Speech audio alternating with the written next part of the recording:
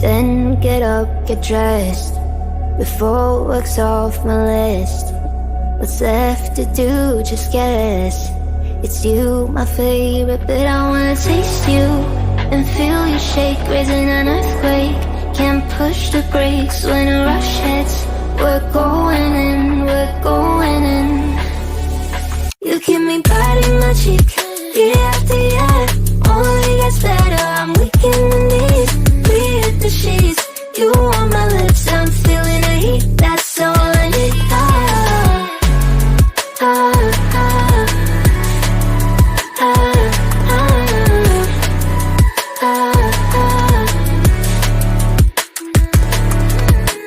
When a day's gone, we've only begun. That's the best part, when we get it on.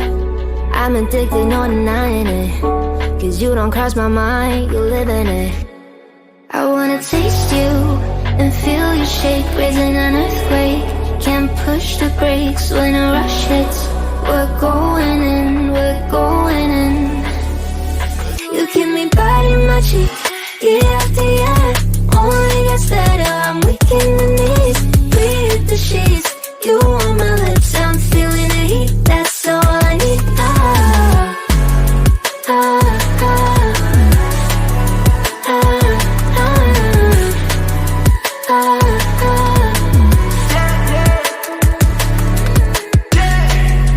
I'm about to get 30. Your last one made you 30. Now you get yourself a freaky little dude. In the mood 24/7, 6911. So you're making it, but I'ma just stop for a moment. Do you really think that I'ma fuck you while I'm sober? I'm not. Taking Uber to your hotel, eating like a local, but you're calling back while I shut down. You keep me biting my cheek, year after year. Only gets better, I'm weak in the knees. We hit the sheets, you on my lips, I'm feeling the heat. That's all I need.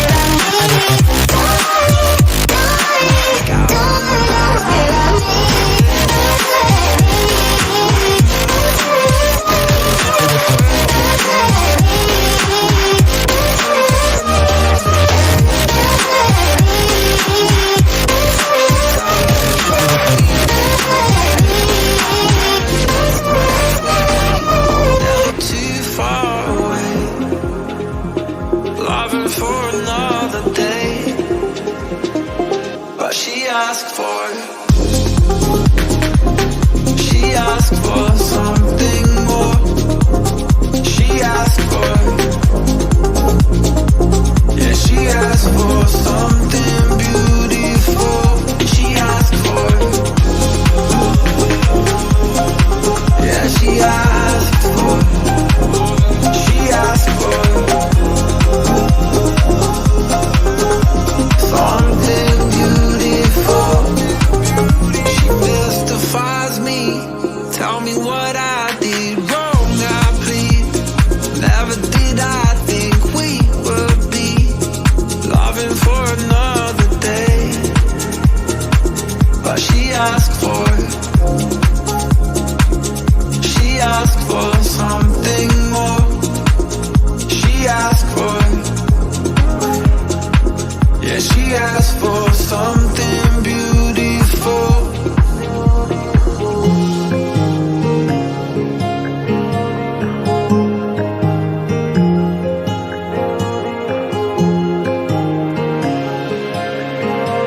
Something beautiful.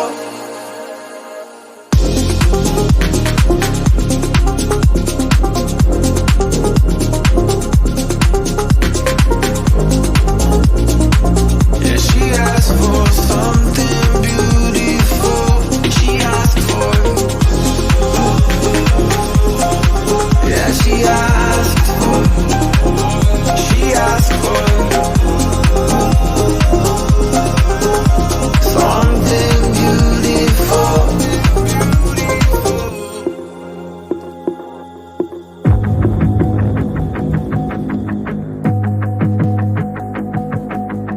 Everything you want, but you can't have. Number one regret, no take backs. The hole in your chest, that's payback. Payback, yeah, you better take that. You could call me selfish and critical, I could take the blame. Just like I could take a match and send it up in flames. Don't say I didn't warn ya. This might hurt, but that's just karma. Better take that. Call it payback. Don't say I didn't warn ya. Stay mad, I know you wanna. This might hurt, but that's just karma. That's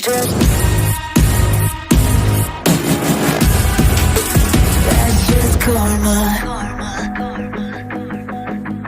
Go and play the part, play the victim.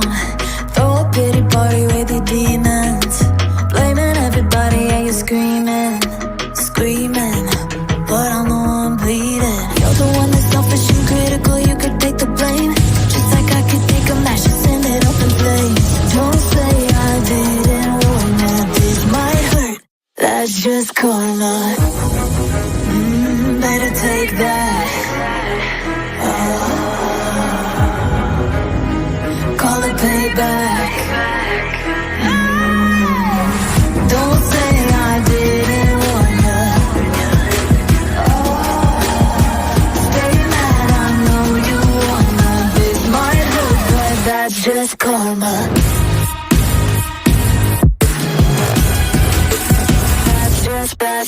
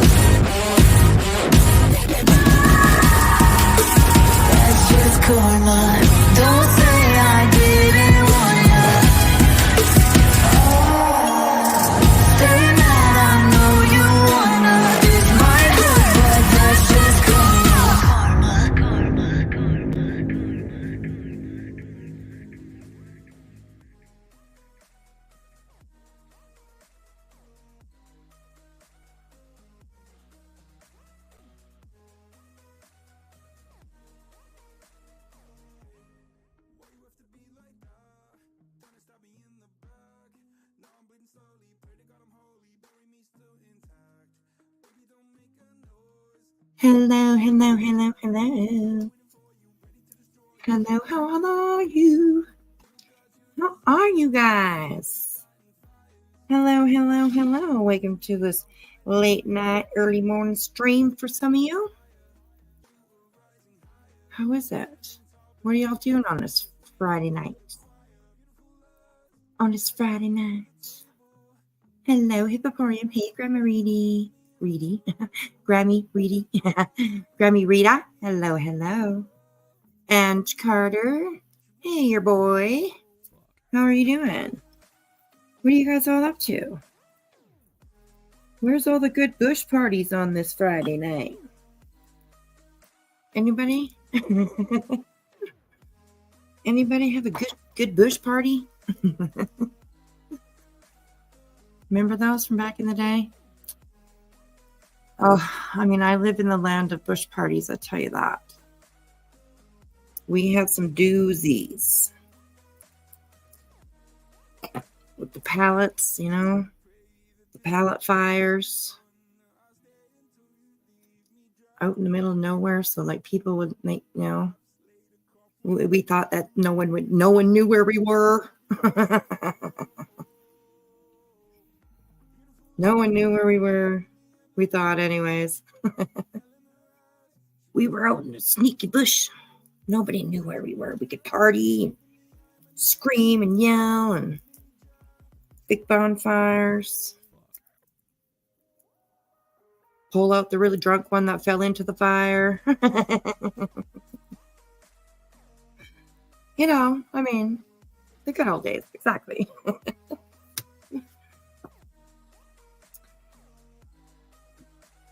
All fizzled out or just getting started. One of three. Here we go.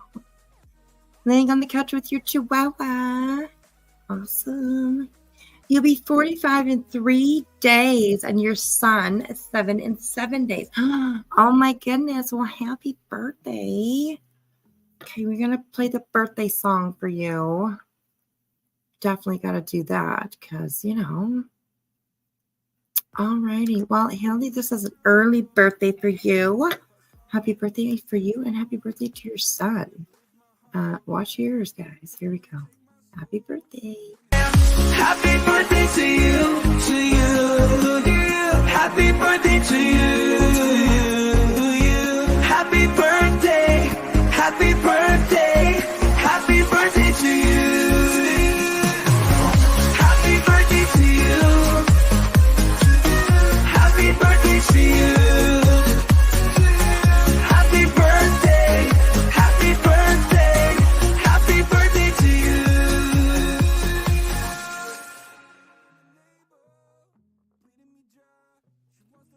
Happy birthday. I love that little song. So let me know. If it's your birthday, you get a birthday song. So let me know when it's your birthday, you guys. I won't remember every year, but you know. Just clue me in. You go to see your son today. He lives in a different city. Aww. Oh my goodness, that's so sweet, Hippopotame. I hope you have a really good day, sweetheart. Hope you have a really good day. That's awesome. Anyways, hello. I know that it's a little late for the West or for the East Coasters. Late, early, whatever you want to call it. But you know. Oh, Hippopotame, you're gonna be 50 this year? Oh, girl. I hit over the hump. Over the hump of 50 this year. I hit my 51st year this year. Oh my God. I can't believe it. I cannot believe it. But, you know, I don't feel 51 at least anyways, right? But I've always had like a younger personality, I guess you could say.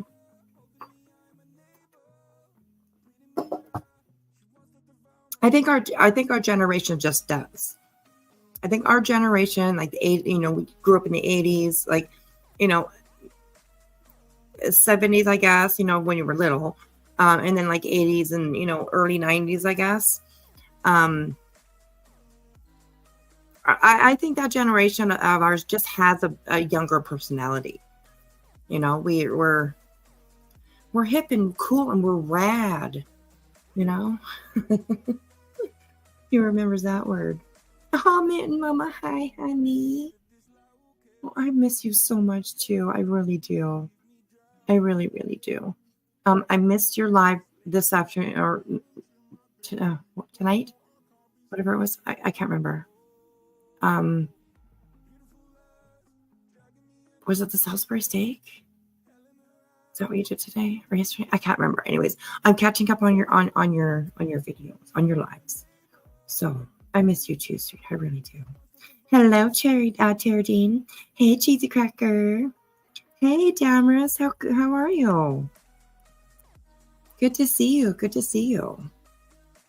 Retired RN. How are you, sweetheart? Hello, everybody. Hey, Ange. Bad Medicine. Starry Night. Hello. Hi, Fireflies. Rock Gem. Hello. Hey, Daniel. Hey, Mona. All right. So, tonight we are, let me do this just so you guys understand what kind of night we are going to start off with. Trigger warning, please. You're in a bad mood and going to be naughty, so disclaimer, I guess. Oh, jeez, Cracker. Oh, my gosh. All right, then, we'll keep an eye on you. Okay, so I came across this video that I watched just a little while ago, and I was like, oh, this is really, really good. And it is by Unsupervised Maniacs.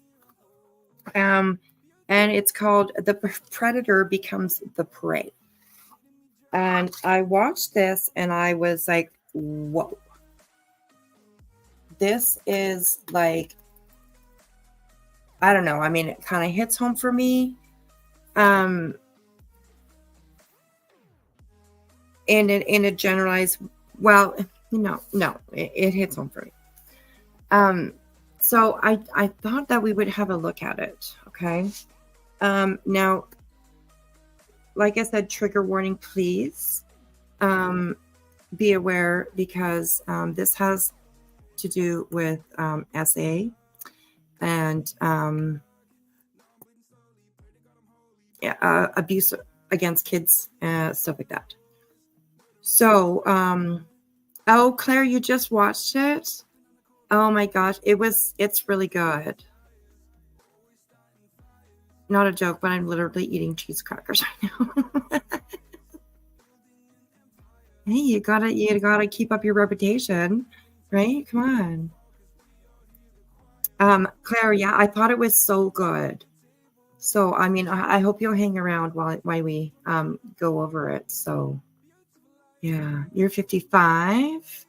Your CMT is progressing. Here to support you. We're here to support you too. We really are. 55 is not that bad. It's not that bad. I'm almost there and I don't feel it. So, And never be sorry. You can come in here and share anything that you like. Anything that you like. So.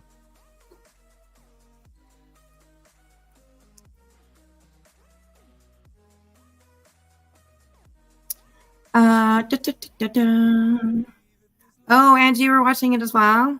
Ah, wow. Okay, well then it's probably pretty popular. She does a really, really good job on her videos. I appreciate her videos every time I watch them. She really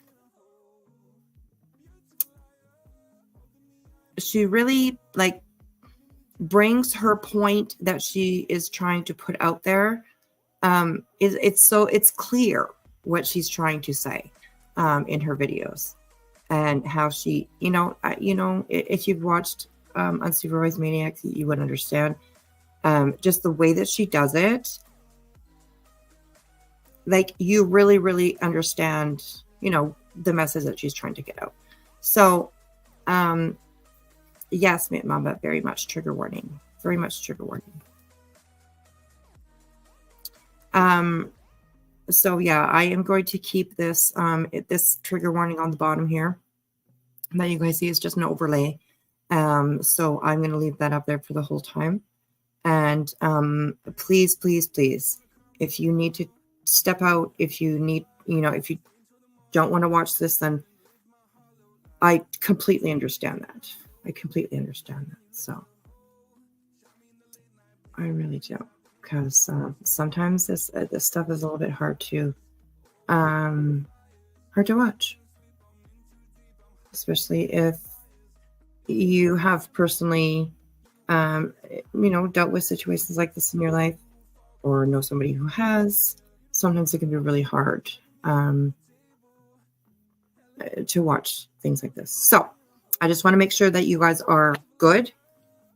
And I will stop, of course, for fair use, and also just to check on you guys every once in a while. This is a bit of a hard one, but this video is put together so well, and I thought that we would have a look at it. A little bit after this, we'll see how it goes. Tonight is just about, I'm going to try to stay away from like all the tragedy pimping and all the blah, blah, blah. I mean, we might get there because we usually do. Anyway. Cheesy guy. Let's play. Damn it. You've subbed up, but you've never gone to her account. It was in your algorithm, so you clicked it. Yeah, she's really good. She puts together videos really well. So, okay. So, like I said, this one's called The Predator Becomes the Prey. And it's a really interesting story. So at the beginning here, it's a little bit hard to hear. And I have closed captioning on so that hopefully we'll be able to pick up what they say. The sound does get better, but at the very beginning here, it's a little bit low. So turn up your ears if you have to. So yes.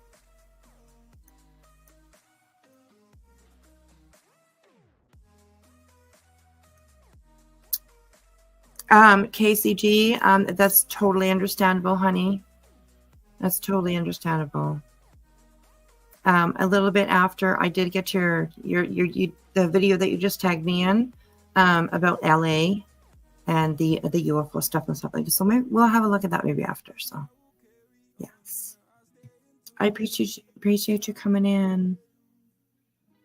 Oh, don't be sorry, KCG. I totally understand, honey. I really do. No worries, no worries, no worries. Okay, so let's go. Here we go. About what happened? Any remorse? I don't. Mr. Compilation. Sorry, I get emotional. I know I hurt my kids. I definitely have regrets about what they're. Hi, I'm going to come on real quick and give a heavy trigger warning about this video. There's pretty detailed accounts of child abuse, child sex abuse, and homicide in this video. So before you go any further, I just wanted you to know that those are in there. There's also resources down in the description box as always if you need them. And I also went ahead and linked Amanda's entire interview and James's entire interview down there in case anybody was interested in seeing that as well. I think that's it. Thank you. Bye.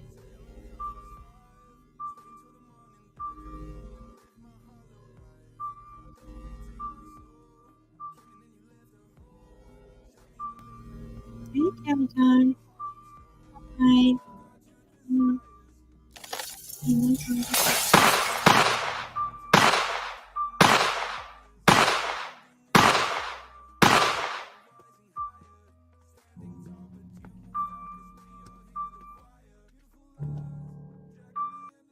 Okay, so I am just going to take a second here and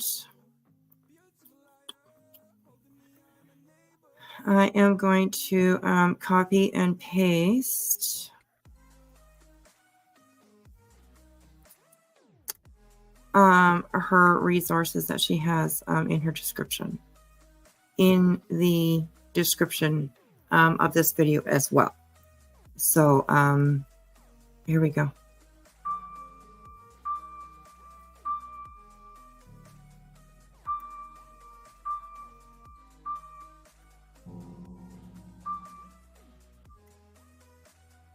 It's May 14th, 2020, Omaha, Nebraska. 43-year-old James Fairbanks lay in his bed, staring at the ceiling, unable to sleep as he had done for days now. His mind was consumed with worries and fears. He was restless and anxiety-ridden. The country, as well as the world, was in various stages of lockdown.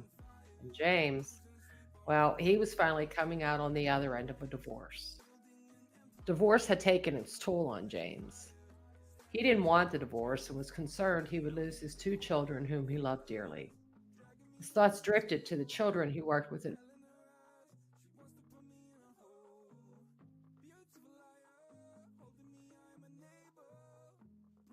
Oh, what the heck happened there? Sorry, I don't know why it stopped. Morton Middle School, Okay. before working at the school's alternative secondary Hey, success Katie program. K. James also Hello, worked with troubled Elise. youth for a private company. Oh, Elsie. I'm sorry. He I was do a that every dedicated time. paraprofessional who had Elsie, a soft hello. spot for troubled Hey, Spuddler. students.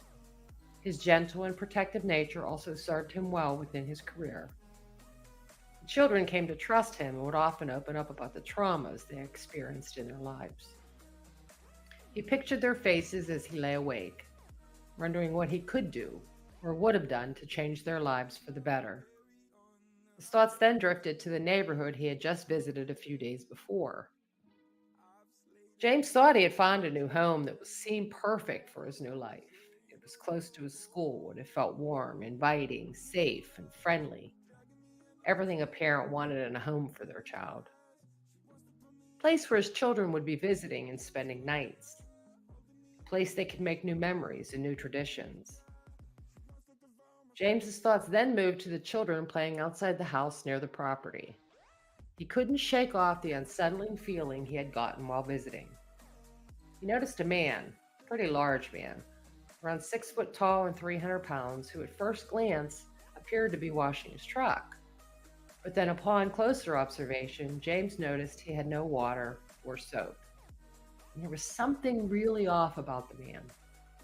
He appeared to be more interested in watching the children play than actually washing his truck. James noticed that any time one of the children would look up at the man, he would quickly look down and resume wiping the truck in that same spot with that dry towel.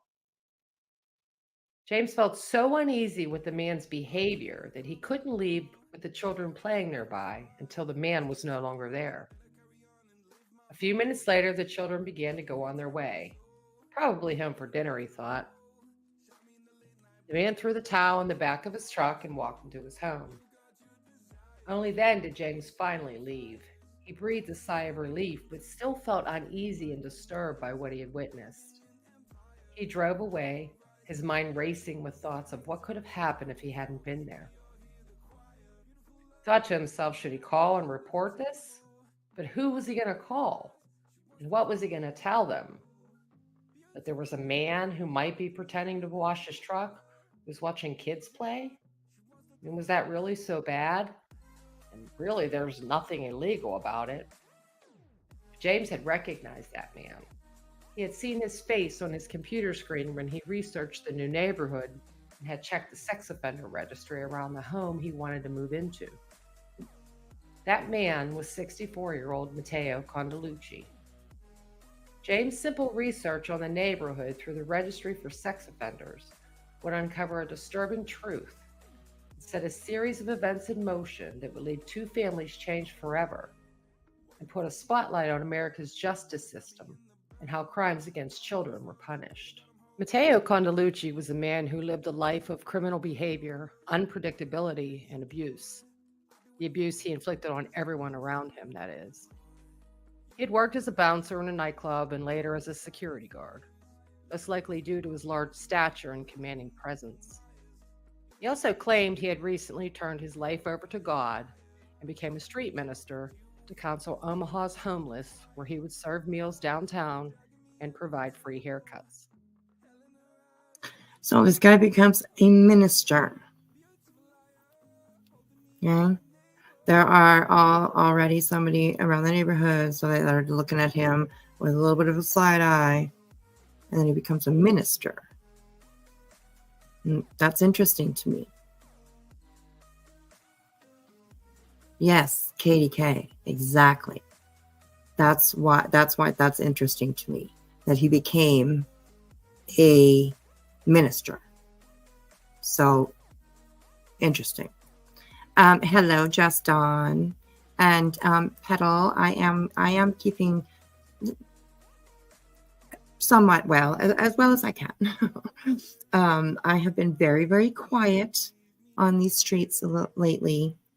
I have not been going live as much, and I've been very quiet lately. And I've been I said it a little while ago, that like I've been pushing myself a little bit too much lately. And I kind of still am kind of pushing myself. So I've been taking some breaks. I've been just not even really worrying about too much, and, just sleeping a lot. so yes. I love sleep. Sleep is my friend. So thank you. I appreciate that, Petal. I really do. Okay. So yeah, like I was saying, he becomes a minister.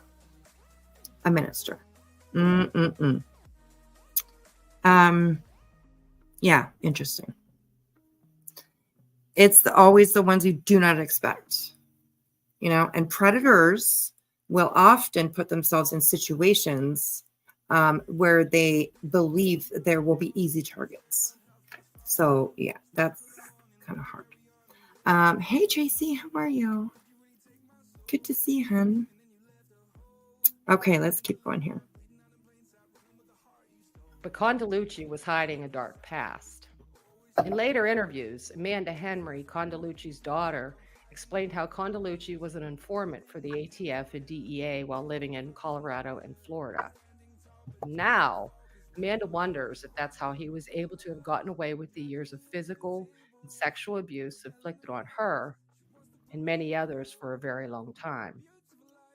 He would sell information on the 1%er bike clubs about drug trafficking and other crimes. Amanda remembers a particular time the club wanted his motorcycle as a payback. Condalucci offered up his minor daughter as a payback. Every day it was the question of, am I going to get beat? Is he going to touch me? What's going to happen to me? Okay, did you hear that? Did you hear that? Okay, so he was an informant. All right. It's like,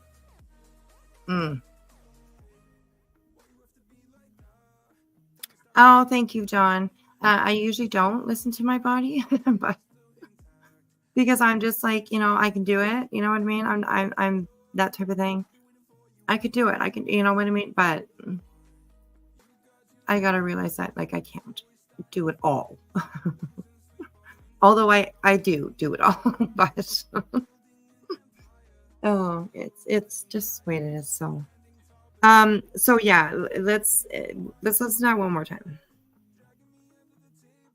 Motorcycle as a payback. Condalucci offered up his minor daughter as a payback. Oh, I didn't go far enough back. He would sell information on the 1%er bike clubs about drug trafficking and other crimes. Okay, so he would sell information about the bike clubs, like you know what bike clubs are, of course, right? Like Hell's Angels. I don't even know what other bike clubs are called, but that's an idea of anyway that he was doing. And he owed them something. And listen, oh gosh. Let me go back a little bit further. Okay, here. So it's Amanda Henry is her name. And this is Condalucci's daughter. And she is remembering a time when he worked for the FBI as an informant. So let's listen to that one more time. Daughter explained how Condalucci was an informant for the ATF and DEA while living in Colorado and Florida. Now, Amanda wonders if that's how he. Sorry, I said he was an informant for FBI. It wasn't that. It was DEA and ATF. So, yes. Oh my gosh. This is kind of a crazy story. He was able to have gotten away with the years of physical and sexual abuse inflicted on her and many others for a very long time. So he put himself in an authoritative position, right? Which a lot of times we see that. You know, this makes me think of like Dennis Radar. Remember Dennis Radar? Right? He was like involved in church. I think he was was he a pastor, a minister, or something like that? But he was involved with his church. He was involved with Boy Scouts. You know what I mean? Like position of authority and recognition, I guess, or something. You know, like people look up to them in a certain way or whatever. So, and this gentleman's name, I don't know if she has the whole name.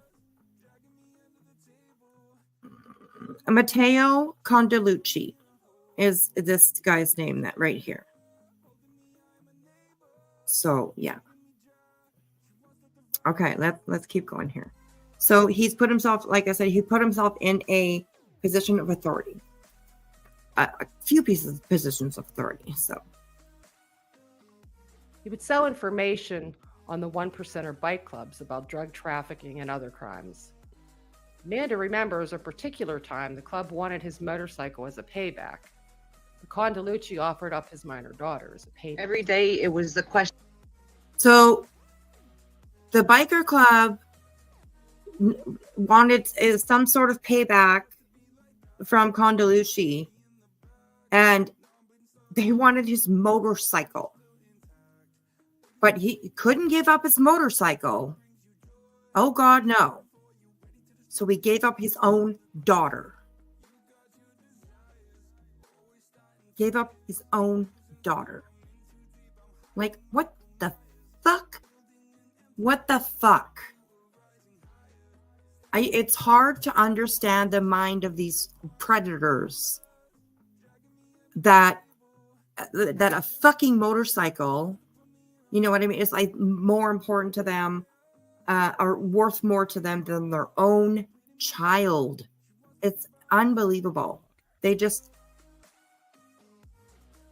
like, it's such a selfish move. It's such a, you know what I mean? I feel like even just saying it's such a selfish move, I feel like I'm like downing it a little bit. Like selfish is not even an explicit enough word. Does that make sense? I'm sorry. I'm trying to get it out. I'm trying to get it out. So yeah, it's unbelievable that people would do that. So yeah. As a payback. Condalucci offered up his minor daughter as a payback. Every day it was the question of, am I going to get beat? Is he going to touch me? What's going to happen today? I didn't know if he was going to sell me off to somebody. I was terrified. I thought about running away, about just killing every single night. God take me, but he wouldn't. I remember occasions.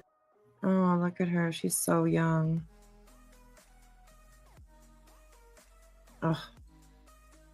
And for those that have been here for a while, those that have followed me for a while, know my past, my history, my story of growing up. So this, I feel everything that she is saying. You know, I feel what she's saying. I really do. It's crazy. So yeah. Occasions where he would sit there and tell me that I would have to do these things for him because he bought me presents and Christmas presents and stuff. And I would tell him, I don't want them. I don't want them. Take them back. I don't want them. And he would tell me, no, I can't take them back. They're yours now. And you have to do this for me. This is a favor and I need you to do it for me. No, I don't want to. And the more I fought and I told him no, the more he made it hurt. The more he destroyed me. He would pin me to the bed.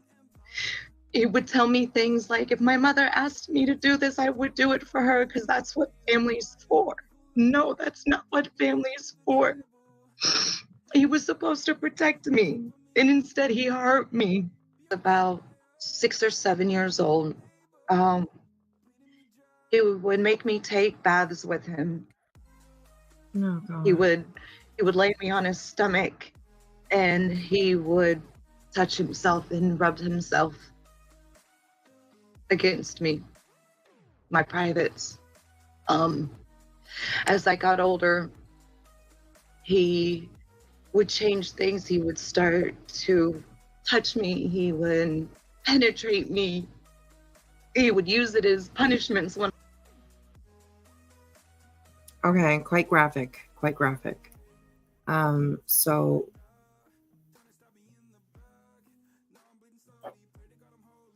yes, no child deserves this. Absolutely. How could anyone be so freaking vile? I know. Absolutely right. This world has the deepest, darkest things going on. I totally agree.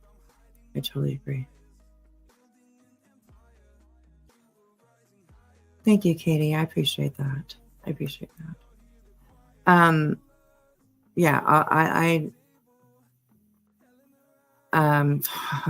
I connect a lot with this story. I mean, I wasn't sold off to anybody, but there were things in my life that,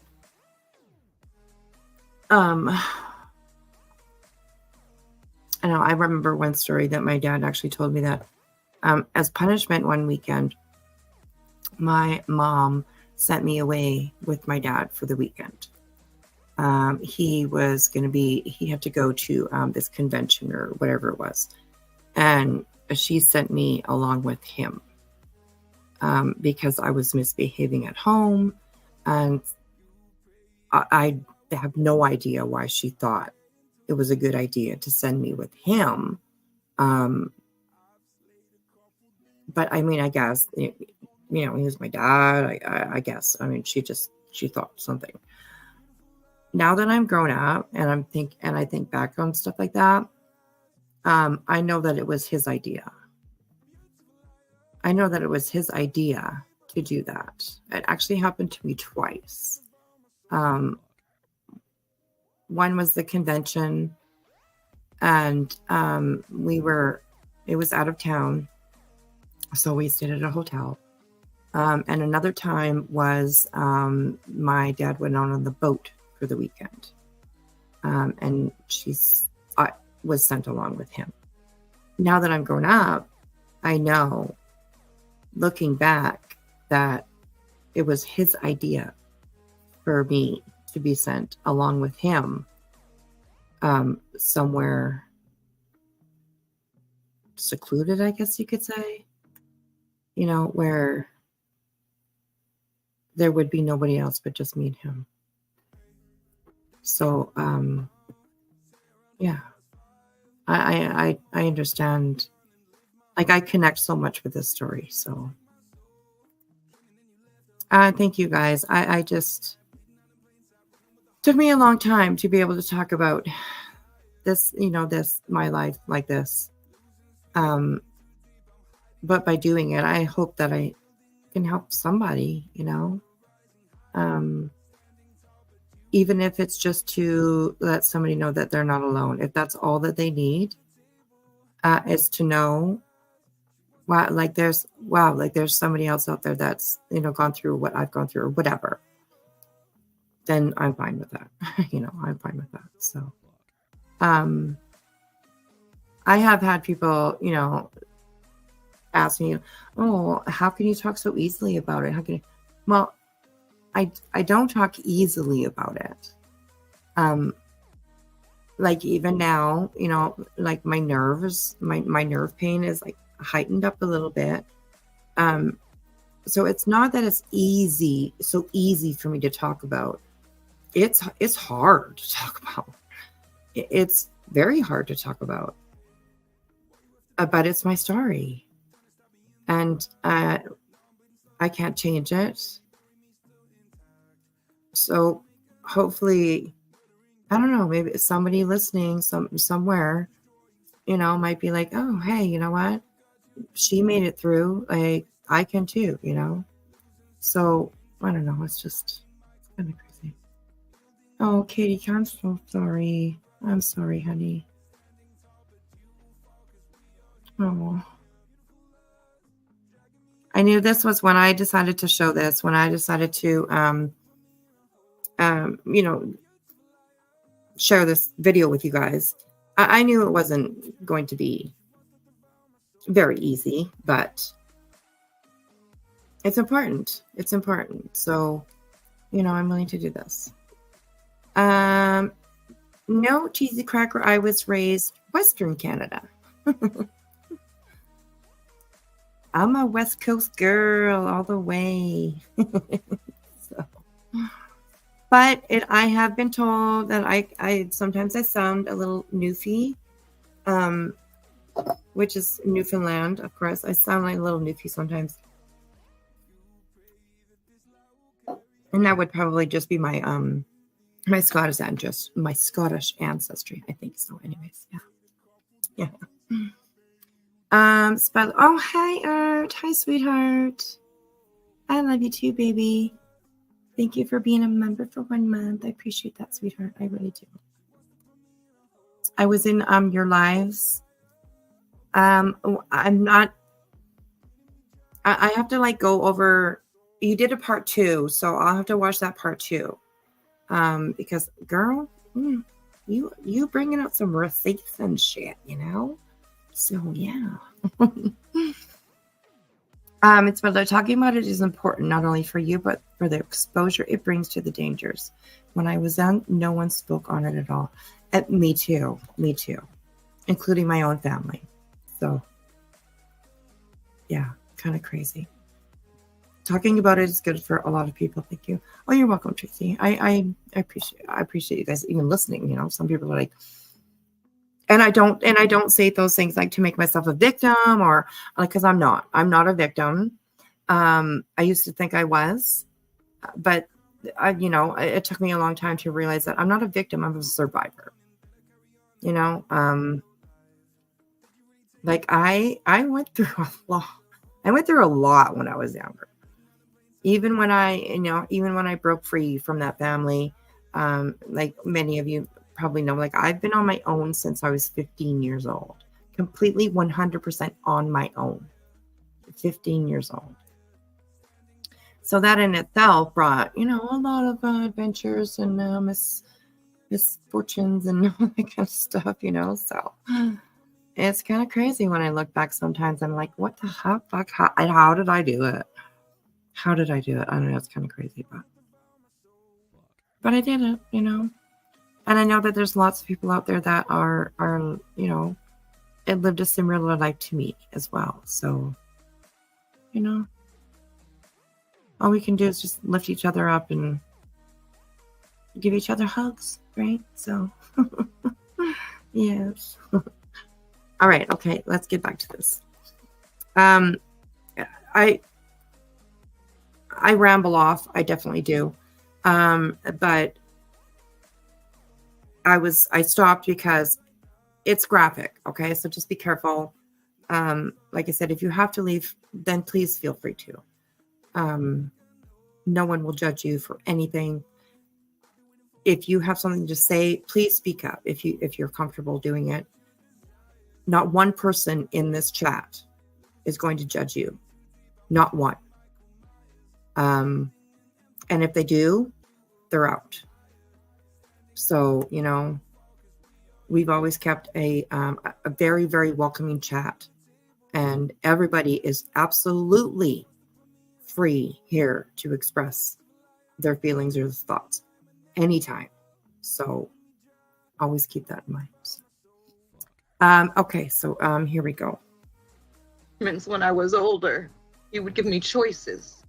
You could be grounded and I could take your cell phone away, or you could have sex with me.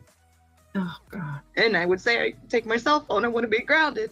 And he would say, well, too late, I made the decision for you. No, you gave me a decision, I made my choice. Well, that's not the one I wanted you to choose, so I'm making the choice for you.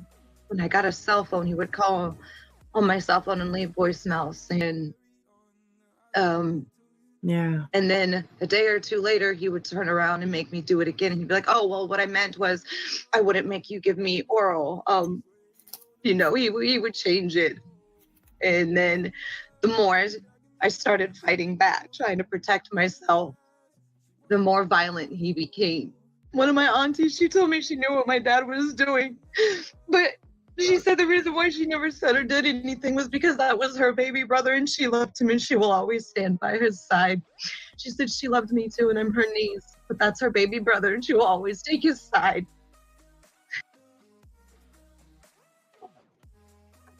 Okay. Oh, that's horrible. That's horrible. That is fucking horrible. And I understand it. I had just recently, one of my aunts passed away, and she was the one person in my family, the one person out of all my aunts and uncles, my cousins, my siblings, anybody around me. She was the one person that believed me. And there again, now that I'm older, I truly, truly, truly believe that she was also abused by my dad. She was my mom's sister, and she was 12 years younger than my mom. There was a 12-year difference between them. And my mom and my dad, they were my adopted parents, my mom and my dad. They were married when they were 21 years old. So she, my aunt was quite young when they were together. And I think that that's why she always believed me. I think that's why she always stood up for me. Is because she knew that it was true. So, yeah, this aunt in this story, absolutely fucking horrible. How I don't understand how somebody could do that. If I knew that my brother was a sick fucking pig, like there's no way that I would be able to stand it. Take away my life story. They take away everything that I've gone through. If I had been just lived, a regular life that with no abuse at all, and then I grew up and I realized that my brother was doing stuff there's no fucking way I would just think, oh well, he's my baby brother, I love him, and what? No. Oh my God, it's unbelievable. Hi, Chingam Levy. Yes, it's very true. So many are still not believed today. Absolutely. Yeah. I guess why wouldn't they believe a child? Surely their innocence of life should make the accusations real. Yes. Yeah. So many are, with the actual fucker aunt is just as sick. Yeah. We see when I get a payday. Oh, sweetheart, you don't have to. Just being here is enough. I appreciate that. I appreciate you just hanging out here, just being with us. I appreciate that. So, okay, let's keep going. My brother, he would sit there and watch my dad do these things to me, and he would do nothing. He was too afraid. Oh, I was gonna. Okay, so the brother here's the brother. I'm sure that's. I don't know who's behind them. They have their face blurred out, so you can see that they're probably not maybe a year apart, maybe 2 years apart. They, she might. She talks about a lot about her brother in this one, but he was scared too, you know. There's no way that he wasn't scared of this man. You know, he was silenced by fear, I'm sure. So, yeah. I'm pretty sure someone knew what happened to me when I was getting ready to go to my college. My dad wanted to take a walk on a long trip. We didn't go.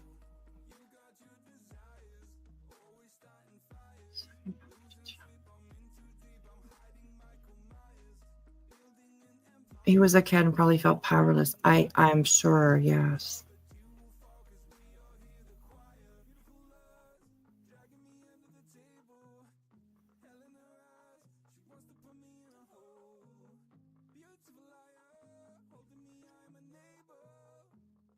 I'm just waiting for Ange. Do you have a second part? I'm pretty sure someone knew what was happening. So I'm going to go to college.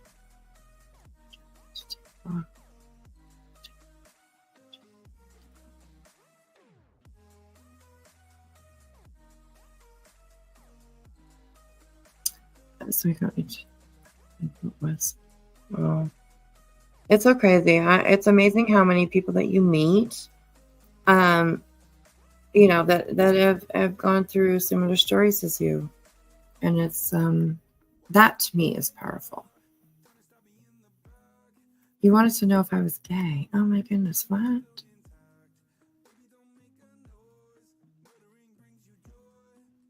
I'm sorry, Ange.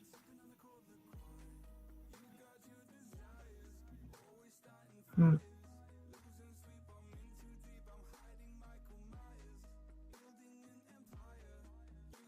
my gosh.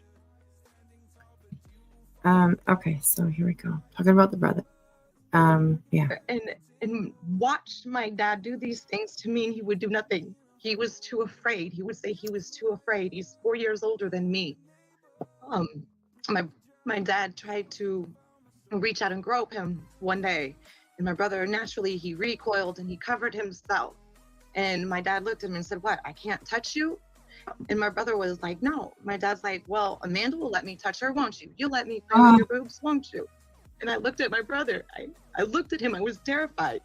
And all he did was look back at me and shrug his shoulders like, "Meh, whatever." He didn't do anything. He was so afraid of our dad that he would blame things on me. And then he would sit there and watch my dad beat the crap out of me. He would pick me up by my— Oh my gosh, that's so sad. That's so sad. That's so sad. I mean, that little boy, that was just self-protection, right? He was just protecting himself any way that he knew how to. And unfortunately, it was his sister that paid for it. Oh, crazy.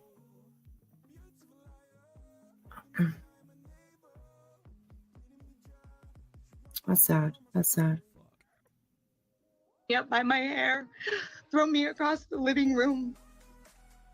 There was an occasion I came home from school and I didn't know he had mopped the kitchen. And I walked in with my shoes and he grabbed me by my hair. He threw me face first into the counter. And then he proceeded to stomp on my face with his boots. And my brother stood in the doorway and watched and did nothing. I asked so many people for help, and instead of them helping me, they would turn around and tell my dad that I was telling him these things as if— Yes. Oh, yes. Oh my God. Oh. I was a troubled child who was just trying to make up lies or something. Yeah. And then when they would leave, it was so brutal, so painful. I've lost friends because of him. He just picked me up by my throat and thrown me over a couch in front of a friend, and I never saw her again. I wasn't allowed to spend the night at my friend's house. They would have to spend the night with me. I think hell would have been a better place to live. In Florida in 1994. Oh, that's just so sad. Very, very sad. That dad drove a wedge between them, exclaiming, "Yeah, absolutely, of course."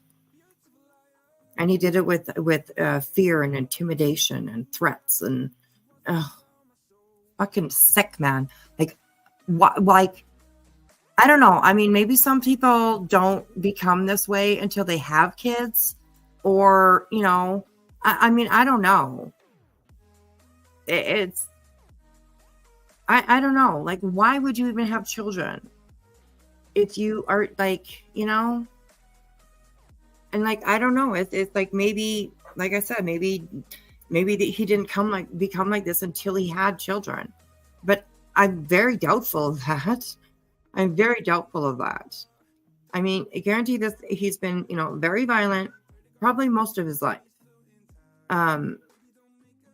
Why have kids? I just don't understand it.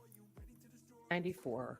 Condalucci pled no contest to a charge of lewd and lascivious acts on a child.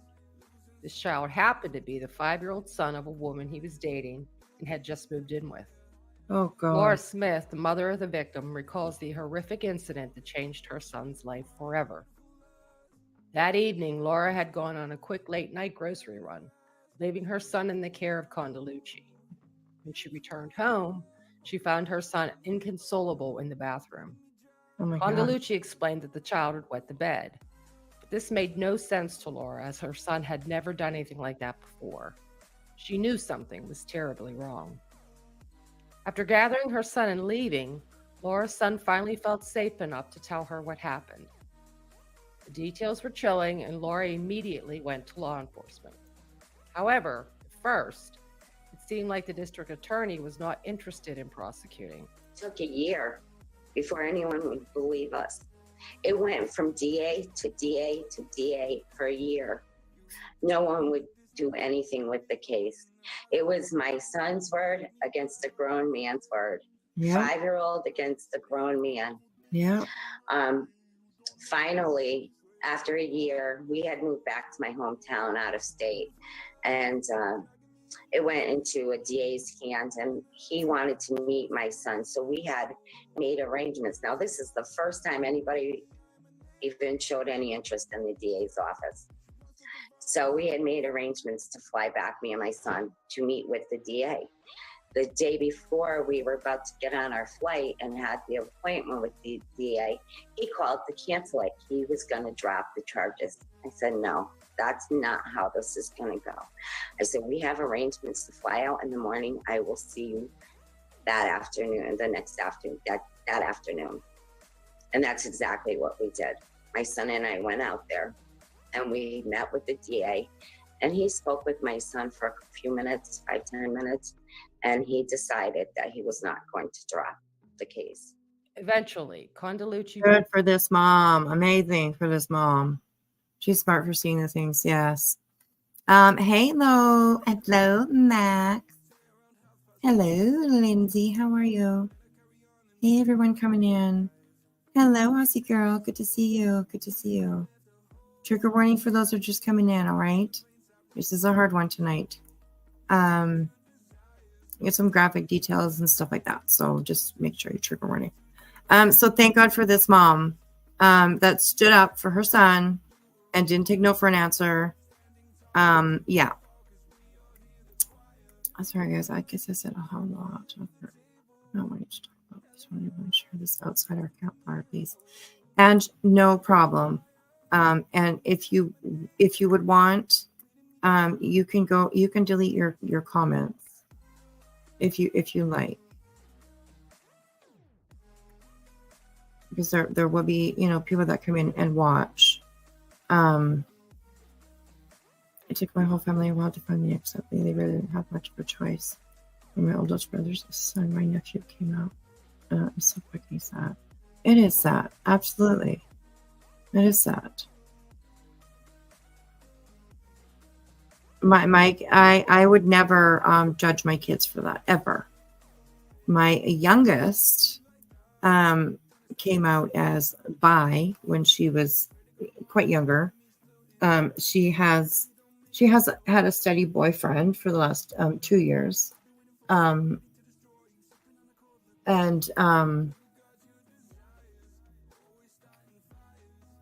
but she's still, for her, to me, she says she sees the beauty in people. She doesn't see sex. She sees beauty in people, and I love that for her. I love that for her. So yes. Yes, and I do believe I think if you get timed out, your comments will disappear. Is that what you're thinking about? So yeah, I think that will happen, right? If you get timed out, your comments disappear.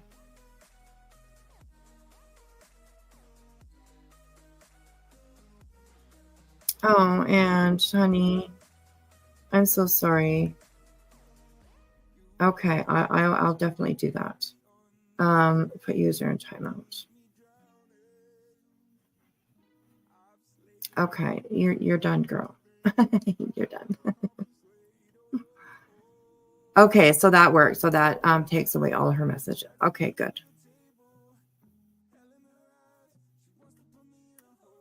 I've taken care of it, you guys. I just put her in a timeout for 5 minutes, and it'll delete all her messages. So, but yes, and you are safe here, sweetheart. Of course, okay. And I appreciate you sharing with us. I really, really do. So,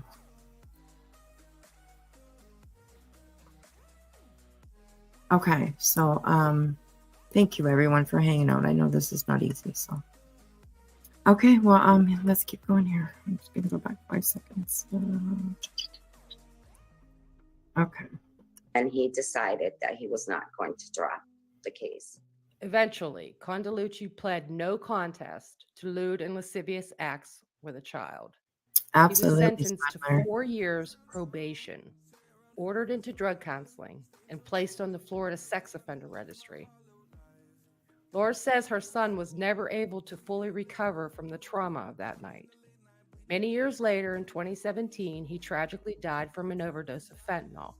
Oh, gosh. Laura believes that her son had started abusing the drug a year prior in an attempt to forget about. Oh, my goodness. This predator preys on single mothers to get his hands on their children. He moves from state to state. He must be stopped. He has been convicted twice, but back out on the streets. Forget about the pain and horror of what had been done to him. That year, Laura started a Facebook group designed to track Condalucci and warn others of his deviant behaviors. James Fairbanks had seen that Facebook. In 2007 in Nebraska, Condalucci was charged with the sexual assault of a 13-year-old girl. He was given 5 years in prison, but was released after 2.5 years and was placed on the Nebraska registry. God. In an evaluation of Condalucci by a psychologist in 2008, it was found that Condalucci is a dangerous sex offender who could not control his criminal behavior and would be likely to reoffend. He was released early despite this warning. Driven by an overwhelming sense of urgency, James struggled to continue. See? Oh, this is like, oh my God. The system is so fucking broken. I don't understand why they even, like, for something like that, I don't understand why they ever let sex offenders out again. I really don't. I do not believe in rehabilitation for sex offenders. I just don't. And that's my opinion, and I just don't believe in rehabilitation for them. So they should never, in my mind anyway, they should never be let out. So, yeah, it's crazy. Isn't it unbelievable, Callie? It's so crazy how they let these people out. early on that. Like, I mean, let the guy at least finish his sentence out. You know, stick him in there for that 5 years if he's sentenced to 5 years. It's unbelievable. Okay. Early despite this warning. Driven by an overwhelming sense of urgency, James struggled to contain the intrusive thoughts that had haunted his mind, the images of children being harmed. Days had turned into sleepless nights as the weight of this knowledge consumed him. Determined to break the cycle of fear and inaction, James got up out of his bed. He knew he had to confront Condalucci, the man he suspected that was still preying on innocent children. The thought of facing such a dangerous individual made James nervous and unsure of himself. But he couldn't bear the thought of sitting idly by while children's safety was at stake. It was May 14th, 2020. For protection, James decided to bring along his 9mm semi-automatic rifle. It was not only a means of self-defense, but also a tool to get Condalucci's attention, James thought. As he approached Condalucci's home, a wave of nausea washed over James. Fear gnawed at him, but he wouldn't stop now. He had come this far and was going to have this conversation with him. With his rifle in hand, James approached the front door, ready to knock.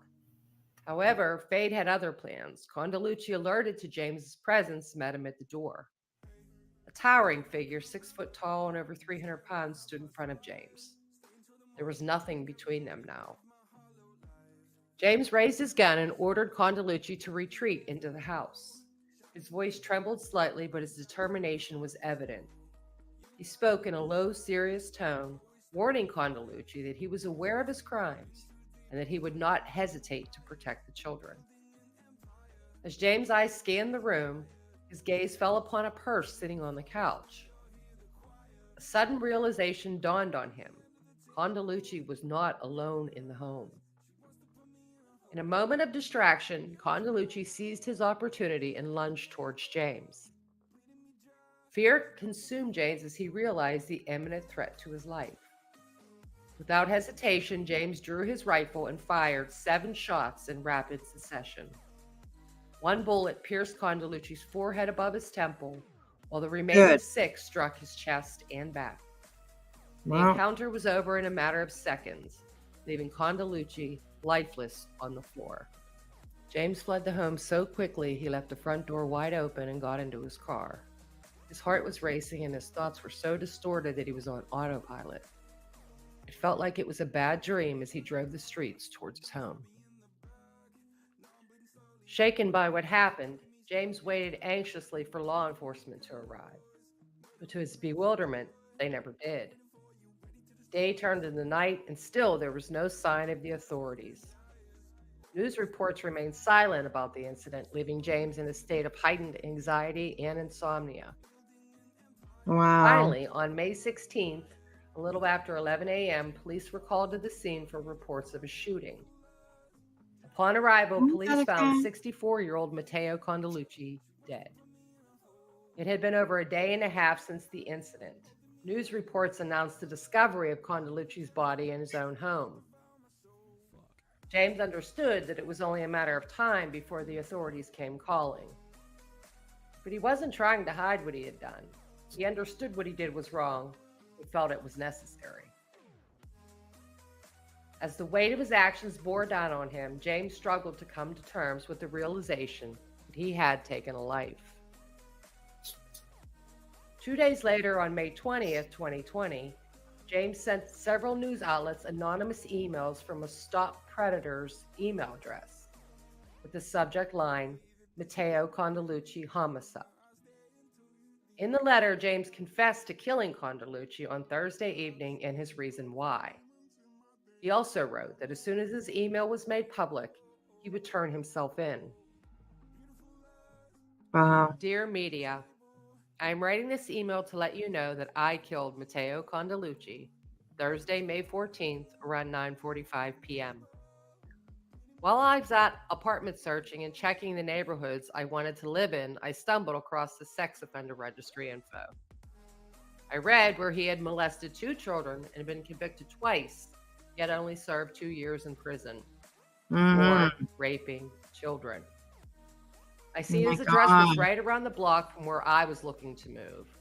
I drove by, and to my horror, he was standing in his driveway pretending to wash his truck. No soap or water, just a rag, while staring at a group of children playing in the street.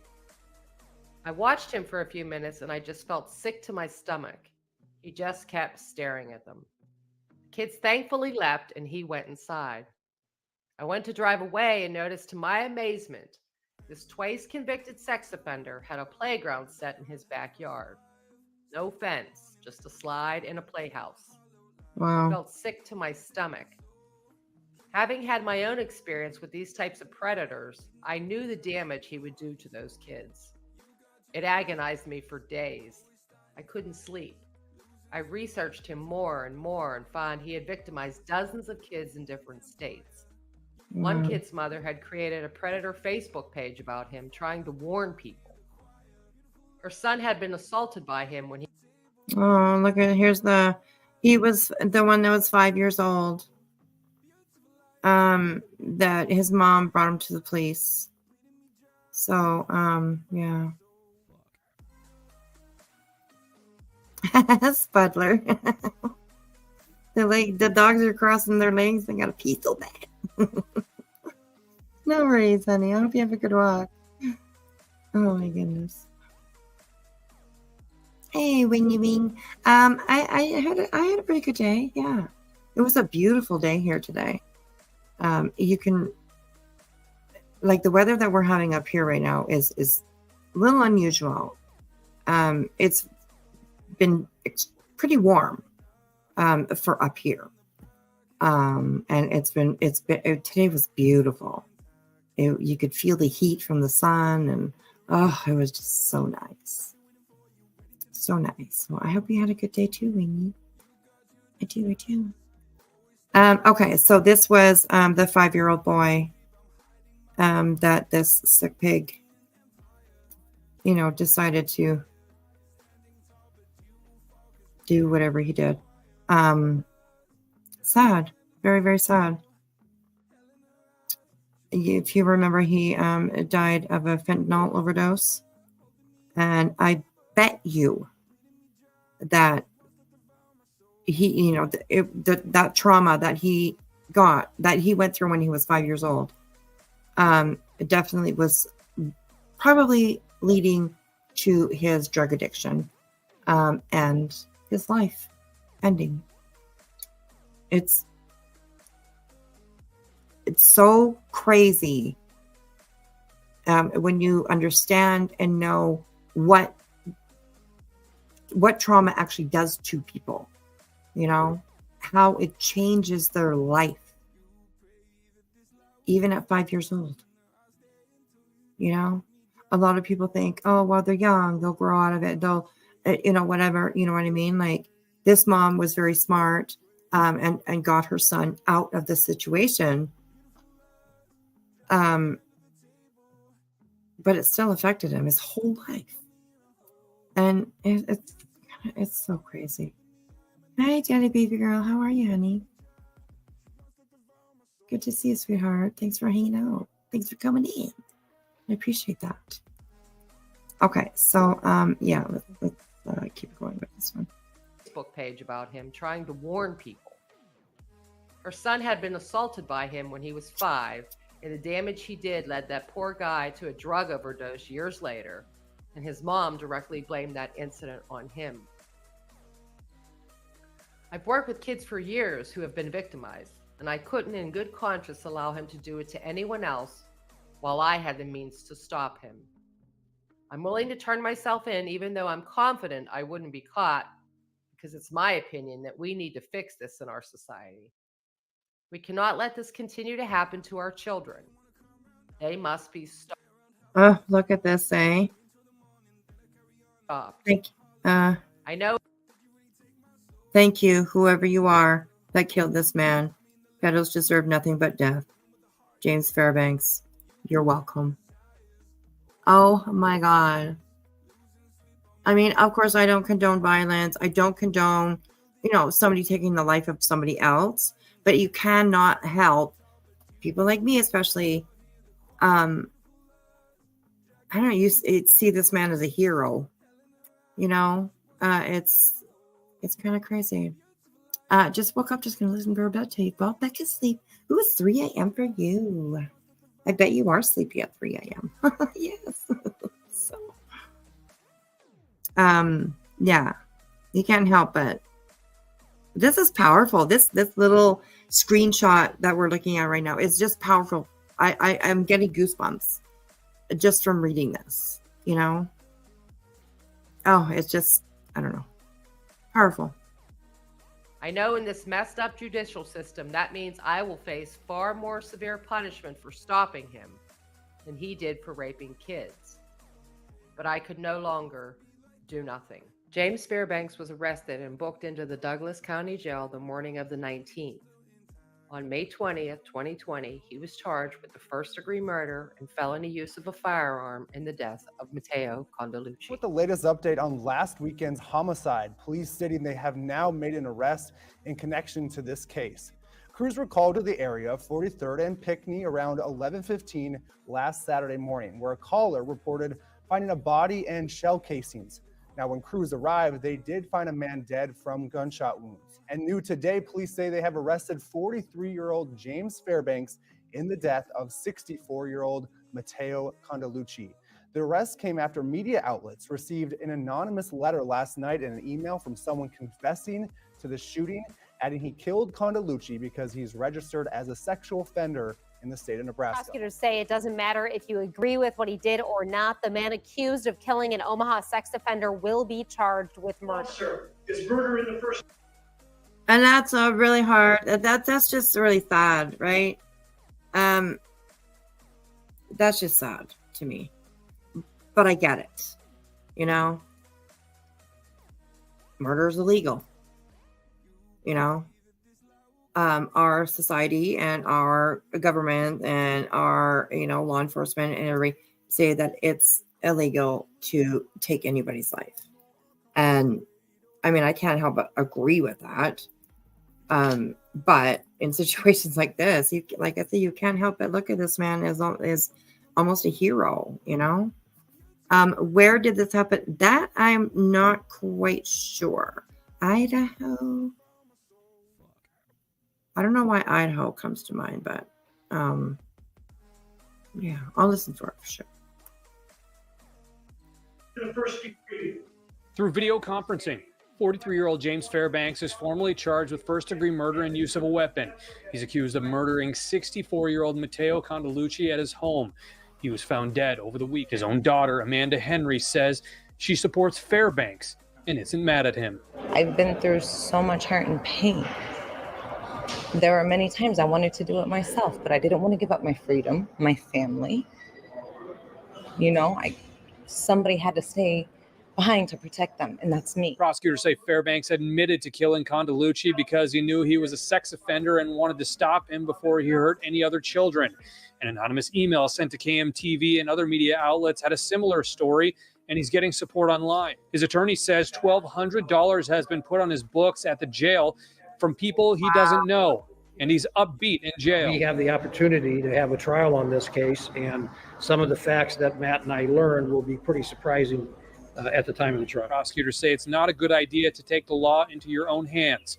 Vigilante justice isn't the answer. So I'm confident that a jury will understand the law is the law, and it's not up to any one person to be the judge and jury of any other individual. Henry doesn't see her father as the victim because she says he victimized more people than any paper report will show.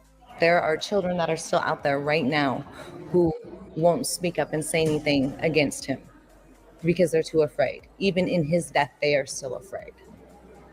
I know I am. The community was divided when James Fairbanks was arrested and then charged with first-degree murder. The outrage was loud and swift, especially when Condalucci's crimes were brought to the forefront and the sentences he had received. Many believed Yeah, I think it's at North Carolina. Needed to be done. He protected our community from a dangerous predator. He is a hero in our eyes. We cannot let these predators hide in plain sight. It's our responsibility to protect our children and keep our neighborhoods safe. Lars. Douglas County. I don't know where that is. Douglas County. I'm not quite sure where that is. Sorry. I often wonder if this is why Canada doesn't allow us to see the RSOs. Yes, and I think that it's fucked up that we can't see them, in my opinion. But yeah, this happened in 2017, and I think it was 2020. This post right here is May 28th, 2020. It's a Free James Fairbanks Facebook page. So, yeah. Aussie girl, this hits home. This man is definitely a hero. I wish somebody had been there for me. Having said that, I'm the person I am because of the monster. Aussie girl, I love that. I really, really do. And yes, you are a hero as well for for surviving it all, for just being here today to talk about this, so yeah. Hey Holly, how are you? Nebraska. Okay, thank you. I appreciate that. Buttercup, I appreciate you actually understanding that it's a bit too much for you, and it's totally understandable, honey. Don't you worry about it. I appreciate you coming in. I really do. Hopefully we'll see you soon, okay? Yeah. And you thought you had heard a little bit about this? This is something new to me. I hadn't heard about it at all, so thank you for Unsupervised Maniacs for putting this video together for sure. If one of my mods can grab her link, you guys can, I'll put it in the chat for us. Please go and sub up to her if you're not subbed up already, because all of her videos are just amazing. So,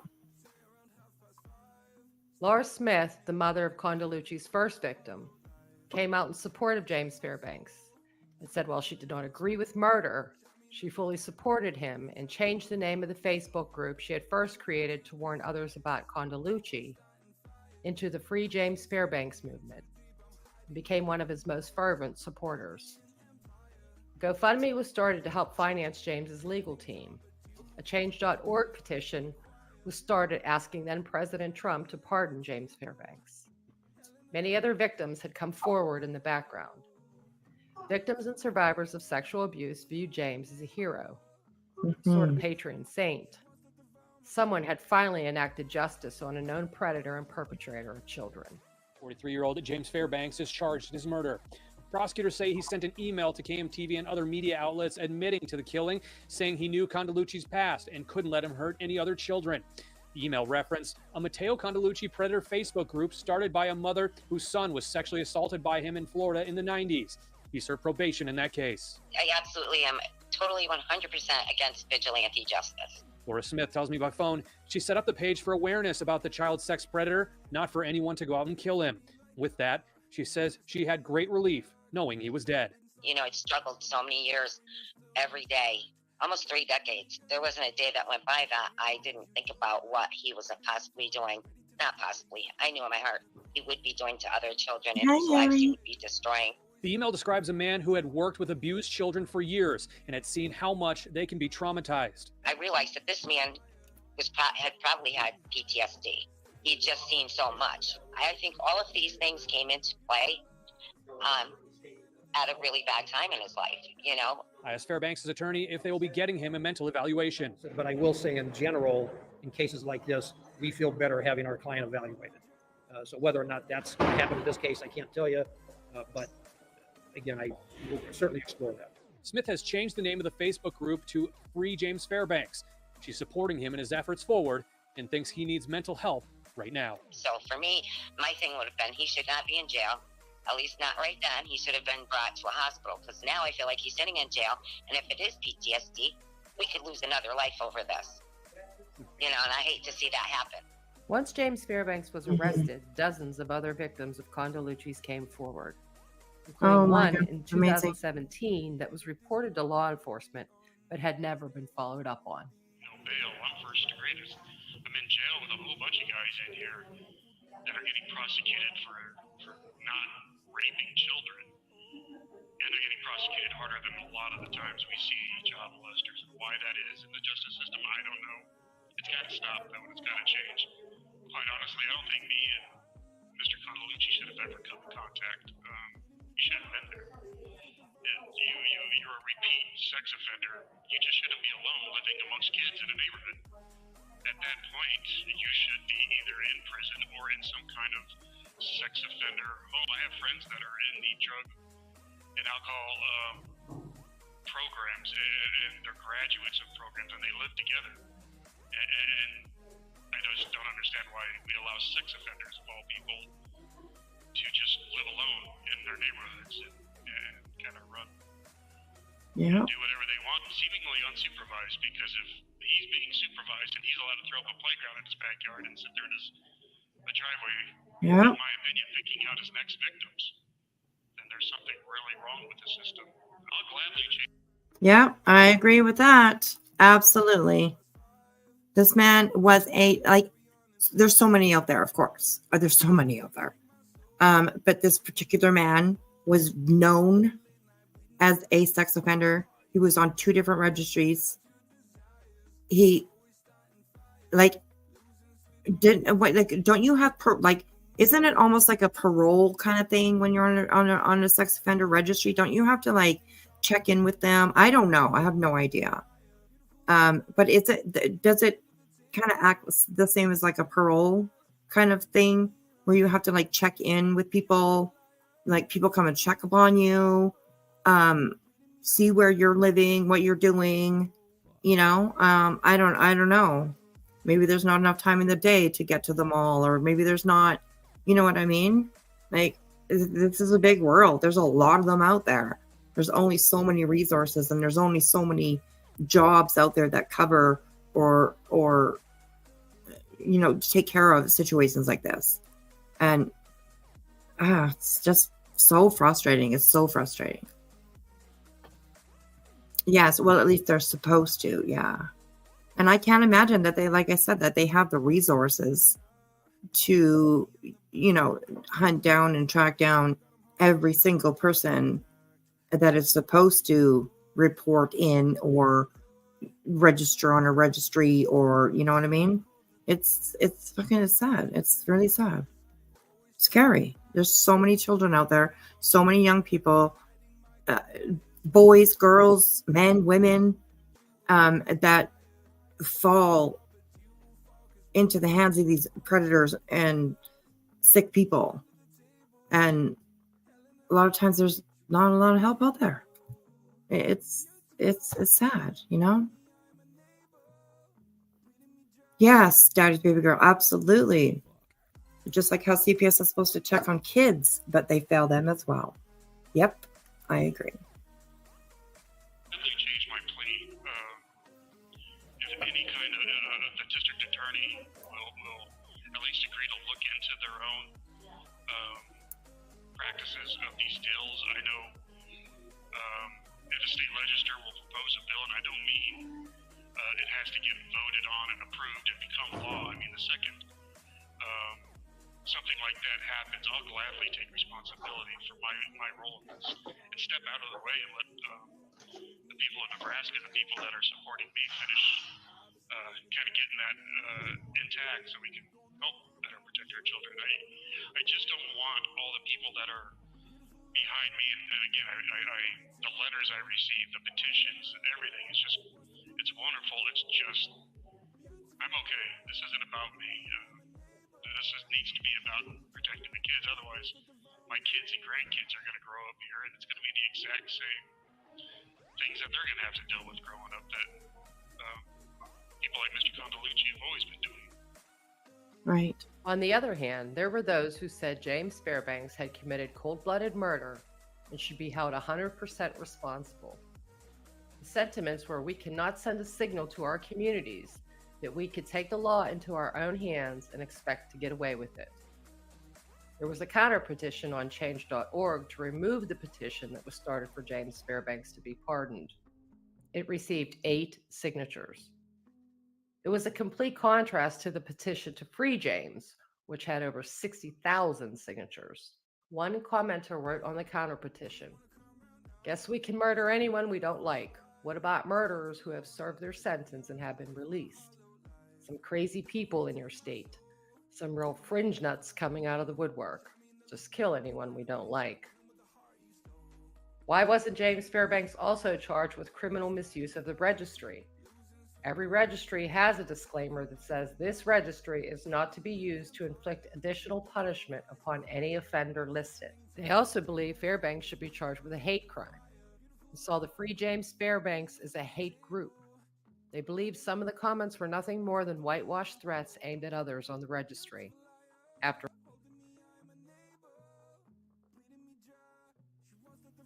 That's crazy. That's crazy. A hate crime? Okay. I understand. Okay, hang on. My dog. Just a second. Give me a second. I'll let this play. I'll be right back. Give me a second. Okay, I'm coming. After all, they were connected to the killer. They urged others to contact GoFundMe and demand they reject all petitions for funds that reward criminal behavior. A man using a pseudonym of Jay, who is also on the sex offender registry, fears for his own safety. He told media they are sitting ducks. Being on the registry used as an excuse for cold-blooded murder, some want the registry to be abolished. Some of us have been physically battered, were assaulted, had our property vandalized, threatened with violence, were fired, been the target of registry scams, and in too many cases killed. Not only ourselves, but our family and friends are ostracized and our children bullied, all because our names are published on a hit list. They believe the sex offender registry should be abolished. This was not the only dissension. Matteo Condalucci's son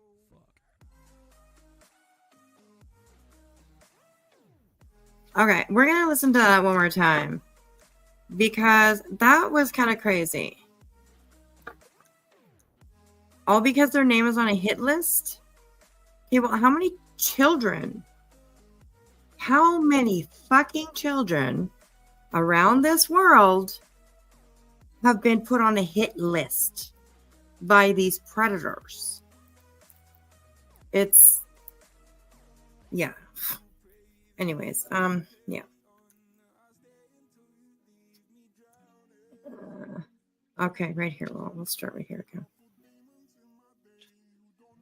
Some of us have been physically battered, were assaulted, had our property vandalized, threatened with violence, were fired, been the target of registry scams, and in too many cases killed. Not only ourselves, but our family and friends are ostracized and our children bullied, all because our names are published on a hit list. They believe the sex offender registry should be abolished. This was not the only dissension. Matteo Condalucci's son said his father didn't deserve to die, and he was turning his life around for the better. The sex offender I spoke with says the state registry is meant for public awareness and safety. He says it's not a list of people to be attacked. When Jay first heard the motive behind Matteo Condalucci's death, he immediately feared for his family's safety. Jay is a registered sex offender. He worries the homicide will encourage vigilante crime. You don't go out there and take it into your own hands and murder or take the life of somebody else because you weren't happy with the judgment that was made. Jay makes... And you, sir, don't take... Oh, my God. I can't believe he just said that. I don't know the history of this particular person that is on the screen right now, Jay. He won't even use his real name. But when it comes to like a Condalucci, he took the life of those children. Like he took the life of those children in his hands and change their life. And, he like he said, like, you shouldn't be able to take it into your own choice to, go out and murder somebody. I agree with that. I absolutely agree with that. But I find it a little bit hypocritical for this guy to say what he did when he decided to take somebody else's life in his hands and make decisions for them. Like, these are the little things that like just frustrate the fuck out of me when it comes to situations like this. I don't know the story of this guy that's on the screen, but he is a registered sex offender himself. Who did he decide to take their life and make decisions for himself? His selfish fucking needs, his selfishness, his whatever. And like I said, I definitely do not agree with murder, vigilante, revenge, anything like that. I absolutely don't agree with that. No, of course I don't. But to hear somebody like this person say some things like that, yes, Aussie girl, thank you. He murdered the innocence of those children. Exactly. They have a life sentence. And then you gotta have assholes like this, who are like, oh, well, just because, they want to take the, oh, dude, do you understand how much of a hypocrite you are? I get it. Sexually assaulting somebody is not murdering them. But if you actually understand the mind of a human being when they go through tragedies like that, you bet your darn right that fucking murder is a part of them. Absolutely. Absolutely. Some of them, it takes their whole life. Just like that 5-year-old boy that we were listening to about 5 minutes ago. It took his life. You could say that the Condalucci, murdered that guy, because if it wasn't for Condalucci abusing that child at 5 years old, you never know that it could have turned out that young kid grew up and never ever touched a drug in his life. And it's just, it frustrates me. It frustrates me. It frustrates me. Anyways, let's keep going. Take the life of somebody else because you weren't happy with the judgment that was made. Jay makes it clear he did not know Condalucci and he's not defending him. Yes, he did some pretty rotten stuff. Yeah, granted, it was horrible stuff. Okay, so are you going to take, I don't even know why they're actually having this man saying anything, because this is like one SO sticking up for another SO. Of course he's going to stick up for him. Of course he's going to say, no, I don't think that he should be punished that way. Of course he's going to say all that stuff. Right? I mean, literally, Who is this? KETV7. Get this man off the screen. Honestly. Go talk to a victim, instead of a fellow sex offender. And like I said, I don't know who this guy is. He may have done it once and never did it again. He may have made a mistake when he was 19 years old and slept with somebody who was 16. You know what I mean? I don't know. I have no idea. I don't know. But just the words coming out of him are just really getting so. Oh my God. Yeah, it's crazy. It's sad because some of them absolutely wish they hadn't survived. Yeah. Young man OD'd and lost his life as well. Absolutely. Absolutely.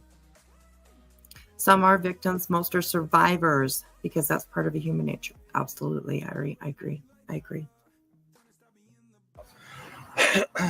But to say that he didn't deserve a second shot and he was trying to prove himself as a godly man. Condalucci's son, Joseph, tells us his dad did. Okay, was he really actually, though? Trying to change himself? because, you know, James, the one that took his life, noticed him outside with a dry towel pretending to wash his car while looking at children. So was this man really trying to change his life or become, you know? I doubt that. I really doubt that. Did change after prison, becoming a minister. I believe he was doing what he could to turn his life around. Yeah, I mean, who's to say? You know, I mean, who's to say? You know exactly what it takes to, you know, turn your life around from something like that. Calls on state senators to change Nebraska's sex offender registry to prevent something like this from happening again. Of which the registry was built on is no longer safe.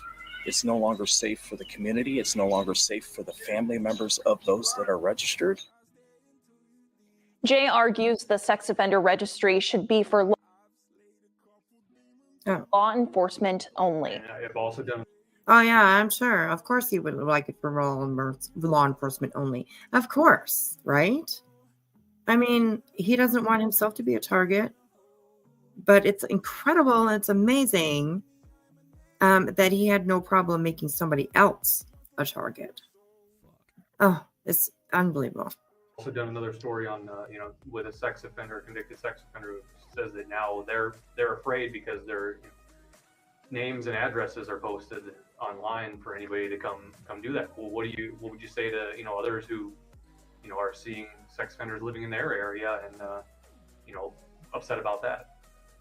As far as the sex offenders that are upset, or maybe they feel in fear or scared, vulnerable because of what I did, you know, congratulations. Now you know what your victims feel like.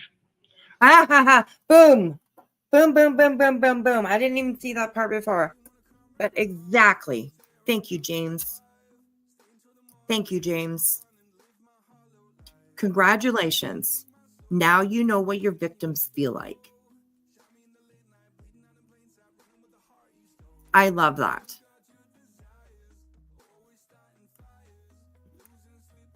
And so true. So true. I don't really care. Deal with it. You decided to make those decisions. Now you can live with the consequences of your decisions. Yes. Steve Leffler of Omaha, Fairbanks' attorney, had suggested that this was self-defense. Fairbanks shot Condalucci in self-defense when Condalucci lunged at him in the doorway. Leffler said Fairbanks had been searching for apartments when he discovered Condalucci's sex offender status. And excuse me, you guys. Oh my gosh, I'm sorry. Wait, what did you say? I missed it. Well, I'll go back. So the person that's on the phone with him up in the little corner here, he's kind of asking him, so like, what's your opinion on how other sex offenders are feeling nervous and scared, or you know what I mean, that their names are out there and something like this can happen to them. And his answer is perfect. A little bit back. Okay, right about here. Hello, Bartman. How are you? Good to see you. Welcome in. Bit of a trigger warning. Okay, this has to deal with what we're watching. It deals with SA. So please, trigger warning for that. Trigger warning for that. Okay, so yeah, he's asking him about other people that are on the registry and how they're scared now that it might happen to them, that somebody come to their door, you know, knock on it and be like, hello, here I am.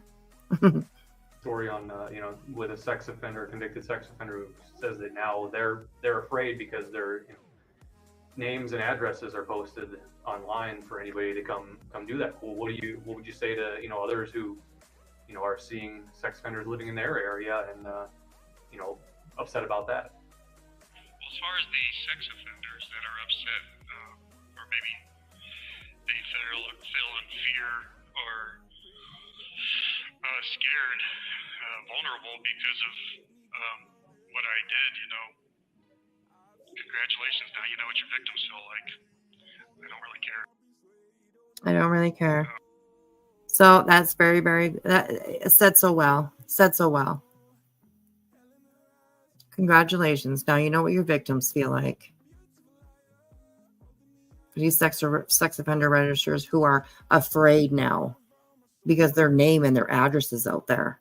Well, you fucking put yourself there.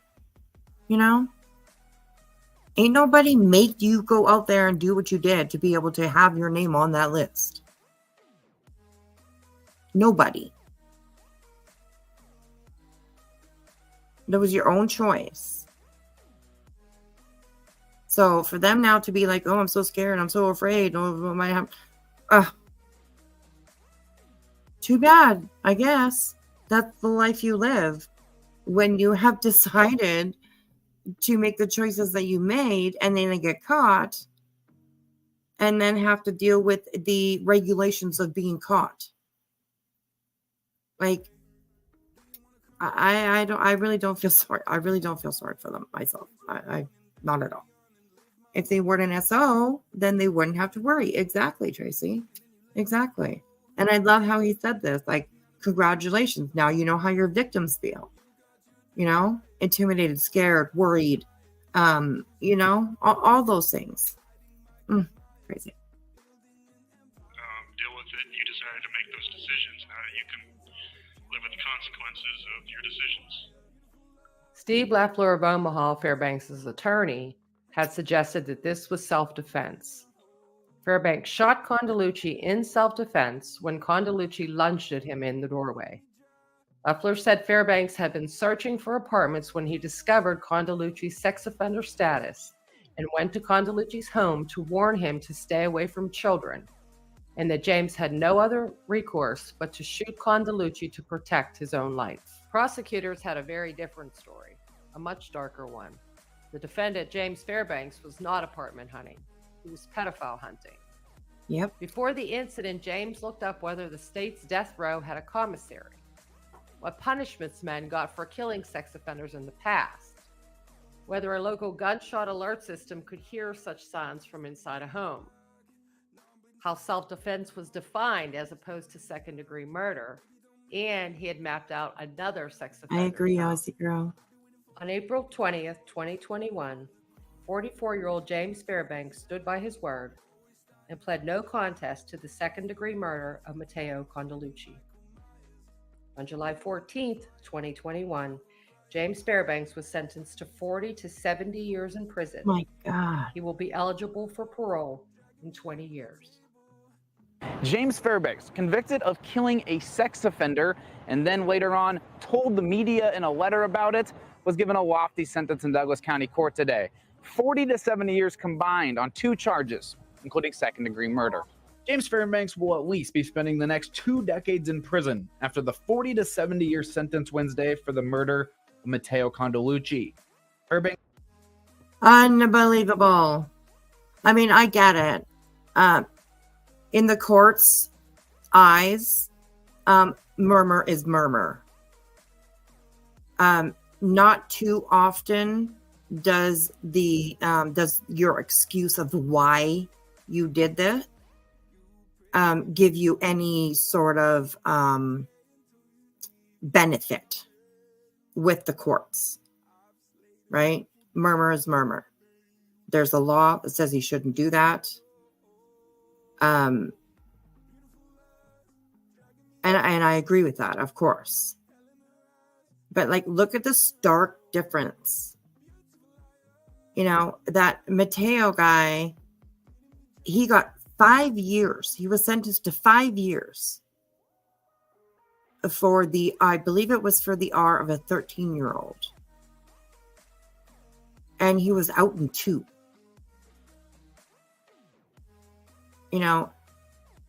This guy, James Fairbanks, who, like the news report said, a lot of, victims or survivors are definitely seeing him as a hero. So it's unbelievable. 40 to 70 years. for this guy.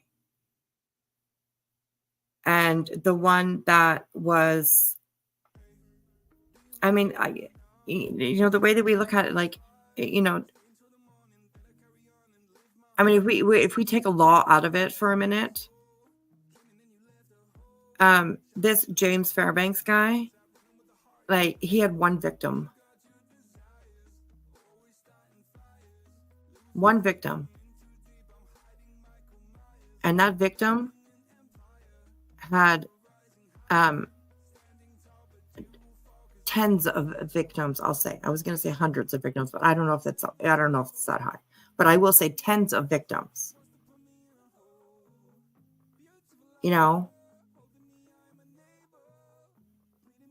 And he and James is seen,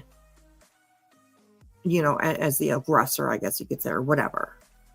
He's seen in the eyes of the law as, I mean, obviously, as a worse offender than somebody who has, all these young victims. It's crazy. It's crazy. It's crazy. The predator only served 2 years. Yeah, absolutely. So, yeah, me too, Zena. Me too. Maybe we can figure out how. I don't know. Fairbanks is credited with over 400 days served, and with Nebraska good time laws, he could serve as little as 20 years. Do you have any doubt that had your father not been killed, there would be more sex assault victims? No doubt. I found children's clothing in his house. When I was packing his house, and I found little boys' pants, khaki pants. They weren't new. They had stains on the knees like they had been playing in the yard or something. I found little girls' blouses. I found a pair of little girls' panties. Oh my God. Panties. No, I don't think he was going to stop. No, I know he wasn't going to stop.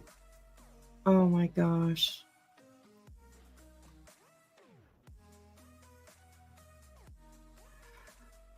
Wow, that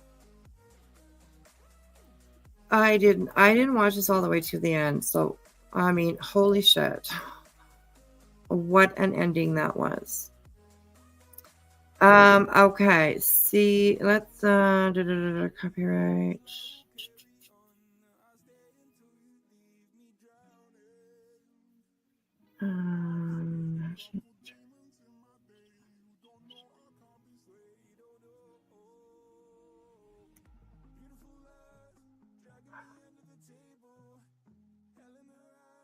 Okay, I don't know if you guys want to, what is this here?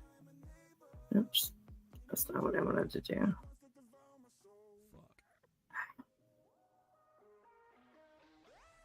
How is everybody? Let me check on you all.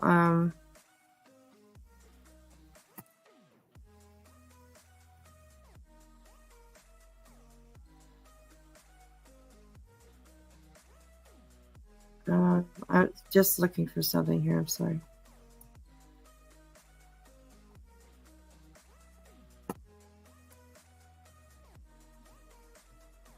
Okay. Let me just pop this in here.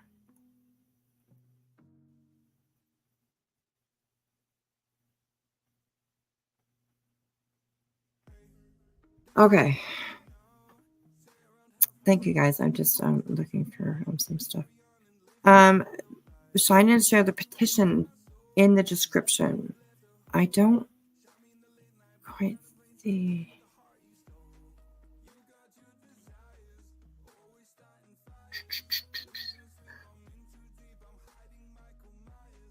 Brain, child abuse, resources for sexual abuse. Oh, here we go. Stop Abuse campaign. Okay, let me open up this link, and I will put this link in the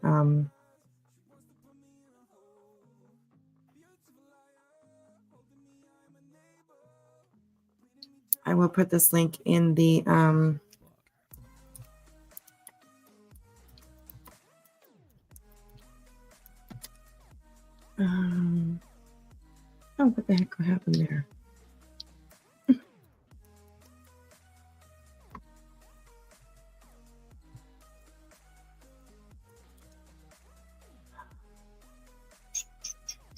Of course, I spelled campaign wrong. Okay, so this link that I am putting in here is for the. Oh, darn it. Hang on just a second.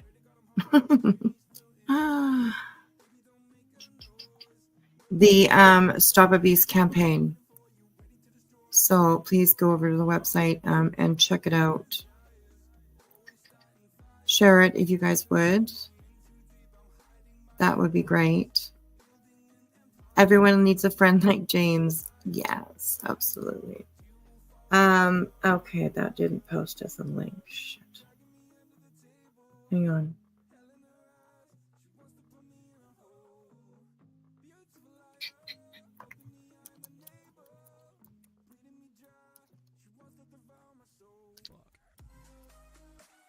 Oh, I was looking for this for the it said to sign the petition, and I was looking for that petition.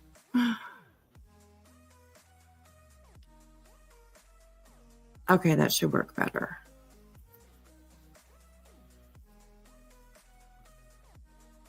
Okay, there is the link in there for the Stop Abuse campaign. Please go on over and check the site. You know, there's going to be resources there. There's going to tons of information. Let me actually just bring that up for a second. I might as well.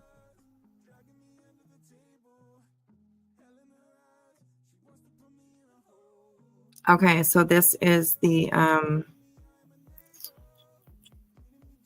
where did I go here? This is the website that it will bring you to. Stop Abuse campaign. My child was sexually abused. What do I do now? Okay, there's lots of information here. Should I believe them? Lots of stuff to click on. I'm sure that there is definitely resources. What are adverse childhood experiences? What does your ACE scores mean? Read articles.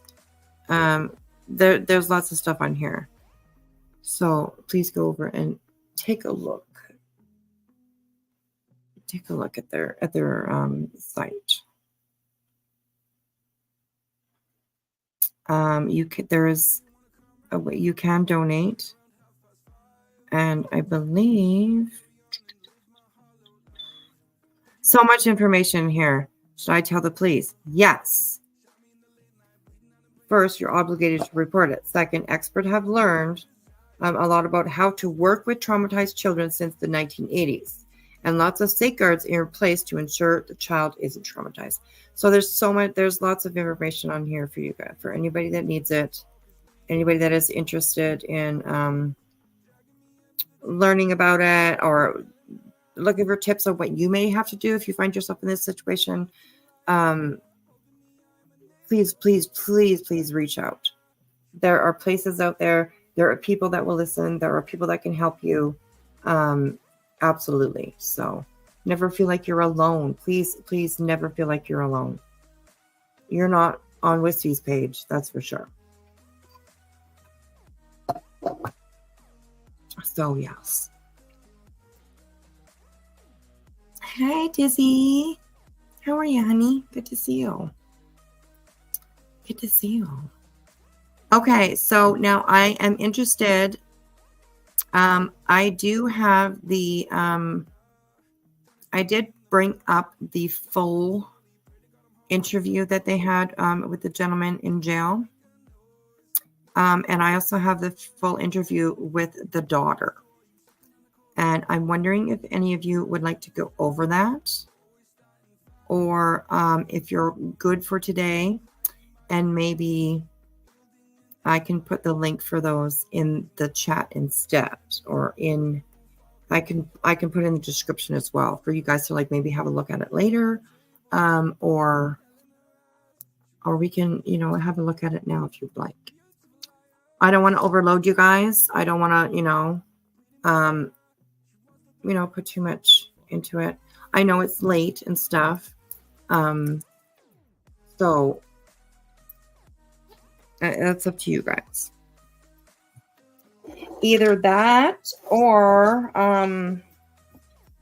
we can, kind of lighten things up, if you'd like, and we can go over and, review Laura's last live. I'm always up to that too, so. Thank you, Daddy's baby girl, for putting that link in there. I so appreciate it. I so appreciate it.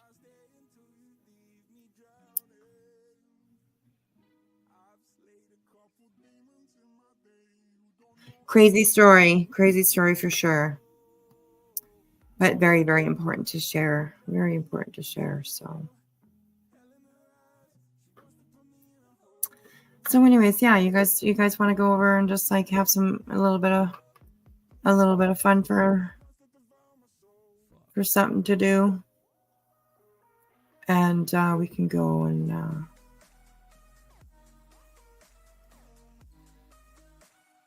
I've talked about her for a while, so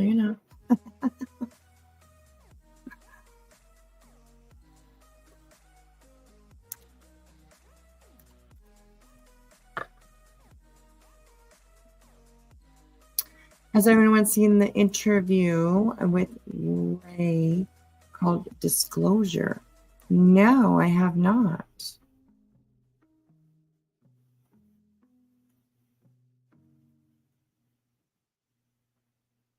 Hello, Moonchild. Hello. Cheesy cracker, yes. Yes, review Laura. It will take me from that kind of anger to another. Right.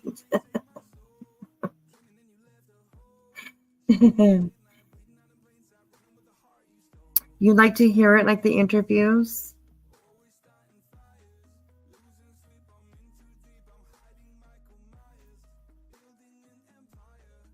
We could certainly save those for another live. I can we could do a part 2.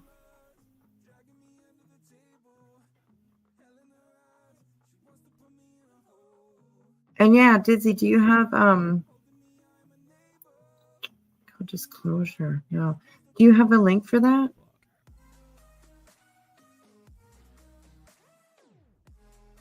If you do, then let me know. And I don't know why you're not. Were you not blue before? You're gonna be blue. If you want to be blue. I think you were blue. Now you're blue. Okay. Now you're blue.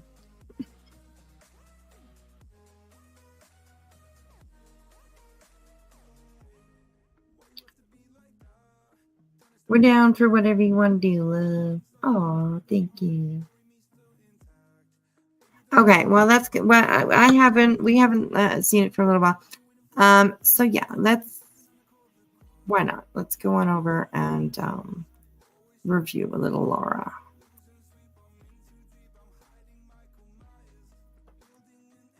It's always fun, right?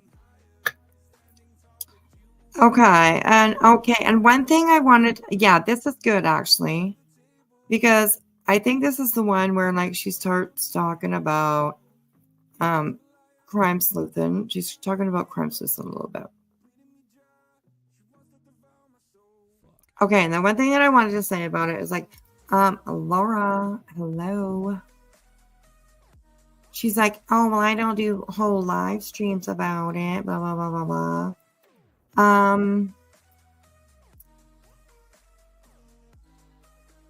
Racist goes on YouTube. Oh my god, I'm tiny blue. I know you're blue. I think you were blue before. I can't remember. I think you were. And then like I redid all my mods and stuff. Maybe I just didn't get you back. I don't know. I can't remember. I think you were, but you should be. You look beautiful in blue. So yeah, you can either email it to me, or because you're blue, you can just put it in the chat and it will show up as a link. You have that power now. The power of the wrench. The power of the wrench. Okay, and yeah, a lot of people are like, you have so many mods. Yeah, I do, okay? Don't judge me. All it says to me is that, I got a lot of good people around me, so, yeah. So yeah, either or, Dizzy, you can either email it to me, that'd be great. Or you could just actually put it in the chat and it'll show up for a link for everybody else.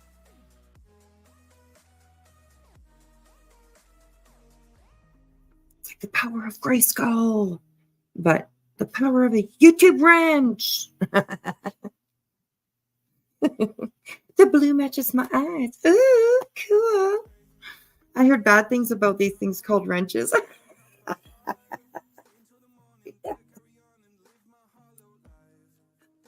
Me too, but just go with it. Have fun with it. Oh my gosh, too funny. Okay, so this was Laura's live the other day. She hasn't been live for the last few days. And yes, although we sit here and talk about her, I hope she's doing well. I heard that she shaved her head. So, I hope she sent Alicia a picture of it because,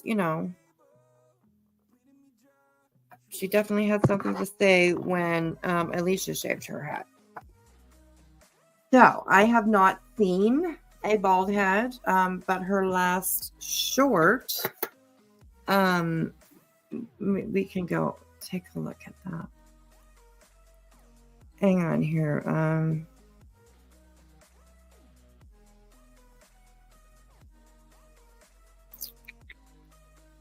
This one here. So this was one of her last shorts. As soon as I click on it, it's going to start playing. So listen up here. Oh, why is there no sound?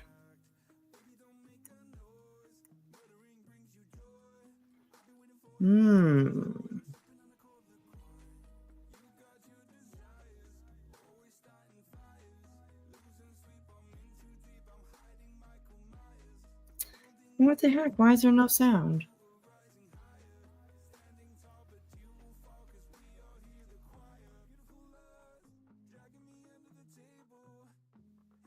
Oh.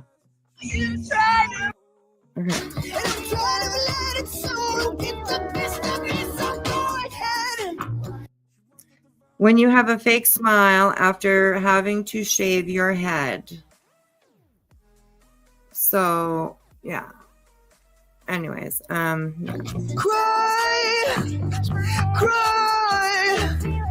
go ahead and ruin someone else's life.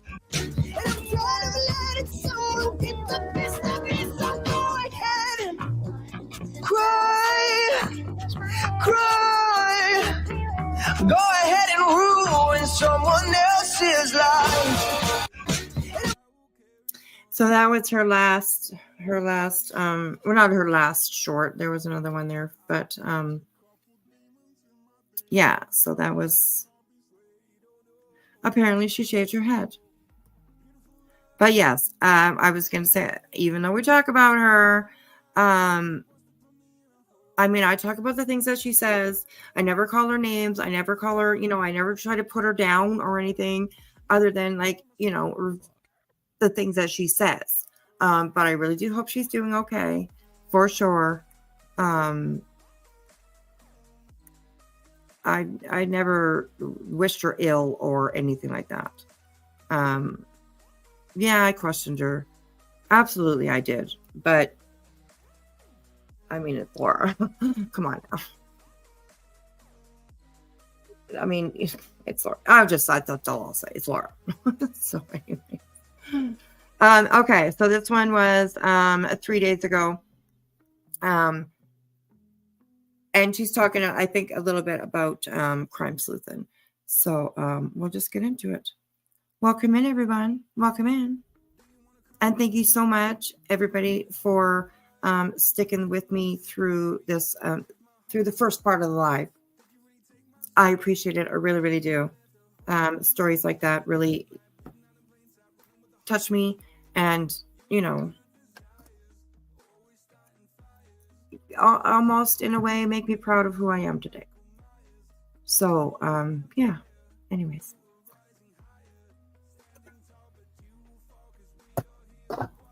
So, yeah. Okay. Well, let's get on a little bit of different stuff here. Let me first of all try and make this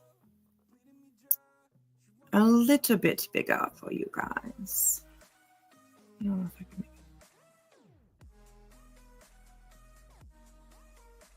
it. No, that's not working. Sorry, I'm just we're fiddling with the size of the screen here.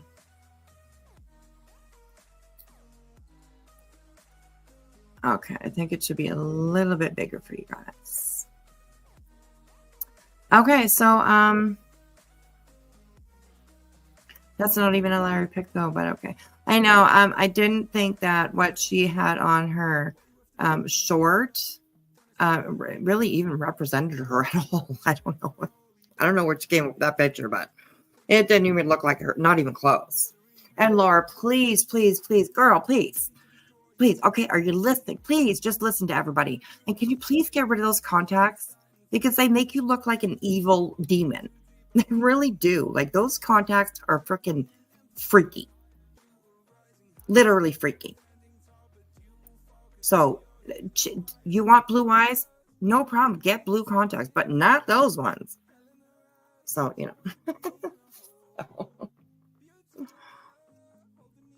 Okay, so anyways, here, let's go. I'm not sure if we need the chat. Maybe that's why it looks, there we go. That's why it looks so small. I was like, what's going on? Why does it look so small? But it's because of the chat, so. And I'm sure I can probably take the trigger warning away, or maybe not, I don't know. Oh my gosh, too funny. Okay, so here we go. This is our Laura. All right. Oh, that song, let me just tell you, that song wasn't even just for Psycho. There's a couple of people that fit that song. I really didn't even have her in mind. I had a couple of other people in mind. Okay, and she played some stupid song at the beginning. Kind of like, probably like her, you're a cunt, their first song, whatever. So I just skipped over it because they're just so immature in my mind. So, anyways. How many cycles are there? Hey, Sly. What's up, Margaret? Shine down and. Hi, KCG. Yes, honey, we're all done. We've moved on to Laura. So, why not? It's been a while, so, tattoos and blue eyes. They're just way too creepy. They're for Halloween. Yeah, Ari. I imagine that they are. Because they're not your typical change your color, contacts. As far as I'm concerned, anyways. I know that there's plenty of crazy contacts that you can get out there for sure. But those ones just don't look good. They don't. So, anyways, yeah, she's and I mean that's just that's just my opinion, anyways. And I mean, if she likes them, then that's fine, I guess. But they're just too much. They're just way too much. So, In September in Huntsville. Yeah, I think it's like September. That's maybe. I don't like a lot of. Sage is more of a Shinedown fan than I am. I like certain songs, but a lot of them I don't care for. Like, I wouldn't spend the time going to see them. Sage would. But September, that's a long way away. Super long way away. Not that long. So, unfortunately, Kick got changed to tomorrow because somebody had issues and had to change it. So, what we found out was, hold on. I wonder what that was.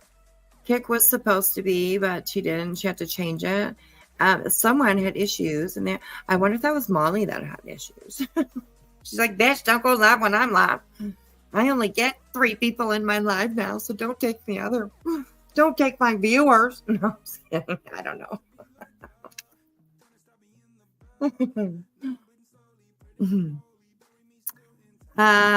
CS gets under your skin like no other. Yeah, I haven't really. She tagged me in a video actually.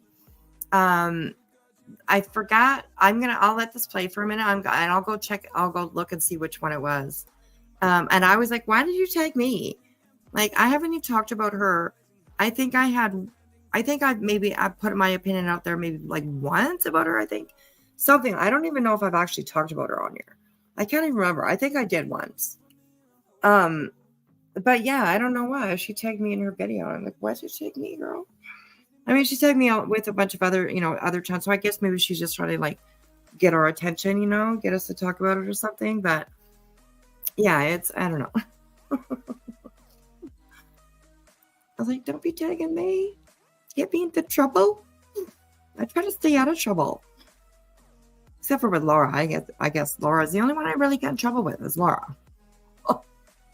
And maybe like Sinner. Sinner doesn't like me too much, but whatever. I don't talk about them anyways, so whatever, But yeah, I'll go try to find the one that CS tagged me in. So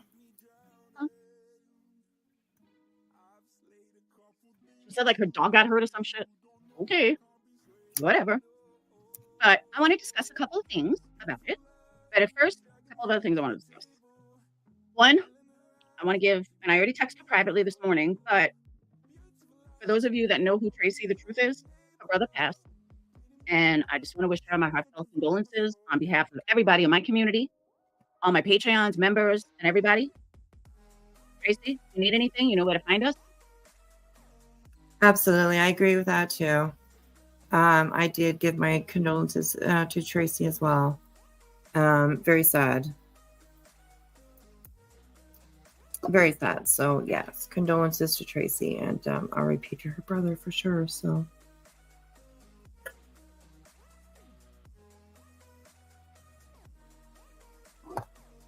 that BJ creator made it clear that if her subs or mods are seen in your or Nonsense's chat, she's going to block them. In my chat? BJ said that about my chat? I just want to make sure. She has taken several people. Just ignore her, please. Yeah. I can't see what happened and what's happening with shorts on TikTok. Mostly just music. Yeah.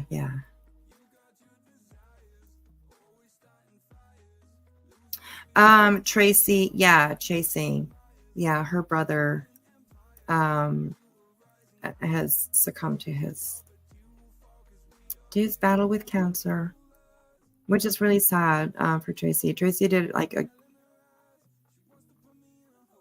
she was her brother's everything. Near the end of his life, she took care of him. She did everything for him. So absolutely. KCG, yeah, BJ is pissed because she's getting her shit called out. BJ said that about anyone in chats of people that talk bad about her. Well, poo-poo on you, BJ. Don't do fuck shit and nobody will talk about you, I guess. I don't really watch her too much.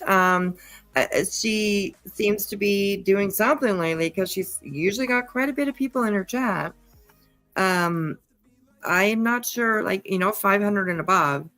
So whatever the fuck she's doing, it's making people watch. And you guys know that that's what they want, right?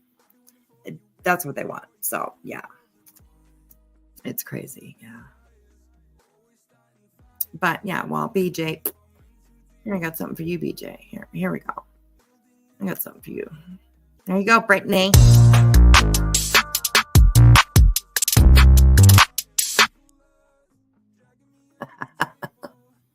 There you go, Brittany. Oh my gosh. Not chasing, I don't think. Oh, it's the other Tracy. The Truth. That's the chase. That's the Tracy. Her channel is The Truth. I guess it's not chasing. No, the truth.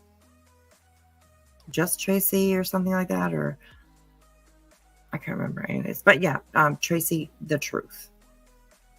Her brother has passed, so yeah, very sad for her. But okay, KCG, the music that you just heard, there's a raccoon, and he has his his thumbs in his ears, and he's got his tongue sticking out, and he is like shaking his head back and forth, like going like nah nah nah nah, like with his tongue sticking out. So yeah, that's for BJ. It's Tracy Truth, Daddy's baby girl. Tracy the Truth. So yeah, the money raccoon. Yeah.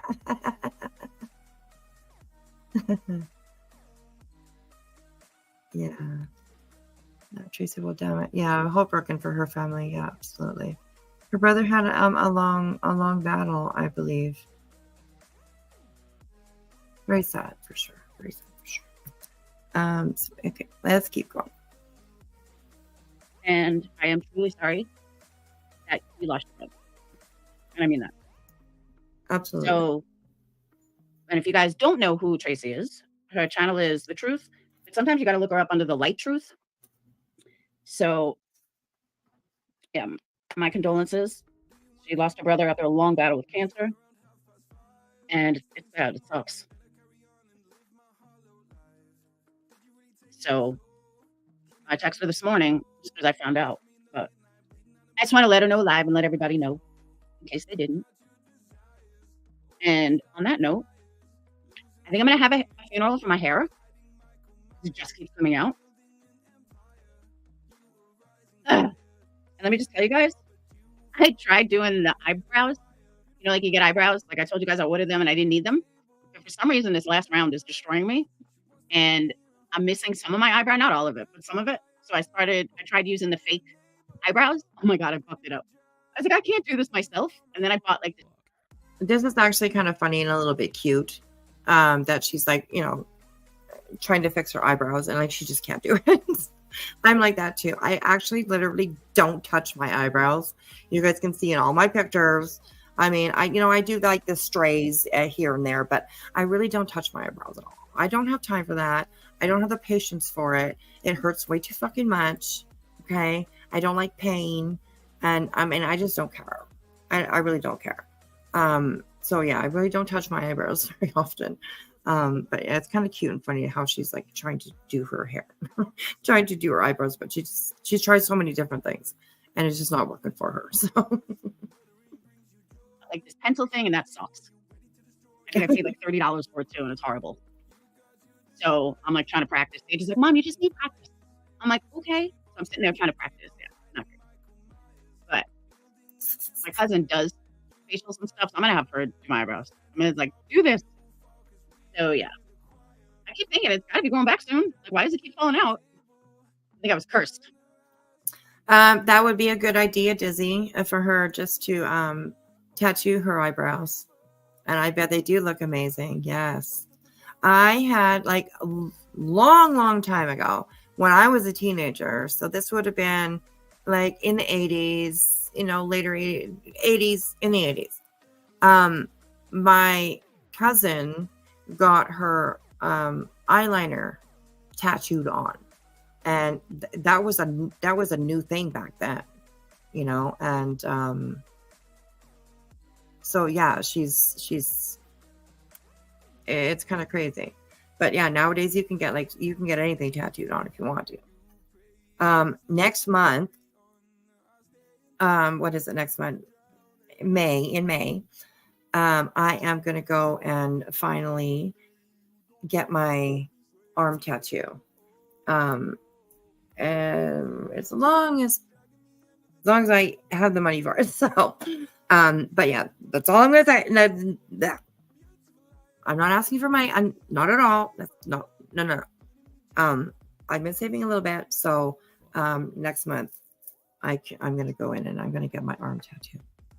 that I've been waiting for a long time. Oh my God, I've been waiting for it for so long. And it's going to cover up. I do have a tattoo on my wrist right now, on the same arm, and it says Daydreamer, and it has like a dandelion once it goes to fluff. You know, it has one of those, and it says Daydreamer.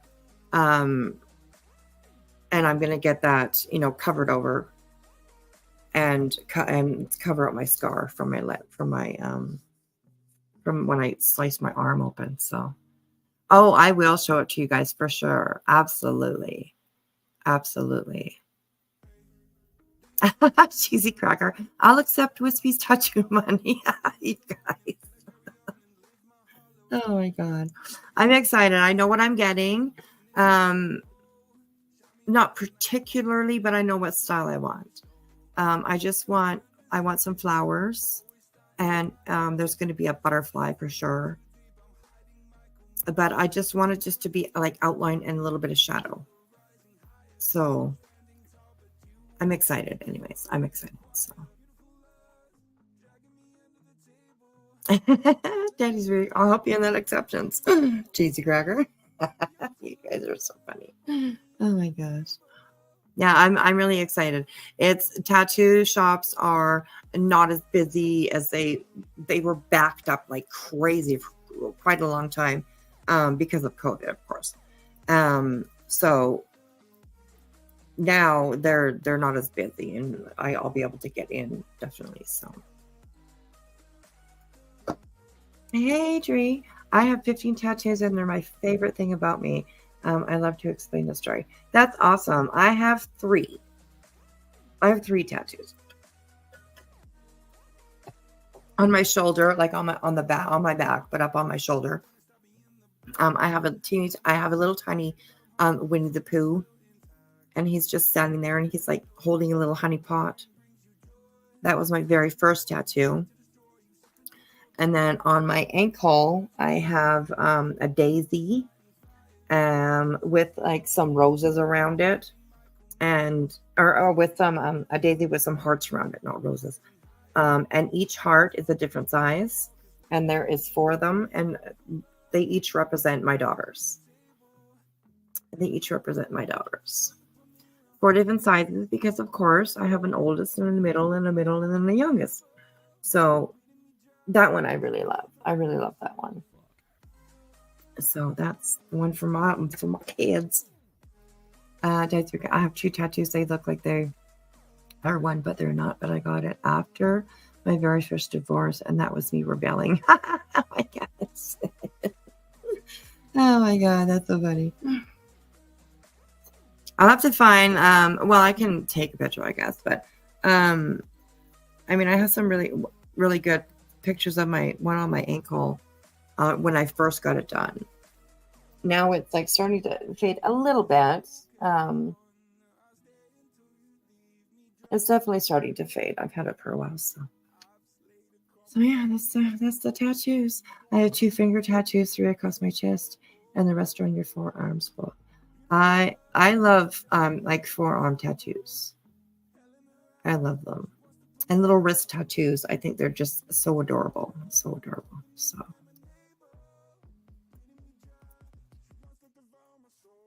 I am definitely my hubby is not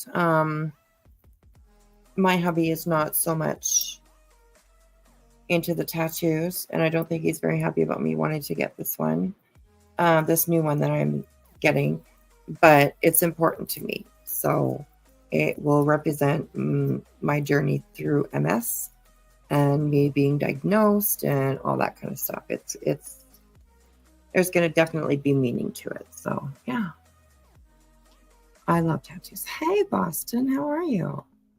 Look at you all in blue. Looking all good in blue. Always good to see you. Good to see you. I have let them in my mom's handwriting on the front of my. Oh my gosh! Yeah, I love that. Oh, I love that. I love when people get tattoos and and other people's handwriting. I love that. I love that. Beautiful. But you're up late, Nick, or early, I guess. What time is it? 1, 2, 3. You are burning the midnight oil. Okay, let's have a listen here. I tried a whole bunch of stuff. I bought stencils, which are like way too big for my eyebrows. I bought this 3-prong thing that just doesn't work. I mean, it works, but I think it's like too light. Just got I guess I can home. use pencil over it. I don't know. You out partying? But yeah, I'm missing like some eyebrows in the middle. Like I have some on the end and some on front, but like missing some in the middle. But honestly, I'm not like crying over it. I'm kind of laughing about it. Like it is what it is. I did everything I could not to lose my hair, and I'm still fucking losing it. Worse than ever. I had my. I am like, if she really shaved her head, then good for you, Laura, for actually like just accepting it, letting go and just accepting it. You know, I mean, bald is beautiful, so you never know, right? You never know. I had my eyebrows for a couple months, and now they're kind of fading. I have some of my eyelashes, not all of them. I have some of them. My bottom ones, I can't see, but I have enough eyelashes, so I don't look like freaky. So that's a good thing. But I'm taking it as it comes and laughing about it. Like, okay, we'll get the hang of this. The good thing I don't like go out much or have like a regular job, because that would be bad. But speaking of regular jobs, thank you guys for some of the orders that came in last night. Now we need more orders for candles because I leave in 2 days without enough money. And Okay, and here we go. 12 minutes in, and it starts. Why are you going somewhere where you don't have enough money? I don't know where she's going. I know she said something about going to New York and Florida, I think. I don't know what she's doing. Going to see her kids, doing what? I don't know what it is that she's doing. Going to see her mom. I have no idea. Going to New York, I think maybe she's going to see family. I'm not sure. Anyways, I'm not going to speculate what she's doing. But why are you doing it if you don't have enough money? That's not usually the way people do it, Laura. That's almost like Betty going on a trip with her broken car. Like, why? It's just crazy. Oh. Wow, Daddy's baby girl. I don't know if she's talked since then. This was 3 days ago. So maybe since that 3 days, I don't know. She hasn't been live since this one, so unless she deleted or privated or I missed something somewhere, but ooh, Boston, she's coming for you. She's coming to Florida. She's gonna go get herself some Boston. Yes, this is Perplex QT. Yeah, absolutely. I wish she does. She does have.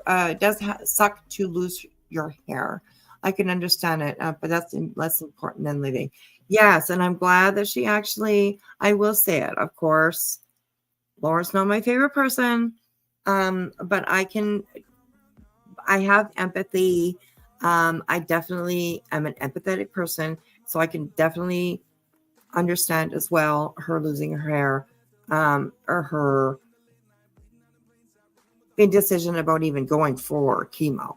I mean, I get it all. I get it all, and I'm glad that she's actually just embraced it, gone with it. The good thing about hair is that it grows back, so she'll be fine. You know, she'll be fine. She's gonna go hang out with Nikki. Absolutely, Wing? They should send her like, GPS to Nick's house. You'll love it. So everybody needs to buy some candles tonight. 25% off. Boston, fuck my life. I promise on my honor to be, what is it? I promise on my honor. I can't even remember. I promise on my honor to be, I can't even remember, but I won't do that to you, Nick. I wouldn't do that to you. I might get somebody else to do it, but I'm just kidding. All right. As if you guys can hear, My cat's home and wants in the door, so I'll be just 2 seconds. Shipping over $99, and maybe by the end of the night I'll put up another special. Oh, we have the buy two get one free one going too. That one seems to be a really big hit right now. Is a buy two get one free. So we have that special going on. There's actually a couple specials going on. But you definitely want to check it out at energycandles.com.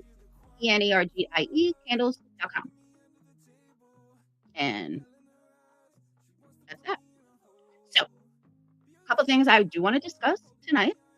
I planned on tonight being a long night because I'm not really going to sleep much tonight. Because I need to go to sleep early tomorrow. I need to be at the airport like super early. But I'm never going to fall asleep. Not tomorrow. So, I don't even know if I'm going to be able to do kick tomorrow. It all depends on how I sleep. But that's what I want to discuss. Sleuthman, you seem to be in this warped sense of reality that I started this. No, you started. You also seem to be in this warped sense of reality that I'm the toxic one in your life. Bitch, you're crazy. Like literally fucking crazy. And the reason why you're so fucking crazy is because I'm not in your life. I didn't bring you on my panel. I didn't choose to fuck with you or speak with you. 2 years ago, I told you I wanted nothing to do with you. You couldn't handle it.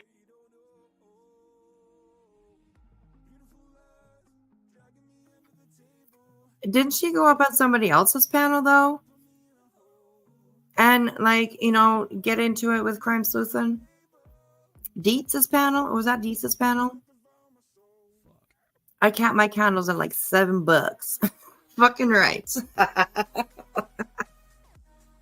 The most expensive candle that I ever buy is from Bath and Body Works. I'm not even joking. Those are the most expensive candles that I buy. And I think they're $25 for the 3 wicks. And the only reason I buy them is because like they have, you know, Bath and Body Works, like you can get your body wash, your lotion, all your stuff that smells the same, right? So I get the candles too because I love the smell of myself. Sounds a little weird, yeah, but you know, I love the smell of myself. So I get the candles. My house still smells like it too. So. Oh my god, I'm a weirdo. Okay, I got you. You have to agree with Laura on CS, unfortunately. I can't believe I said that. And yes, I think she's argued with CS on Avery and Queens too. Okay, there we go. See, and like I'm thinking it's kind of like one of those things where like Laura kind of inserted herself in there, right? So yeah. Right? Bath and Body Works is awesome. Daisy, my scent is champagne toast. I love that shit. Like literally. When I leave this earth, please put one of the like, you know, those candles like, you know, in my coffin with me. So I can just smell on it and delicious. I love it. I love it. You lost your fucking shit. And you were basically pissed at me because I had no desire to be your friend. And you couldn't handle it. I'm going to ask somebody to get me that video. Why does she say weird things like that? She wanted to be, oh, yours is In the Stars. Oh, I'll have to check that one out. In the Stars. I will check it.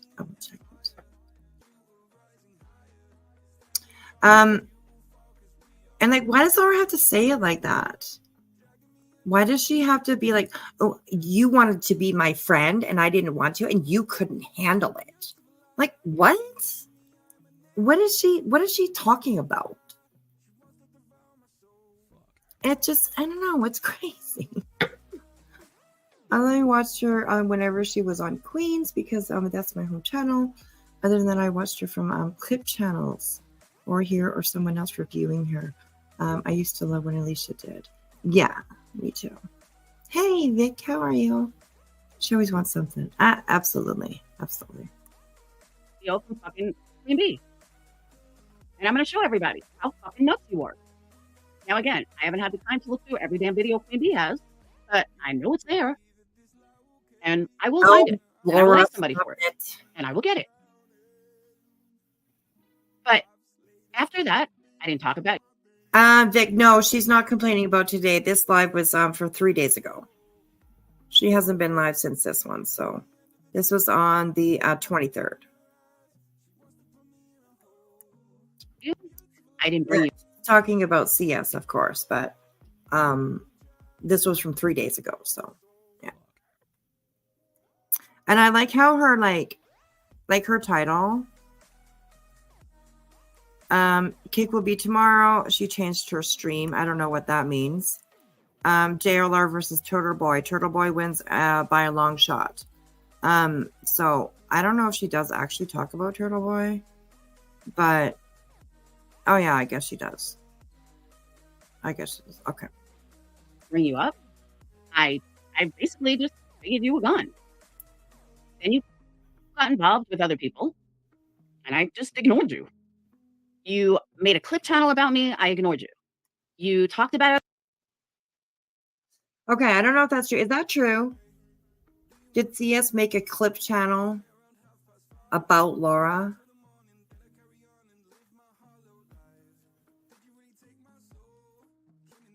I said the same thing. I agree with her, but only this time.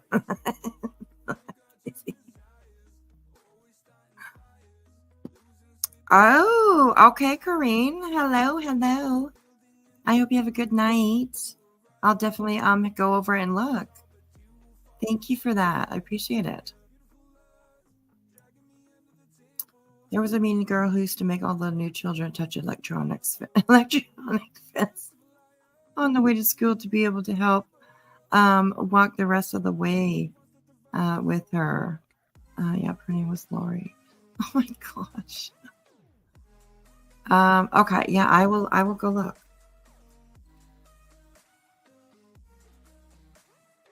I don't know. Why was she? I don't know. I didn't hear of any. I don't know of any clip channel that. I don't know CS that much. I mean, I've heard the most I've heard about her is just lately because she's been in, she's been in the Crama news, I guess you could say. So that's the most that I've heard about her. So I don't know if she had a clip channel that she made about her. So I don't know. It's kind of weird. It just blows my mind how much Laura she does really insert herself into these things. I've never known a clip channel CS made, but then again, I stayed away from that. Yeah, I've only seen a handful of Laura clip channels, and that was with her old stuff. Yeah. Okay, well, we'll figure it out. About other things, I ignored you. Every single thing you did, I ignored. Never gave you 2 seconds of my attention. You ignore everybody. You ignore everybody, but don't ignore anybody. You know, that should be her. That should be her her tagline.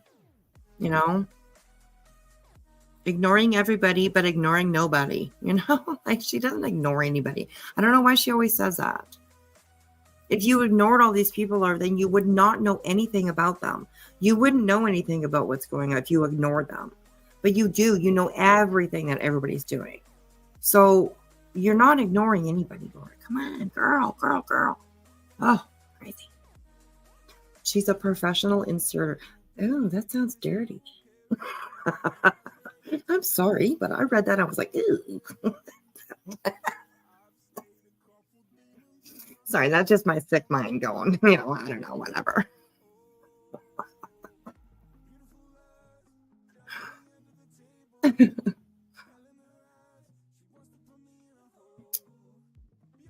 She has always been in the drama from back when her channel was fueled by coffee. And she did fight with Laura then. Okay, well, maybe that's what it is. For sure, absolutely. Oh my fucking God, I think that too if I read it. A professional inserter. Lord. What a job that would be. Damn. No bending over and coughing for that. Just it's after midnight, okay? So, like, after midnight with Wisby. Here we go. I don't remember what happened. I mean, I honestly don't. But you brought me up for something. I was like, why is this psycho bringing me up? Then Everybody recently, Laura. I went on Teacher's panel. And I was actually being nice to you. You couldn't handle it. And you had to be all defensive and come back. I was being nice to you and you couldn't handle it. What are you talking about? What does that even mean? I don't even know that. Right? Wispy After Dark, of course. All the time. We love our Wispy After Darks. Yeah, she's been around the block a few times with her name change and new victims. Yeah. Yeah, and this is not, believe me, you guys, that this is not I'm not signing up for CS. So for CS, this has nothing to do with that at all. It's just we're just reviewing Laura. That's all. So I've tried to stay away from the CS stuff, but that didn't work because she started tagging me then. So I don't know. Oh my God, the freak come out at night. Absolutely. Love the freaks. I really don't understand why. And then I didn't talk about you, and you brought me up again. Then you did a whole live about me. I never once did a live about you. Okay, though that's bullshit, Laura. Actually, you did do a live about her. Okay, from beginning to end. All right. Was it on YouTube? No, it was on Kick.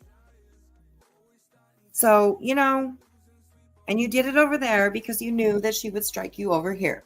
So don't say that you didn't do a live on her because you did. I never once did a live about you, she says. I never once did a live about you. Okay, and this is after she did her first live on Kick. And it is all about CS. I can even bring it up and find it for you guys.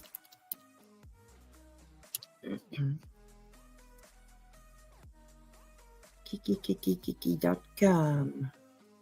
Okay, we will have a search for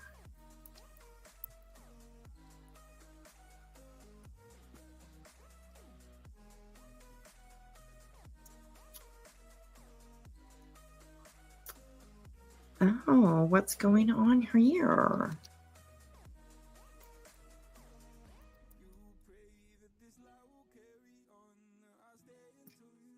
This one. Okay, there it is. Okay, let me just share this screen here.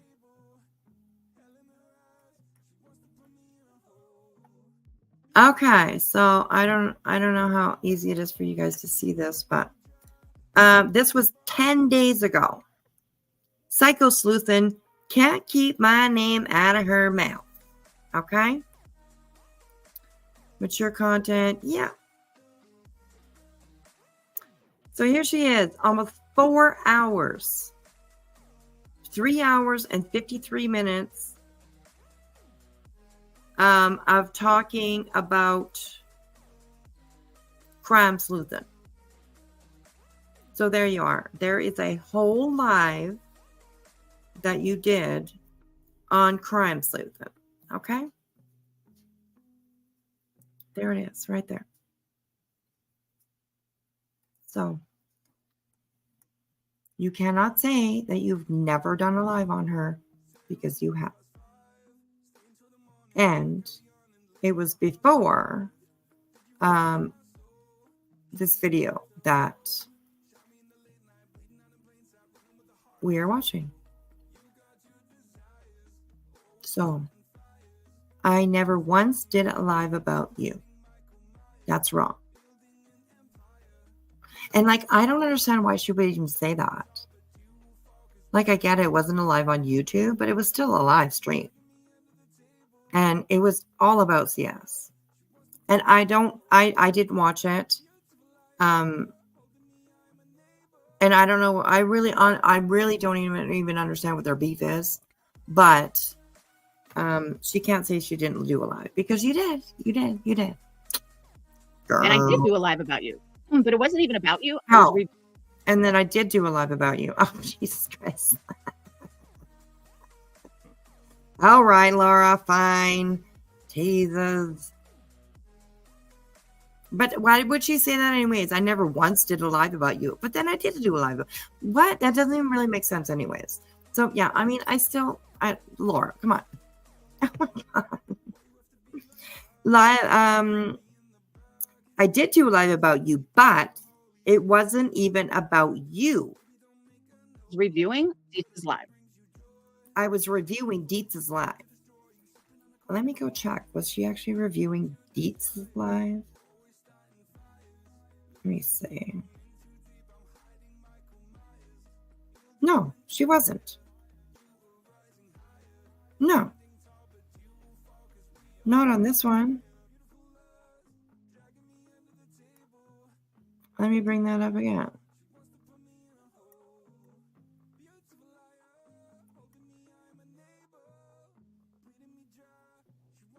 Okay, if you guys can see on the screen here, I can make it big. Like, she is reviewing Crime Sleuthins Live.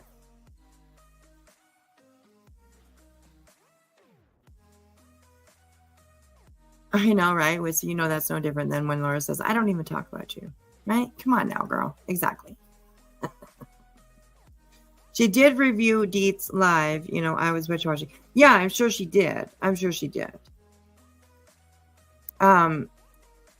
But not here. I don't think she did on here. Like this one, going through it, it's all just CS Live. Oh, and then she goes into this crazy Alicia Jordana. So I think she did review Dietz's live on YouTube, but here the whole thing is just Crime Sleuthins Live. So yeah, if Avery, Alicia, and Jailer had a baby, Crystal Langford. Oh, you're such a charming girl.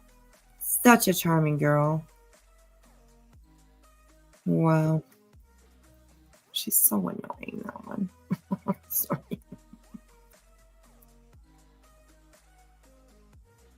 Anyways, yeah. So you did do a live, Laura, a whole one. Anyways, I guess she forgot about Kick. I don't know.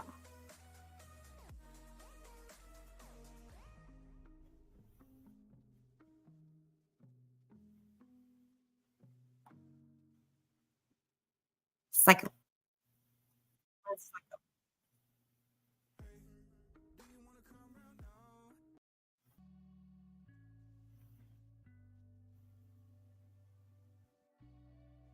Just like you were too, Ghosty. I'm holding back, believe me.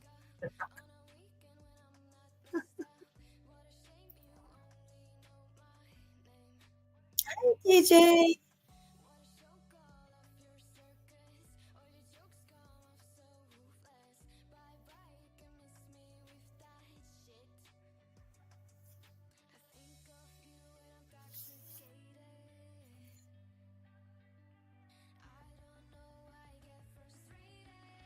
Oh my God.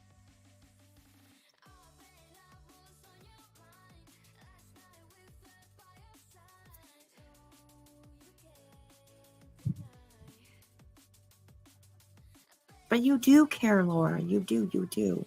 I'm far too sober for 3 peeps making a baby. I know. Oh my God. You have weird sticks of chocolate? What does that mean? They're weird? I think they may have intended to be carrots for Easter. Oh, I got you. Well, we're a little weary of the carrots over here, okay? You never know where the carrots have been around these streets. Believe that. Believe that. Oh my God. Oh my God, you guys are so funny. I'm serious. JLR's girlfriend is starting a channel. I saw that. And you guys, she looks kind of old. Don't talk about carrots. I'm traumatized. Disney, I'll never think of carrots the same anymore. Oh my God. Vic, yeah, he has a girlfriend. Her name is Magnolia. Yeah. And I just saw one picture. Yeah, she's definitely pretty. Absolutely. There's one picture that he posted that you can sort of kind of see that she looks older than him anyways.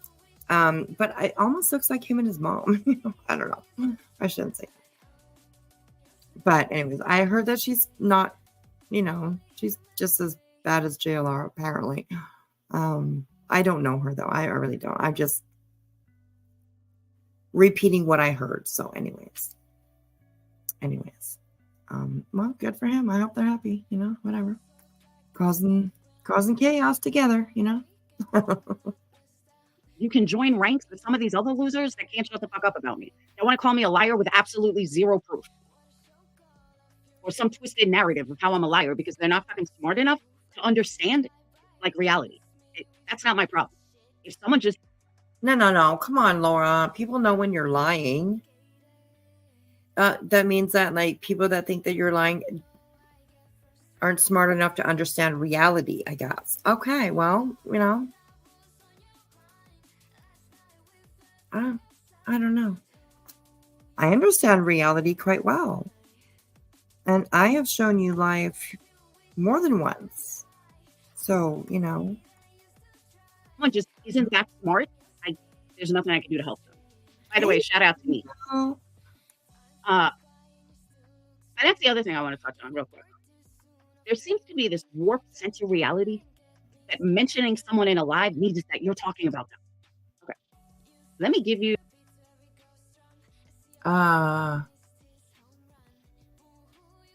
Okay. I'm going to use that. Laura logic. I'm going to use it. Just because I mentioned you doesn't mean I'm talking about you, Laura. What the fuck is he talking about? If somebody's name comes out of your mouth, you're talking about them. Period. Plain and simple. There's no, you can't turn around. Oh my God. Okay, so say I'm in another live, okay? I'm watching somebody else's live and I'm in chat, okay? And I say, oh, did you hear what Daddy's baby girl said? Okay? That's me talking about Daddy's baby girl. And no, Dad's baby didn't say anything. I'm just hypothetical, okay? That's me talking about Daddy's baby girl. No matter if I'm just talking about what they apparently said or whatever. Lower logic. Anyways, I forgot that hashtag. I should put that hashtag up I'll add it to my title because yeah. Give you the reality of 2024. Okay. Or the reality of YouTube. Okay. If I say, hey, did you guys hear Benson Boone's latest song? Right. And then I say, hey, B. Casser, how was your concert? That is not technically speaking of Benson Boone. Mentioning someone is not doing an entire live about them. But that's true. Mentioning somebody is not necessarily doing a whole live of them. I absolutely get that. But yeah, you are talking about Boone because you said, hey, have you heard his new song? So you're talking about him. It may not be something bad, but you're talking about him. Oh my gosh. Hashtag Laura logic. And I understand that some people are not smart enough to understand the difference. See, I know it's on right next to me. That's why I said it in here. Some people just aren't smart enough to understand the difference between doing an entire live about someone and mentioning them for not even 30 seconds. How these people aren't smart enough to know the difference, I'm sorry, I can't help you. But if I mention someone's name How you're not and smart give an enough. example about something, on, that's girl. not speaking about them in the sense that, oh my God, let me do a whole live about them. Like, you really can't be this stupid and try to judge me. Sorry, not sorry. Okay, well, your logic is a little bit weird. Okay. Like, it doesn't matter if it's 30 seconds or if it's 5 hours. If you mention somebody, you're talking about them. Yeah, I understand what she's trying to say as well. But yeah, she's definitely not explaining it correctly. I definitely understand what she's trying to say. But with her explaining it, she's almost like contradicting herself. Almost, you know what I mean? You mention someone, you're talking about them, plain and simple. For 30 seconds, 10 seconds, 4 hours, it doesn't matter. So yeah. And yeah, doing this whole live thing, I don't know, you have to literally, you have no argument over that because you did do a whole live about her over there on Kick. But if you're going to judge me, you have to have the intelligence to do that. And some of these people that I'm referring to,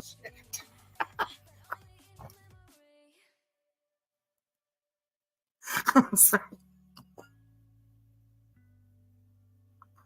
Oh my God, I'm sorry. Okay, I'm sorry. That made me laugh. That's it. Let's listen to it again. Sorry, but what did she say?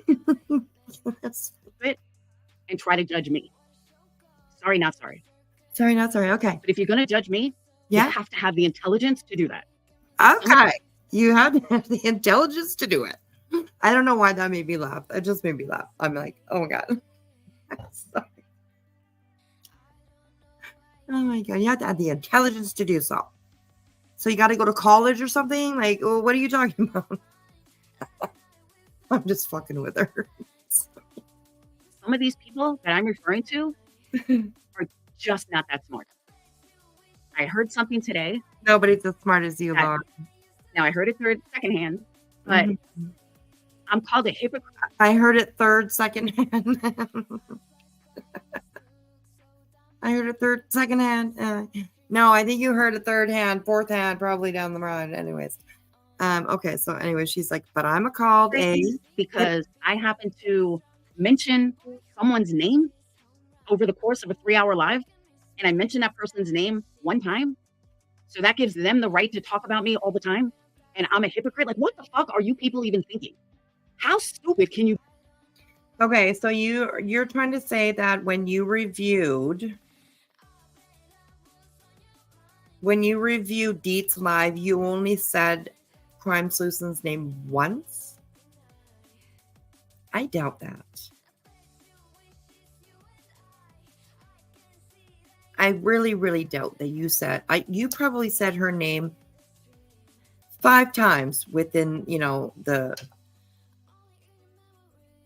the first 10 minutes, probably. Like, I don't believe that. There's no way that Laura could talk about somebody and say their name only once. That's just not possible.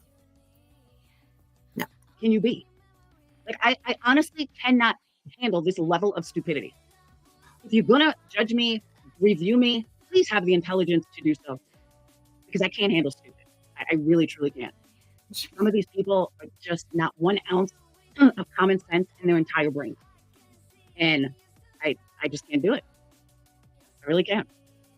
But here you go. You're gonna. It's annoying. Oh God. Because, like, honestly, if you can't be smart enough to figure out the difference, then you definitely don't need to be reviewing me. Just saying. And I honestly feel that. So please, only review me if you're intelligent enough to do so. Back on track. I just had to put that out there. Back to subject at hand. Oh my God, this woman. All right, Psycho Susan. Exactly. Some people are so desperate. I agree. But It's one thing to be desperate. Is that a reference to me? Because I'm desperate all the time for you, Laura. God. It's another thing to call me a hypocrite and a liar because you're an idiot. No, just because you're an idiot, that doesn't make me a hypocrite or a liar. But I know that's a hard concept for people to grasp. And a lot of people can't grasp that. And I have no tolerance for stupidity. I just don't. And because these people are so fucking obsessed with me, oh my they God, can't understand how stupid they are. So these people.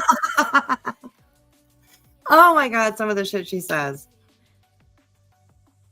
She literally is so in love with herself. It's unbelievable. She's literally really in love with herself. Like, nobody's smarter. Nobody, like, oh, okay. People want to call me hypocrite and liar, be my guest. You're a fucking idiot. You're just too dumb for me. Sorry, not sorry. Now back to Psycho, who's I don't think is an idiot at all. Just so everyone knows, I'm not speaking about her. There's another group of people that I am speaking about, and it's not Psycho. I do think Psycho is smart in a lot of ways. I don't think she's an idiot. Okay, but like you started out this paragraph as, okay, Psycho, and you were addressing her, and then you say something about people having intelligence, having to have intelligence to review you. And you're like, oh, I'm not talking about her. I'm talking about everybody else. What? You make no sense. You make no sense. Hi, Amberly, honey. How are you? Good to see you. I love that daisy behind your name. So pretty. CF is definitely not smart at all. Maybe so. I don't know I don't know a lot about her. I've listened to her over the last little while. Not really on her channel, but on everybody else's channel. I was listening when they were all up on Deets and stuff like that. So most of it anyway. Well, a big chunk of it I watched. So yeah. Anyways, okay. I just think she's crazy. I mean, you don't have to be stupid to be crazy. But I definitely do think she's fucking crazy. No doubt about it. So, but with that said, I wouldn't say my main issues, but one of my big issues with her is that she just acts like I'm doing this. Like, oh my God, she's going to cut toxic people out of her life. Bitch, I don't want to be in your life. That's what you don't get. I don't care to be in your life. I don't care to have anything to do with you. You brought me in this. I didn't put myself in this. You. I don't know about that. I didn't put myself in this. I don't know. I'm absolutely sure, yeah, that Laura is telling the truth about CS being crazy. I believe that. I sure do. I sure do. You brought me into this, and you can't seem to stop. Like I said, I haven't been on Deets' panel. I haven't done anything on Deets' panel. And yet, I'm the one that you want to talk about. What is your problem? Like, what is your fucking mouth? What is she? What?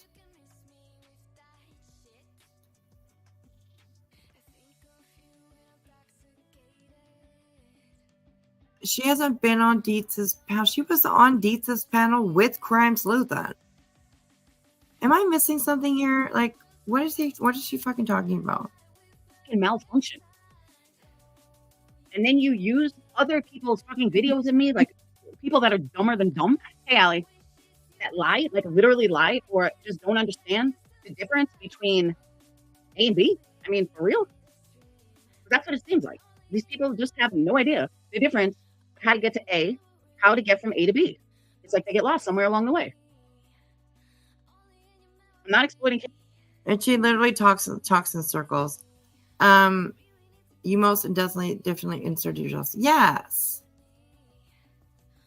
I think she means from before then. Well, this was only 3 days ago. This live here. And she already talked about that she was reviewing Deets' panel. She talks about how she was up on Deets' panel with her and that she was being nice to CS. So she was on Dietz's panel before this live came out. So I don't know. She always makes a small comment into a mountain and then goes live about it. Absolutely, yes. She does.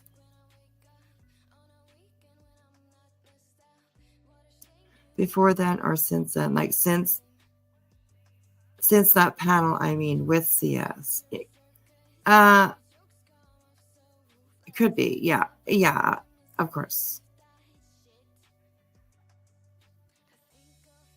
Anyways, yeah. That makes sense. Avoiding cases over and over. I'm not using clickbait thumbnails. You're not contacting people in case after case. You're not editing phone calls or TBI Amber Alerts. Got that right.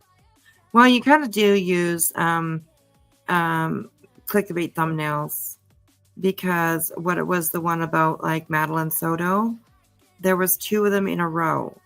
One was a clickbait, and then the next one was about, oh, people using clickbait. Yeah, okay. Well, that was clickbait. I have screenshots somewhere. And yeah, it was definitely clickbait. Anybody actually could, tell, I don't know.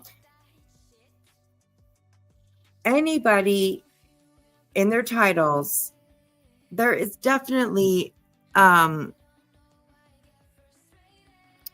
pinch, I would say, of clickbait. I mean, you want people to click on your videos, right? But, lying with your clickbait or putting something out there that's not quite true, making something seem something that it's not, is not right. And you have done that, Laura, several times. So, yeah. I'm sure you're, I hope you're not editing phone calls, or TBI, posters or anything, like that. But yeah, you do your own little things in the background. So Definitely got that right. Can she say the same? Yeah.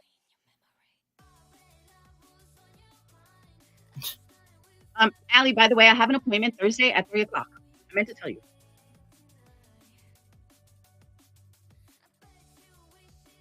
But that's what I'm saying. And like, she's using all of these haters' videos to like try to prove her point. Like, sit down. Like, for real, sit the fuck down.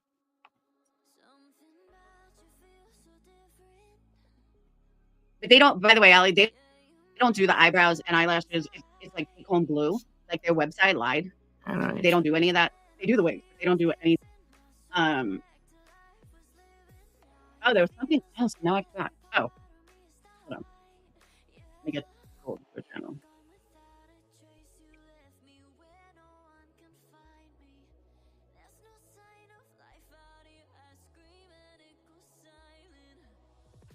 oh, the dead air with her is crazy. Did I hear that correct? Did I read that correct? Wait, Crime Sleuth and his friends would fix up? Did I hear that correct? Did I read that correct?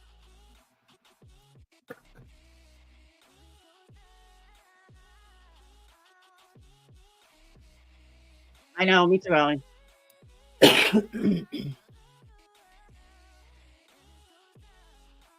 Hold on.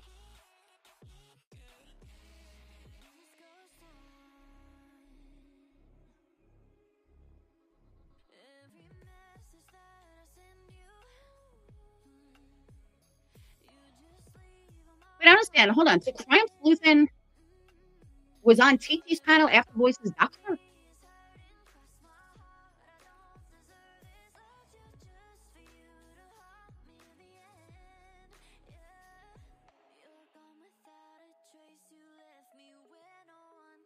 I'm looking on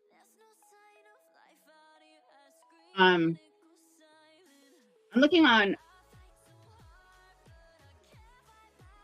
a Clippers channel. I obviously can't play Lego.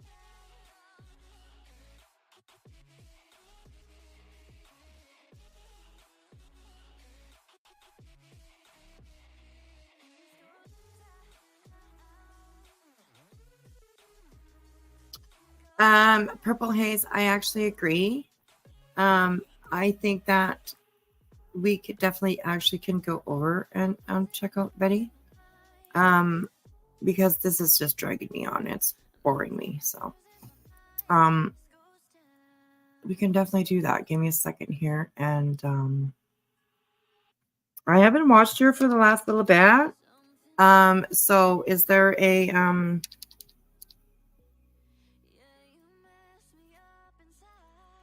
is there one of her lives in the last little while that you guys would love to check over? Okay.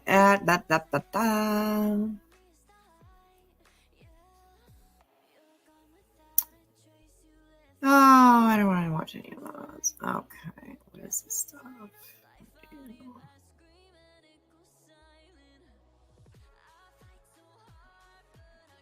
Wow.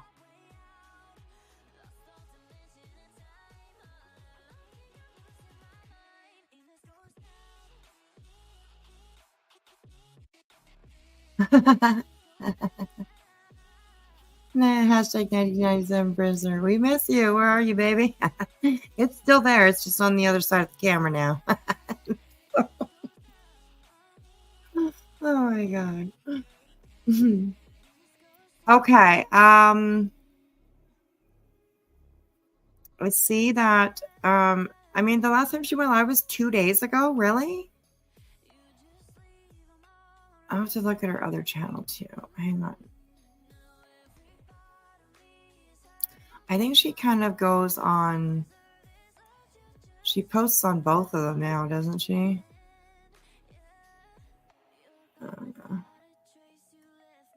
Oh, that one's 7 days ago. Interesting.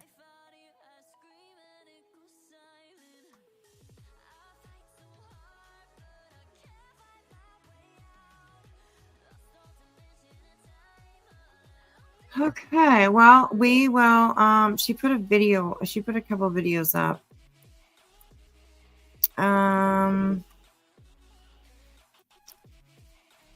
We'll check this one out and see what it's.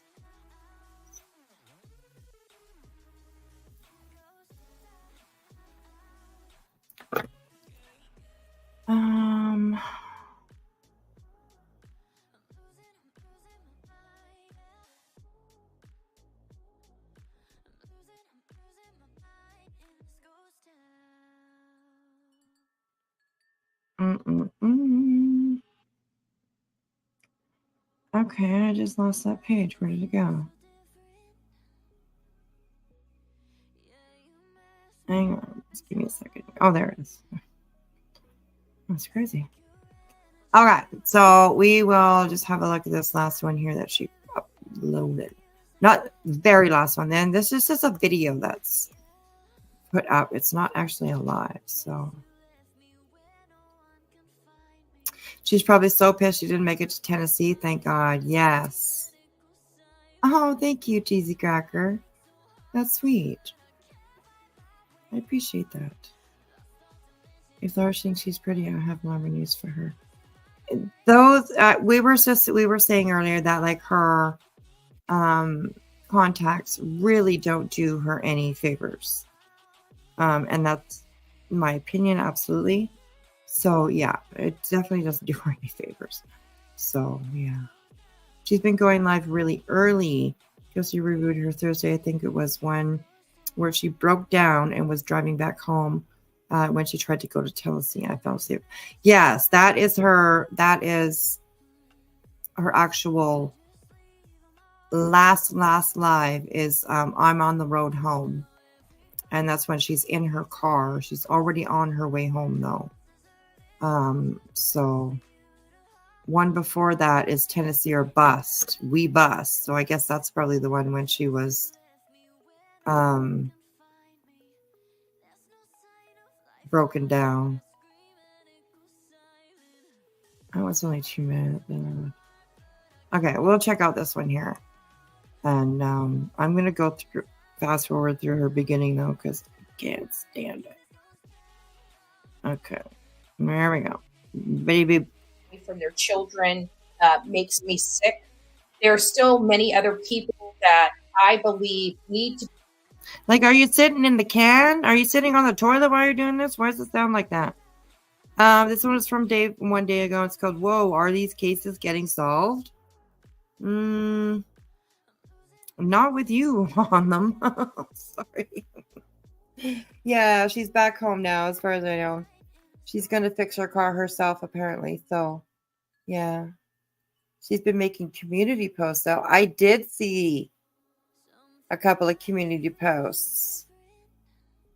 And yeah, she's a little crazy. I don't know. Hello, Chaos Bee. How are you, beautiful? Good to see you. Okay, here we go. Need to be part of this family and arrest. So we have the brother, Wrangler, and his brother. Wrangler is Veronica's, I guess, baby's daddy, and the in-laws are who unalived her. So I don't really want to go too much into that. If you guys haven't heard that, do your own research and, sounds like you don't know find a lot. out more information about that. But I think there's going to be more arrests. I think that I think a lot of people knew about this and a lot of people participated in it. Guys, this is Elijah Vu. This is Okay, well, I think they haven't they already arrested like 6 people when it comes to that case? Those 2 moms that were murdered out in the desert. I think there's 6 people that have been arrested in that case so far. There are up to 5 arrests on that case and more coming. It's so crazy, eh? Unbelievable. So much effort, so much time, so much just unbelievable. Just to get rid of 2 people. Well, to get rid of 1, actually. And, the other one was just collateral damage. That's it. Very sad. This is another case we haven't really covered because the Sebastian Rogers case is kind of really taken the forefront, as that case is it's not winding down. There's a lot of support. We're still searching for him. You are, but haven't there been arrests made in the Elijah Vu case? I thought that there were arrests made in the Elijah Vu case. And that's probably why she hasn't covered very much of it. Right? Betty don't like it when those cases get solved. She don't like that no more.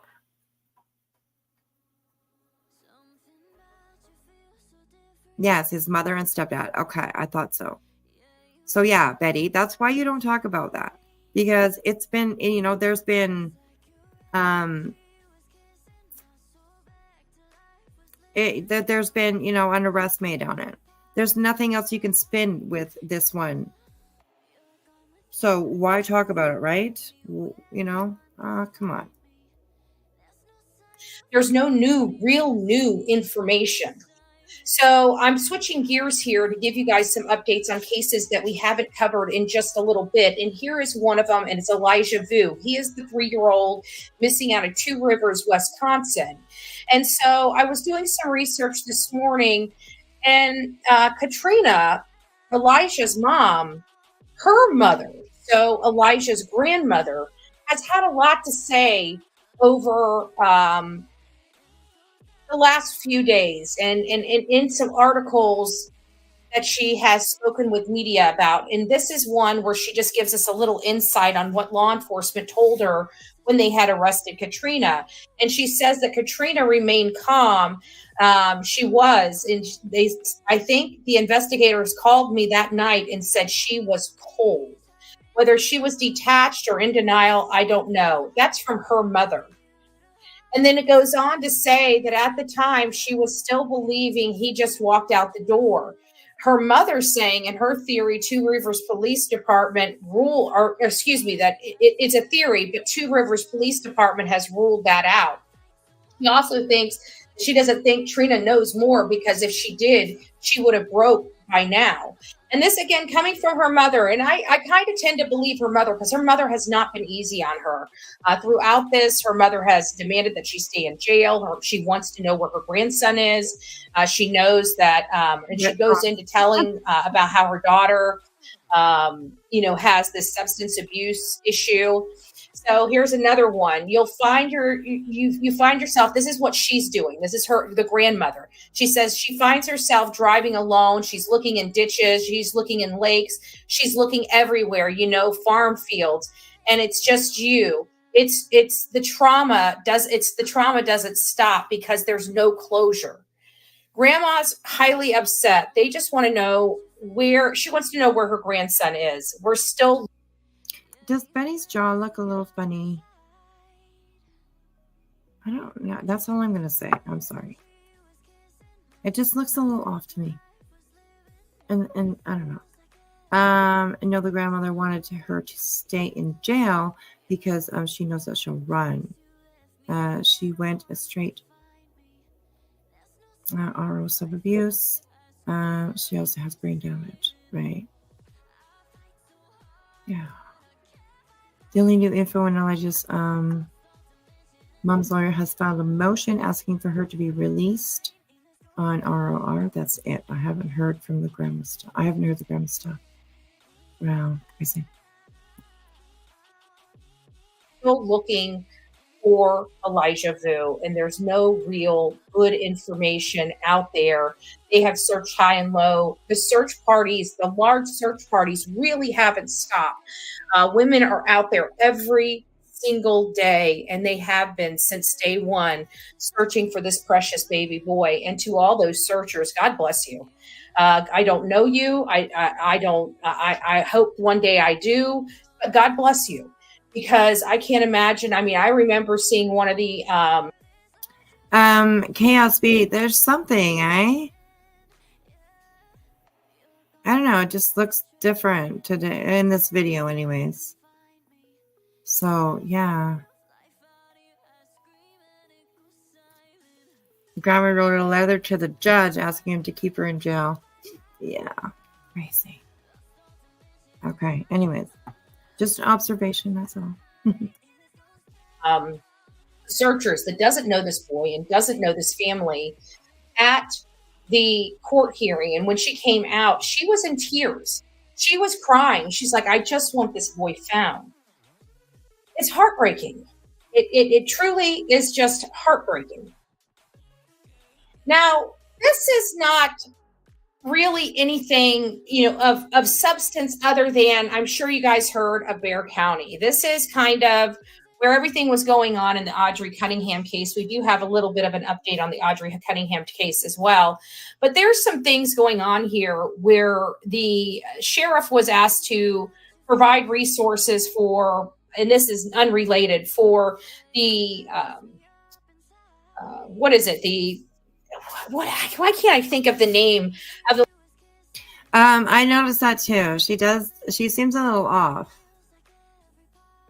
Like, she seems like me, searching for words and stuff like that. So, I mean, I don't know. You noticed it a few weeks ago. I've noticed lately that her mouth seems to be singing on one side, but I don't know. Anyways, crazy. Of the law enforcement, not Secret Service. It was a Secret Service. No, it wasn't Secret Service. What's the one? It's on the tip of my tongue, but they go all over the country. I don't know. I don't know why. I can't spit it out. I just read it. The long story short, this particular department did not give this law enforcement agency backup to go execute a high,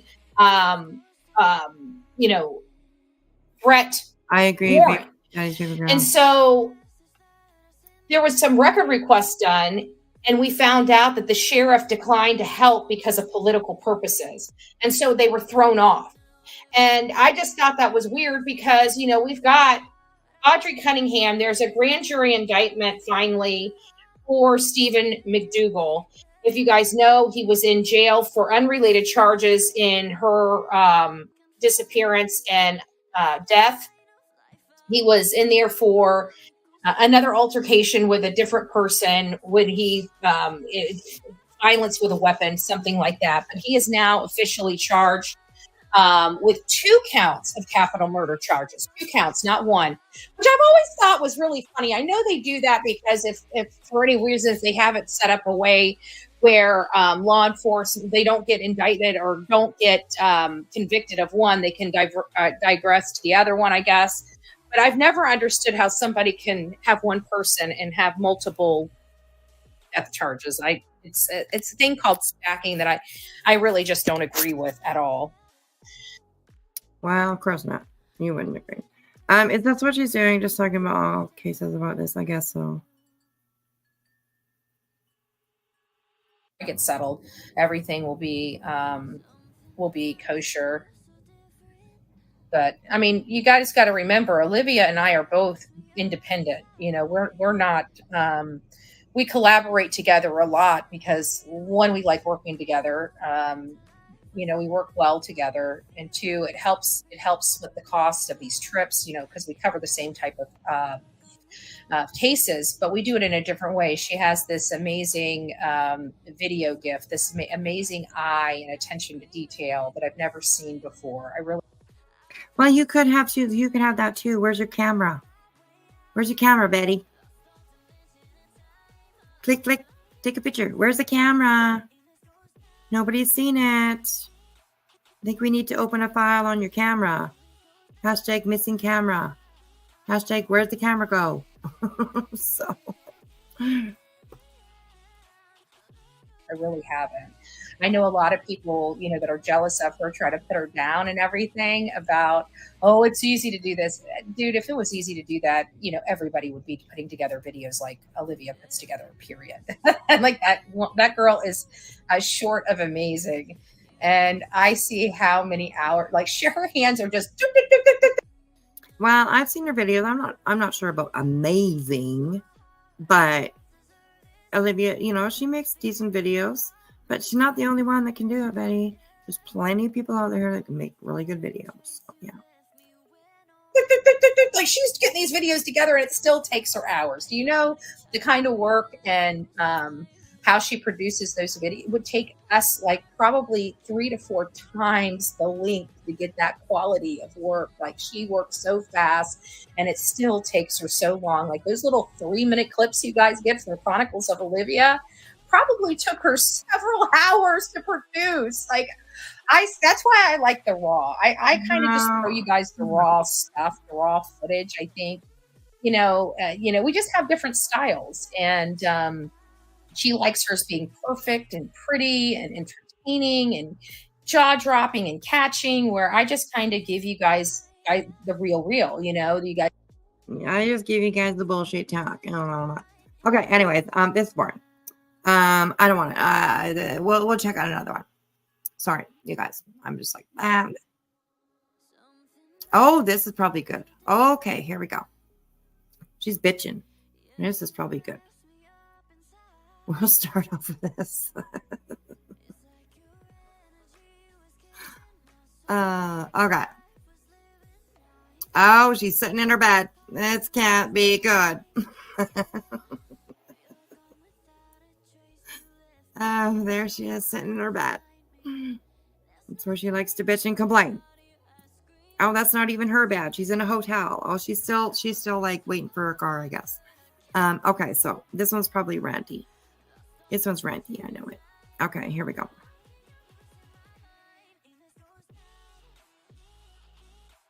Oh, she just does no intro. Okay, good. I hate her intro. It gives me the heebie-jeebies.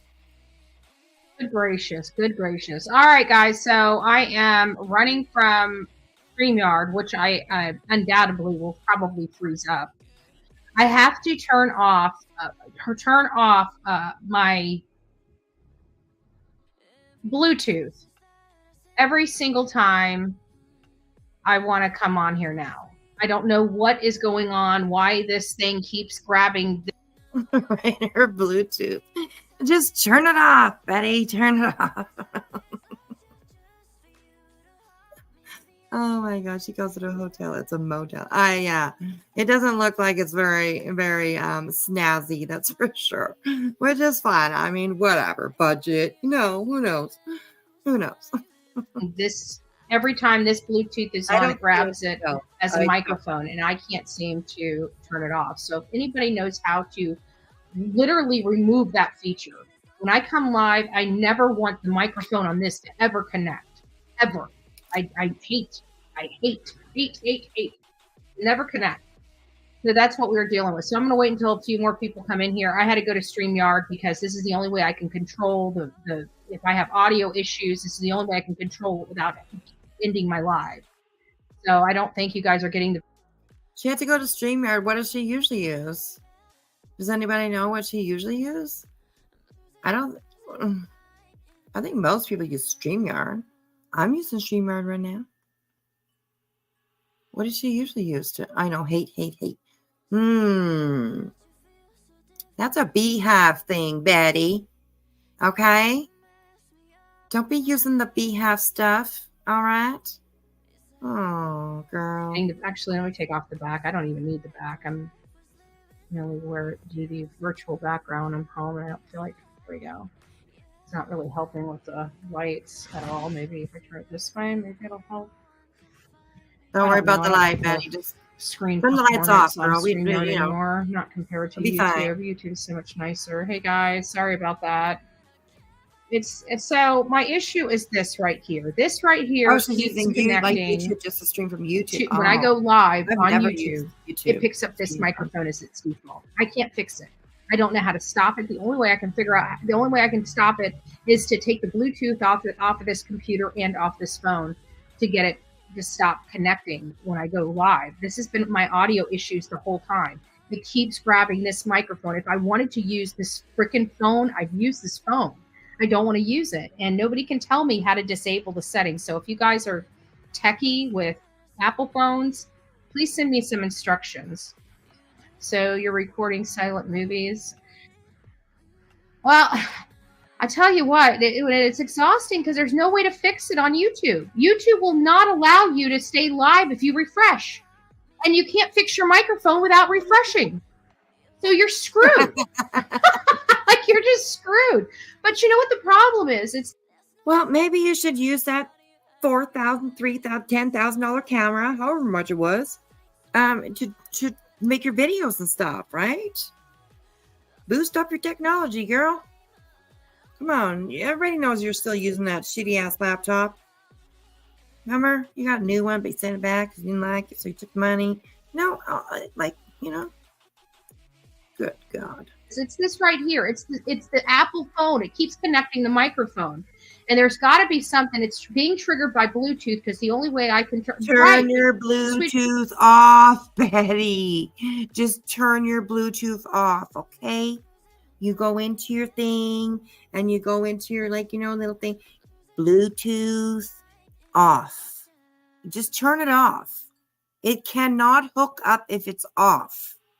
So, I don't know. Sweet as sugar. Why should I have to turn my Bluetooths off on every single thing just to run a live on YouTube? I should be able to disable it from being activated at all to begin with, and I can't figure it out. They make these called the Bluetooth. Just turn it off. When you go into your Bluetooth, you'll see a little.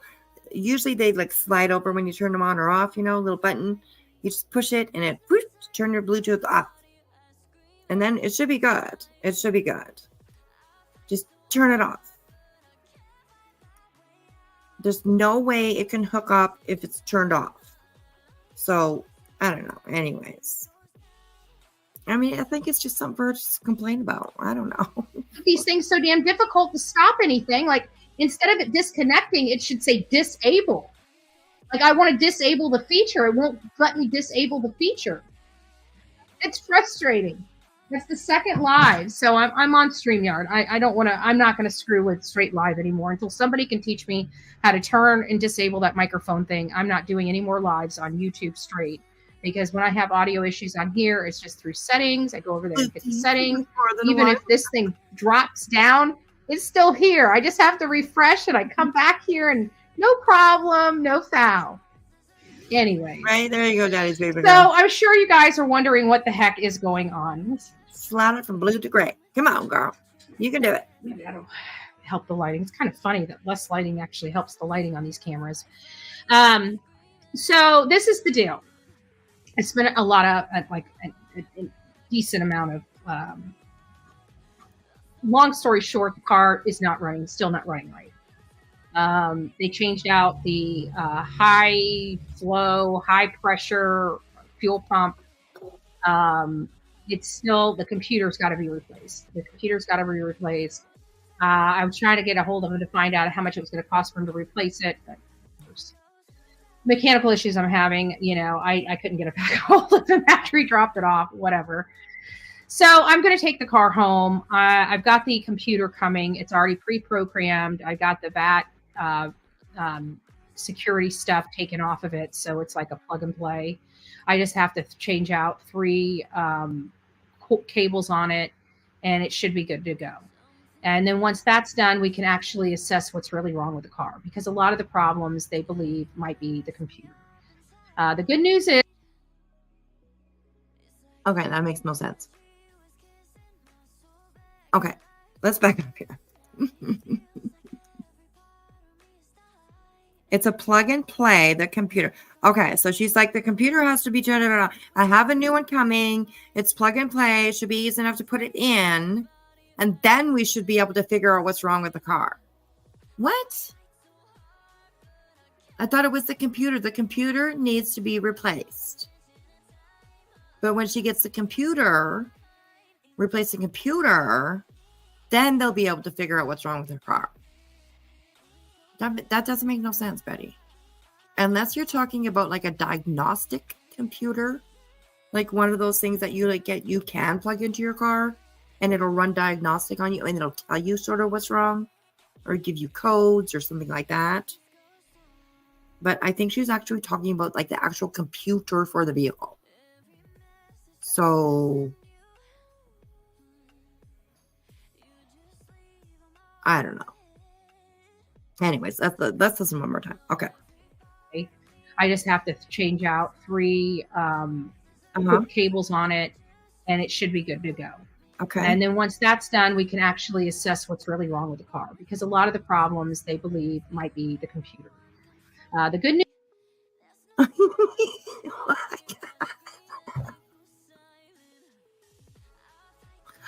Okay. So it's the computer. Okay. There's something wrong. They think it's the computer.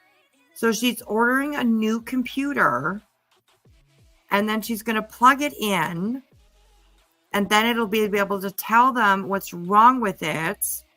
But they believe that it might be the computer. What? That makes no sense, Betty. No sense. Cannot people in her chat pick this up and say, what are you talking about? Okay, so by your logic right here, okay, the mechanic, he's like, I think it's a computer. And you're like, okay, I'm going to get a computer. Okay. And you can send it to me. Okay. And okay. Order a computer, send it to you. Okay. You can do it yourself. Okay. Plug and play, girl. Okay. Okay. So you're going to order a computer. You're going to install it. And then that computer is going to tell you what's wrong. And they think that it's the computer. So you're going to buy another computer. She makes no sense. Girl. Yeah, and she's worried about trying to fix Bluetooth. That's one of the smallest of your problems. Good news is, out of all of this, is the computer's on top of the engine, so it makes it easy to get to. It's always a pain in the ass because every time I have any type of battery problems, I got to take the damn thing off. I had no idea it was the computer. Okay, I had no earthly idea. I just thought it was an annoying piece of metal that some freaking engineer stuck on top of that battery for no purpose. There's a computer on top of her battery. She has to remove her computer in order to change the battery. I don't know.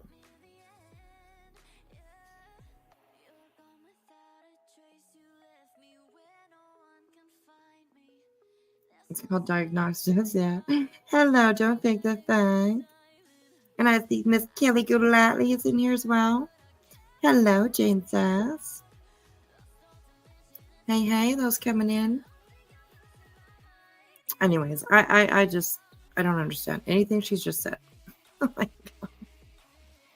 Why would, okay, I don't believe that either. I don't believe that she has to remove the computer to get to her battery. I just really don't. I've changed a lot of batteries in my life. I've hooked up a lot of batteries in my life. And I've never seen one of my car battery has the computer on top of the battery. Really? I've never seen that. One of my car batteries has a computer on top of it. That's strange. That's strange. I've never seen that myself.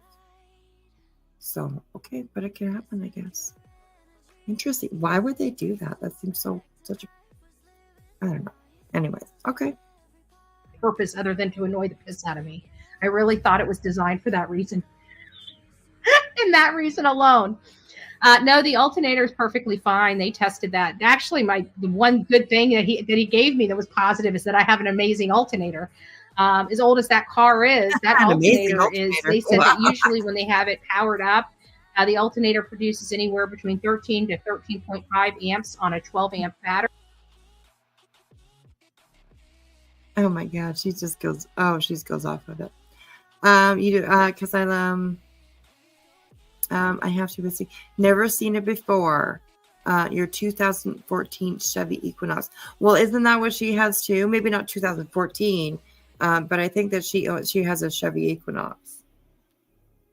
So yeah, I don't know. Get it together, Chevy. Come on, man. She Googled this, acting like she knows. Could be. Okay, what's she talking about batteries here? They say that usually when they have it. Okay, let's go back again. Oh, right. Okay, her alternator, her amazing alternator.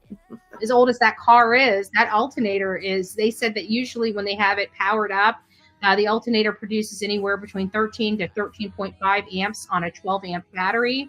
And he said my output was, I think 14 or 14 and a half. So battery, alternator, not a problem at all. This is a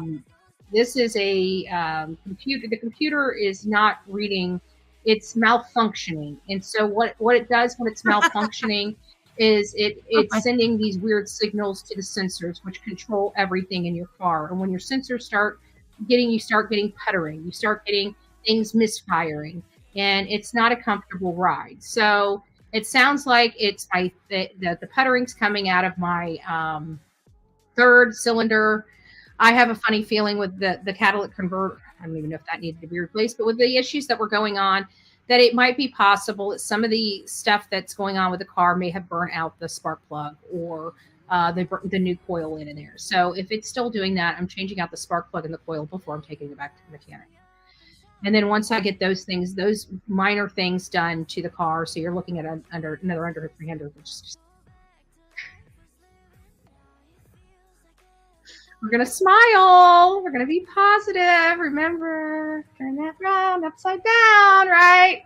So we're hoping that, no, I did not make it. No, Shelby, you're giving me a victory lap before the victory is had. I still haven't made it out of the state of Florida yet. Apparently, the state of Florida loves me so much. It says, we need more board, Betty. We don't want to let her leave. Come back here. We're just going to take her. You know? No, I think that was actually probably the universe saying, no, we don't want her in Tennessee. Keep her, Florida. Keep her, okay? Yeah. My brain. Actually, her brain. Crazy. Oh my gosh. Anyways, yeah, Betty, that was, yeah, it was the universe just saying, like, girl, you need to just stay the fuck home. Mind your business, girl. Mind your business. Leave Tennessee alone, okay? Leave Tennessee alone. They're taking me back. They're taking me back. So my home's calling my name. So we're gotta go home. We gotta replace a computer in my car. And then after we replace the computer in my car, pray to God that fixes all the problems I'm having, and no problem. Get on the road. Let's get on the road and get back out there, right? If we still have some problems, then I'm going to have to figure out what the hell's going on, okay? We had a little small, minor chug-a-chug-a-lug problem with my car. That's the only reason why. Like, I had some lights on the dash from the ABS thing. Could the ABS thing had waited another month or two? Yeah, it wasn't causing me anything. I had a functioning car. Well, the ABS thing, that might be actually part of the problem as well. Because that little light that she had on her dashboard, that was like, it looked like it was in parentheses and it is an exclamation mark. That has to do with your ABS. And it also could do with your parking brake. So that could definitely be a problem. I know with, I think it was, it could have been my hubby's Volkswagen, maybe. That light would come on. And it is ABS, yeah, anti-lock braking system. But it's also can have something to do with your parking brake. Either the cord, whatever, when you pull your parking brake, right? Of course, there's a cord, or not a cord, I guess it's not called a cord, but that pulls up, right? Of course. And a lot of times that can get almost like your brakes on your on a bicycle, right? Sometimes you have to tighten up the cord. You know, it can get loose or whatever. Anyways, so yes, I hope somebody brought up that to check her parking brake. So yeah. Car, it had a little chug in it. No big deal. I went from having a little chug in it to having a car die on me.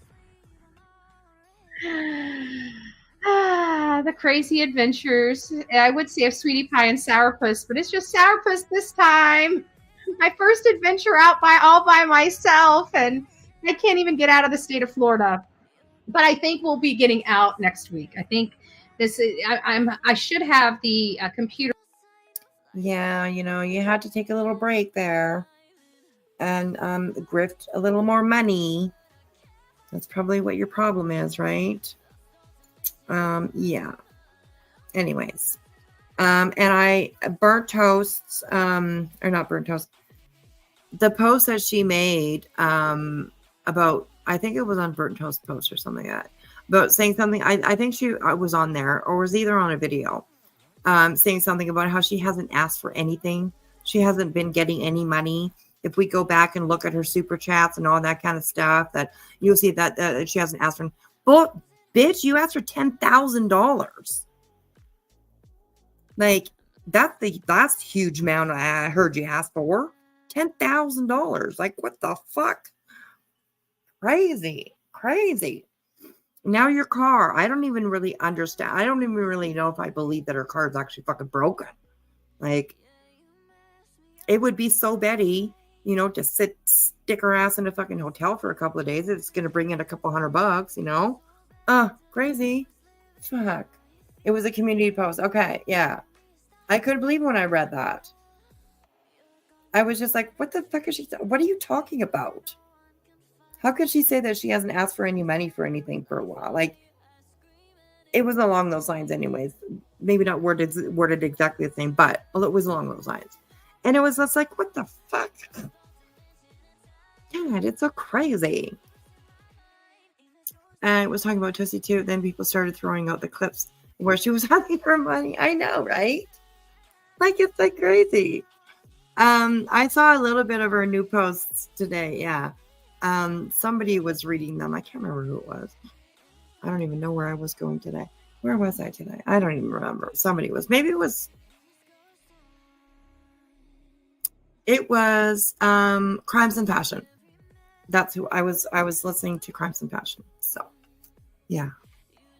Good night, Aussie girl. 7 p.m. Need to feed the man. I hope that you have a good night, sweetheart. Thanks for coming in and hanging out for a while. I appreciate it. I'm not too sure where the clips are. But they're out there for sure, definitely. Anyway, so yeah. Wire hangers showed them, didn't they? Could be.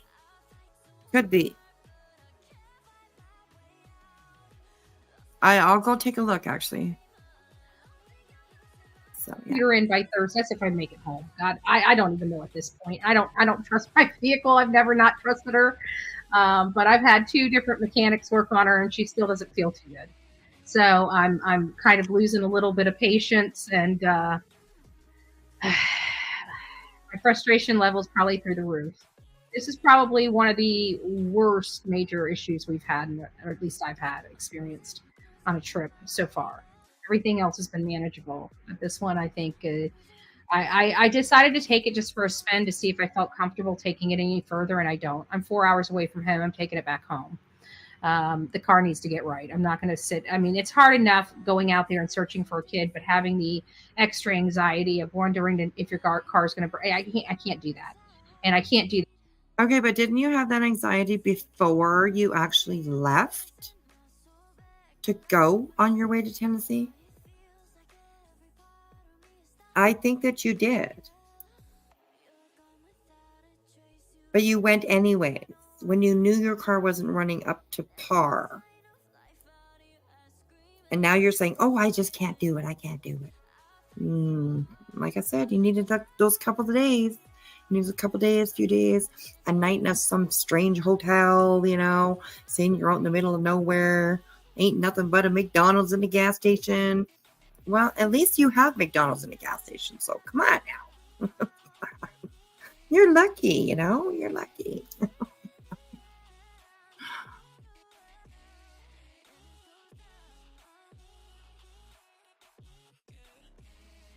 5 minutes, I give you a real convo. USA True Crime.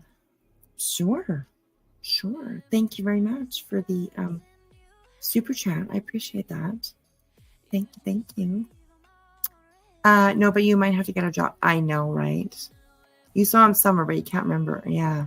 I know that today I watched mine on Crimes and Passion. She read those 2 posts. So I'm sure they're out there somewhere else too, but yeah, that's where I saw mine. So but thank you, Tony. I appreciate that. I really do. We should do a real quick one. What time is it? Oh my god, it's already 2:30 at my time. Damn, I didn't notice that. Okay. All right, watch your earbuds, you guys. Just a quick one. So, back with you, 2-1. Thank you, Tony. I appreciate it. We gon' get it. We gon' get it on. We gon' get it. We gon' get it. We gon' get it on. We gon' get it. We gon'. Thank you. It's 5:40 your time. Oh my goodness, I didn't even really realize that it was 2:30 already. So, okay, we'll go for a little bit longer, and then I really want to try to go live this weekend. I usually don't do lives on the weekends, but I would like to do something that's like a little more daytime. So I'm going to try to come live this weekend, and we can finish this one up, but we'll watch a little bit more. So. Can't do that so far from home. That'd be foolish. That'd be stupid. So at this point, it's just we're just going to take it, get home. Once I figure out what's going on with it.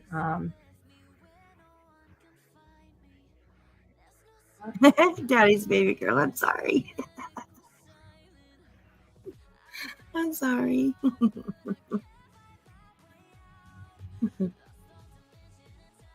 Okay. All right. We'll do. But anyways, that's just it. So I already have some places I was going to search. I had some things that you guys know about, some things that you guys don't know about, and I'm just going to keep those under wrap because it does sound like I am, but I've been saying this for some of the being out there. I've never had car issues like this. I will be honest with you. Nerve-wracking is probably an understatement of what this experience has been. The unknown, being in a hotel, being broke down. Like, I've never been broke down in my life. I mean, well, I shouldn't say that. I've been broke down one time, but it was an alternator, you know? My best friend, even though he took forever to get there, he ended up towing me and my husband, like, I don't know, all the way home. I mean, we had a tie strap break on us.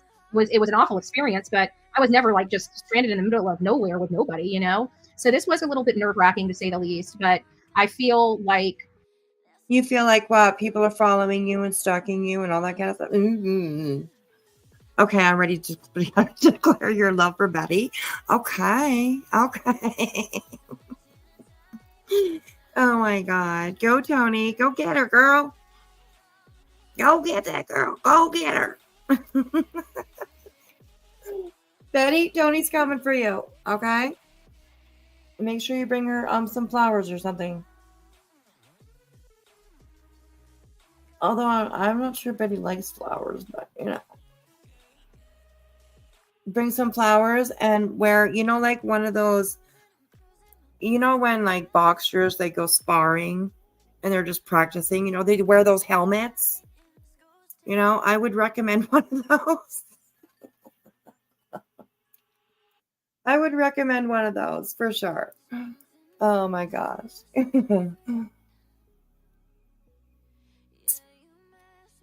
Oh, too crazy. I wear a neck guard. That's one of those two. Yeah. Like, protect your head. When you go to see her, protect your head. Oh my gosh. Anyways. I don't know. We're just bugging. It sucks. I won't lie. This freaking sucks, okay? But I have to say, this is going to be something I'm going to be able to laugh about, okay? It is a funny experience. It is I just want a mechanic that's just not going to screw me, you know? I mean, if I'm going to get screwed... But you've said several times that you love your mechanic, so... But I guess you're not with your mechanic. You know, being stuck out in the middle of Florida somewhere. I don't even know where she's stuck, but anyways, girl. Mm-hmm. You love your mechanics. Come on. You're a mechanic. Why did you save all your... You could save yourself so much money. You really could, because you're a mechanic. You were a mechanic at what, 5? Was it 5 or 2? I don't know. I get them mixed up. Mechanic, accountant. I get them mixed up, so I'm not too sure.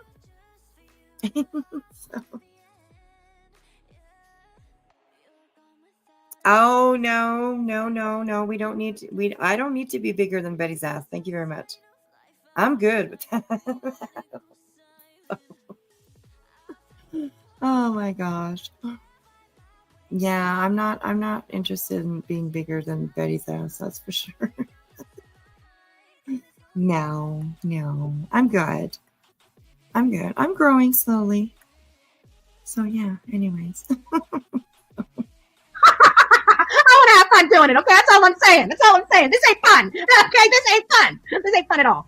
So I'm dealing with this right now, but I'm trying to keep a positive vibe going. You know, I just keep saying, you know, hey, you know what? At least I'm blessed enough to be dealing with this experience. Right? TJ. Telling my mods ago. We were in the chat, and I said, you know, I feel like, you know, it's crazy because I feel like I'm being compelled to stay in Florida by this mystical, go talk about it with Betty. Have you ever seen Betty when a sexy man comes up on her panel and talks to her? You'll make her face red. You'll get she'll start cackling. We've seen it a few times. You know, when a guy goes up and it's like, hey, Betty, hey. You know, she loves that kind of stuff. I would recommend it for sure. Construction at 2 years old, accountant at 5. Don't know about the mechanic certification, you know, in utero maybe? Yeah. Oh my God. Oh Lordy, too funny. Let's see if we get out of Florida. I feel like I'm in like the Groundhog's Day movie, okay? And so I tell my mom, I said, I feel like I'm supposed to be learning something from this. Like, I feel like there's supposed to be something here. I said, I don't think I'm learning it. Because I keep going through this. I said, I don't think I'm learning what I'm supposed to learn. One of them said, I can't remember what the actual comment Of course, was. yeah. Something about a long time ago, like perhaps when you were standing like outside the laundry's house, okay, you should have learned then, but you didn't. And I don't think you ever will, Betty. So it's just, I don't know. You have Betty's autographed panties. Cost you 3 weeks' wages. Brilliant.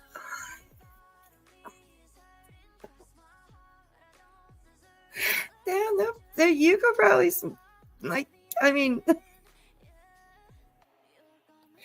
put them up for auction, man. You can make some money. And then you can send it to her and she can fix her car. Oh my gosh, you guys. It was good that we went into the, it was good that we went into the drama because we needed to laugh, right? So, oh, Tony, we're having fun with you. I hope you don't mind. You guys don't know me. No, you don't. I don't know you. That's the truth. I don't know you. But you've brought laughter for sure. So we appreciate that. about, maybe it's not supposed to be learning. Maybe it's just supposed to be getting through with Poison Grace. Learn, Betty. I started laughing so loud. Poison Grace. I am a mouthy country girl. Like I told her, I don't think that's in my vocabulary. This is about as much Poison Grace you get from Bullhorn Betty. You see what the captions pick up for it? Poison Grace. Instead of poise and grace. Poison Grace. See? Even closed captioning knows, Betty. Even closed captioning knows. Tell you that. Oh my God. Oh, good gracious. Good gracious. But I gotta tell you, I was just on TikTok, and I gotta tell you, when these cameras go off, I know you guys are thinking, oh, good, I wish. Well, at this point, it was funny that you say that because they were talking about something on this, and I said, something about everything's going to be all right. And I said, I wish Bob Marley was riding shotgun because I don't smoke and toke, but I don't know after this, I might want to relive those days. I have to be honest with you. When you're just up to here, when you're absolutely just up to here, this has been the last few days. So I can honestly tell you that I've been trying to laugh, but there have been my moments of just not laughing. We'll leave it at that because that'll make it PG. Well, it's nice to see you, Casual Christy. I hope you're doing well, honey. I hope you're doing well. Trust me, guys, I'm in like the backwoods here. I just saw somebody's comments asking me if I was under the influence of substances. Where am I getting substances? Because at this point, if there's somebody out there, I probably would use them at this moment. No lie. No lie. Oh, I was about to say something really, really bad, and I know that it would have offended somebody, so I'm going to keep my mouth shut. I hope you pray and you're able to make it back to Florida. I'm in Florida. That's the problem, Linda. I never quite made it out of Florida, which is really, really sad. This has been experienced through the books. I've never, ever not made it out of Florida. I've never not made it to my destination. Like, this literally is a first for the Bullhorn Betty show. Literally the first. Now, we've had some close calls. I remember coming back from Summer Wells. It was when I had just changed the ignition coils out, and the ignition coils went bad. And the mechanic ended up changing them with lifetime, which I might need to do. Long story short. And so the car got bad. And I remember we were coming back. And I tell this story because it is the funniest damn story. If that hair touched me, I would need to shower for an hour. Yeah. I mean, you could shower with her. It's like one of those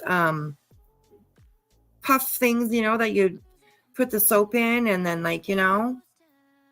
it's almost like that. You could just cut a chunk off and roll it in a ball. You know what I mean? So, and she did do a rant on the way home. So let's go check that one out.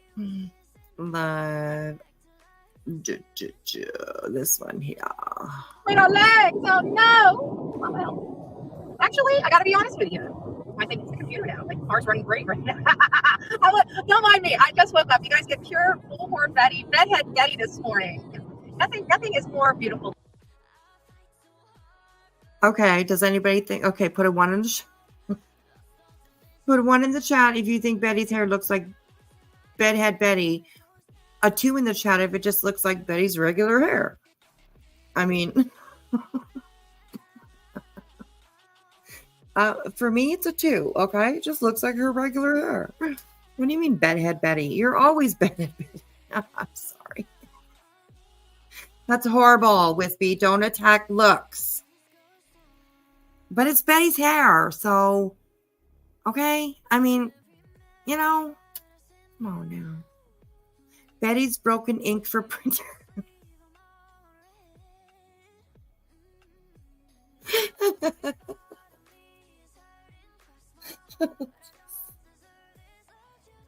Oh my God. All right.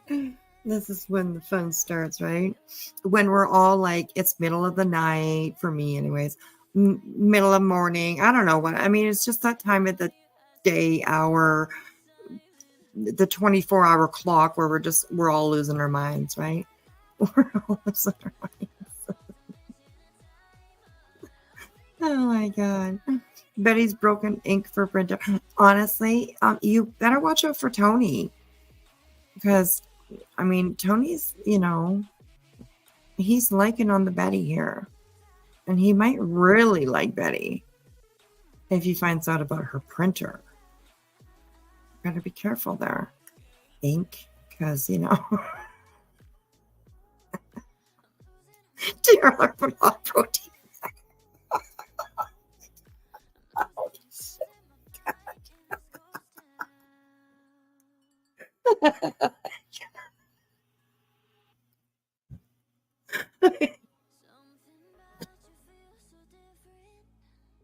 Oh my God, I would tell you no. Don't say that much. That was a good one. Okay, I'm sorry. I'm sorry. Tony, we don't talk like that around here, but that was funny as fuck.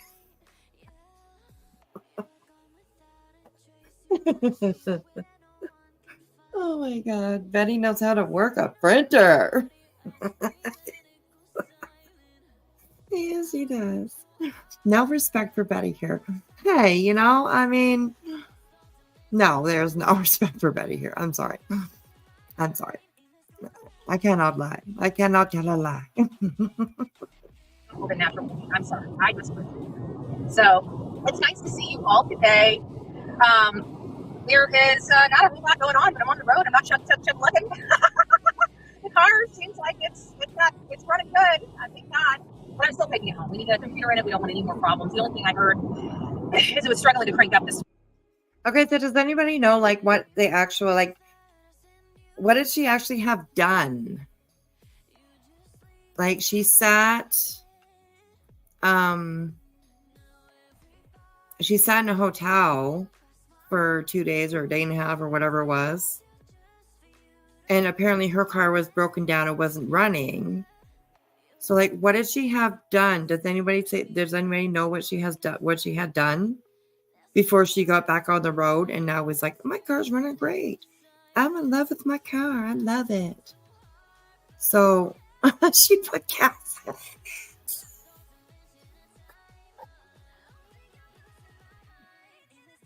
So she went to McDonald's instead of the gas station because she said there was just a McDonald's and a gas station. So Betty, you made the wrong choice, obviously. Oh, shit. She gifted for 2 days. For fuck's sakes, no respect around here. I know. We're horrible people. We're horrible people around here. Come on now. Oh, the mechanic there fixed it enough to get her back home, she said, after my whatever in Brown Toast's live. Oh, interesting. Isn't that fantastic? This morning, and that was the and they said that might have to do with the computer because it's got low voltage or whatever going on with it. So I hope everyone's doing crazy this morning, doing better than me. Hey Ash, it's nice to see you going on. And that was the any more problems. The only thing I heard is it was struggling to crank up this morning, and that was the and they said that might have to do with the computer because it's got low voltage or whatever going on with it. So I hope everyone's doing crazy this morning, doing better than me. Hey Ash, it's nice to see you. I put something on my glasses. And cars freaking smooth. I don't know what to say. I'm changing out the computer. I changed out the computer. My phone is hard talking just fine. Like literally, I had like literally no problems. The check engine light's still on though. Other than that, we're heading home. Literally, I had like literally no problems. The check engine light's still on though. Other than that, we're heading home. So we know at least I feel comfortable and confident in the way of driving on the interstate. So as soon as this computer is changed out, we're getting back on the road. Hell or high water. This is literally Tennessee or bust. The bank account's going to be zero if we don't get to Tennessee. We're getting there. A little engine gets good. I think we can. So it's nice to see everybody. I know, right? She said that the freezer food, right? Motel freezer food. Wasn't that the only food around? I think it was like McDonald's was too far away to walk to. I think that's what it was. So even her car is sick of her at this point, right? Yeah. Oh my gosh. It's just too funny, honestly. I'm happy to have my car. I'm happy it's not chugging. I'm so happy. I'm happy I don't feel like I'm going to break down. We still have some repairs. We're going to get those repairs. But I definitely feel much better. Now that I'm driving down the interstate, I'm feeling much more confident in the repairs. Thank God. I was going to cry. I did cry. What am I pulling? Lord have mercy. That's the most I've ever paid in auto repairs in my life. So you can imagine my frustration. I know there's a few hate channels that are already doing lives, making fun of me, fun of this whole experience. But all I simply can say is don't be disrespectful to your audience because your audience has all been through this before. I guarantee that. This was not a very pleasant experience, but one for the books. So, anyways, I'm just glad. At least now we know it. The next try, we're getting out of Florida. Yay! Like, this thing is riding smooth. It really is. It feels like I'm driving on a pillow. I feel like I got my car back. It's still a little sick. But it's getting there. So how is everybody doing this wonderful morning? I don't even, what day is it? Is it Tuesday or Wednesday? That's the face of honesty. I really do. I think it's Wednesday. Oh, you think so? Buddy, I wish, okay? I hate to burst everybody's bubble, but I am truly a walking nonprofit organization. What comes in really does go out. That doesn't leave a whole lot for the budget. Okay. You are not anything close to a non-profit organization. Not even close, Betty. I can't believe she just said that. A non-profit organization. No. Definitely not. Is that what she's trying to push herself out as? Girl. See, what is it? It's not 501. Is that it? 501c3 or something like that or whatever. It's 5150. Those are the numbers you need to know. Okay. 5150. Just go to any hospital, any law enforcement agency, any fire department. Okay. And just say 5150, please. I'll take a 5150. 501c. Okay, that's for a nonprofit. Yeah, it's not 501c that you need to know. 5150. Close. I mean, some of the same numbers and stuff, right? But yeah, I would suggest like maybe one of the fire departments because I mean, firefighters, I'm good looking. I mean, who wouldn't want, who wouldn't want them to take care of you, okay? But yeah, it's 5150, not 501c. Got it right there. Oh my gosh. This girl. For a new car. So if everybody's like wondering why this was supposed to be a $1,300 repair. If I knew I was going to pay close to $3,000 for all of this, I would have just ran the car into the ground and used that $3,000 for a down payment on a new car. But this was went from a $1,300 problem and just spiraled out of control. And here we are. That's all I can say. It definitely was not expected, but it wasted this whole thing. I don't know. It's just like money and problems. That's all it is. Tony, we'll do maybe panel another night. Tonight, yeah, no panel tonight. I'm about to get off of here anyways, because it's like 3 o'clock in the morning where I am. Yes. But yeah.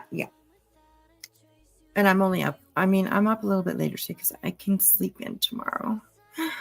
It's awesome. It's awesome. Best part of Hoover's on the hooves. Heifers on the hooves. 5150C.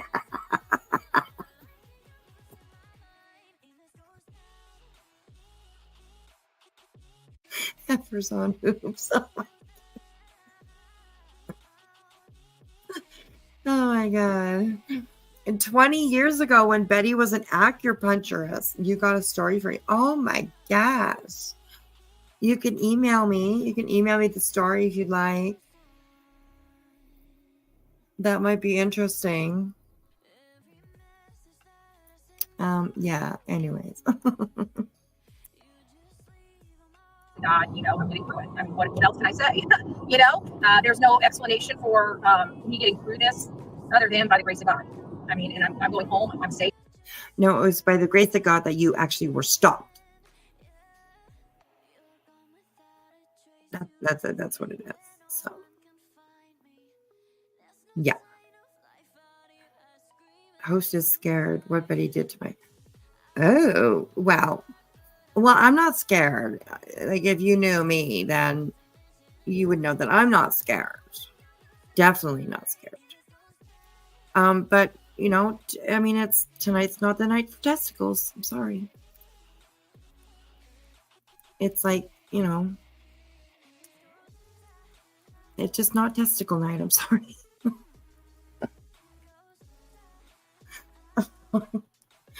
Maybe another night though. Safe.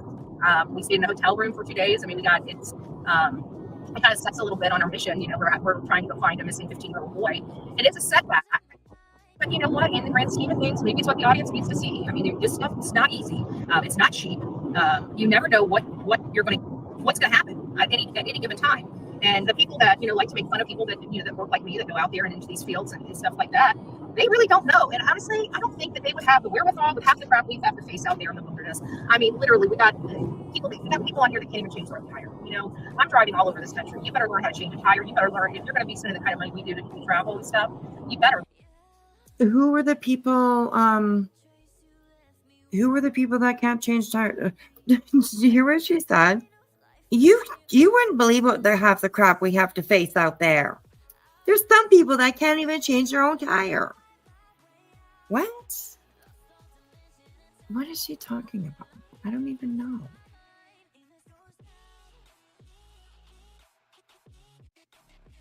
Good morning, Kit. How are you? Good to see you. Thanks for coming in, hon. I think you've been doing like just Chad Daybell, haven't you? I've seen you on there working hard, getting up early in the morning to cover that stuff. So, hello, Underlight. How are you? Tony, I'm starting to really like you. Oh my God. Hey, Banana Butt. I'm pretty sure other people are better equipped. Definitely. Betty's passed. Panel me sometime. Your ovaries, so to speak. Oh, best wishes. Sorry to be rude.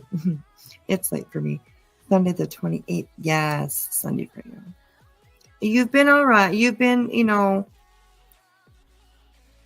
a little much, but thank you. I appreciate your last comment for sure. So, Banana Butt. Now that's a name, right? That's a good name. Okay, let's I don't know. We'll do like about another I don't know, maybe 5-10 minutes, and then I'm gonna call it a night. So stuff like that. They really don't know. And honestly, I don't think that they would have the wherewithal with half the crap we have to face out there in the wilderness. I mean, literally, we got people on. Oh, gee, it's a fate out there in the wilderness. Wow. I mean, seriously? Crocodile Dundee now? Out in the wilderness. I don't know. Can't even change their own tire. You know, I'm driving all over this country. You better learn how to change a tire. You better learn, if you're going to be spending the kind of money we do to travel and stuff, you better learn. So, hold on a second, guys. Never want to upset. So what she did right there, if you guys will notice, you know, I'm driving all over the country. You better, okay, you watch. It cuts out and then it starts up again. It's a little bit hard to see, sort of, because like her camera just stays in the same spot. But there was a police officer that drove by her, and she turned her camera off for a second so that he won't be able to see that she's actually streaming and driving. You know, which says what? That she knows that it's fucking illegal. And she does it all the time. All the time. And honestly, lately, one of my biggest fears with Betty is that we're going to see something horrible live. Because her luck is going to run out. And one of these days, she is going to end up in an accident because of the streaming and reading that chat while she's driving. Crazy. I just don't even, you know.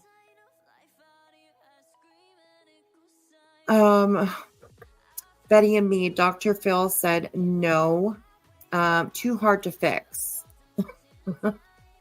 You gotta go. Oh my gosh.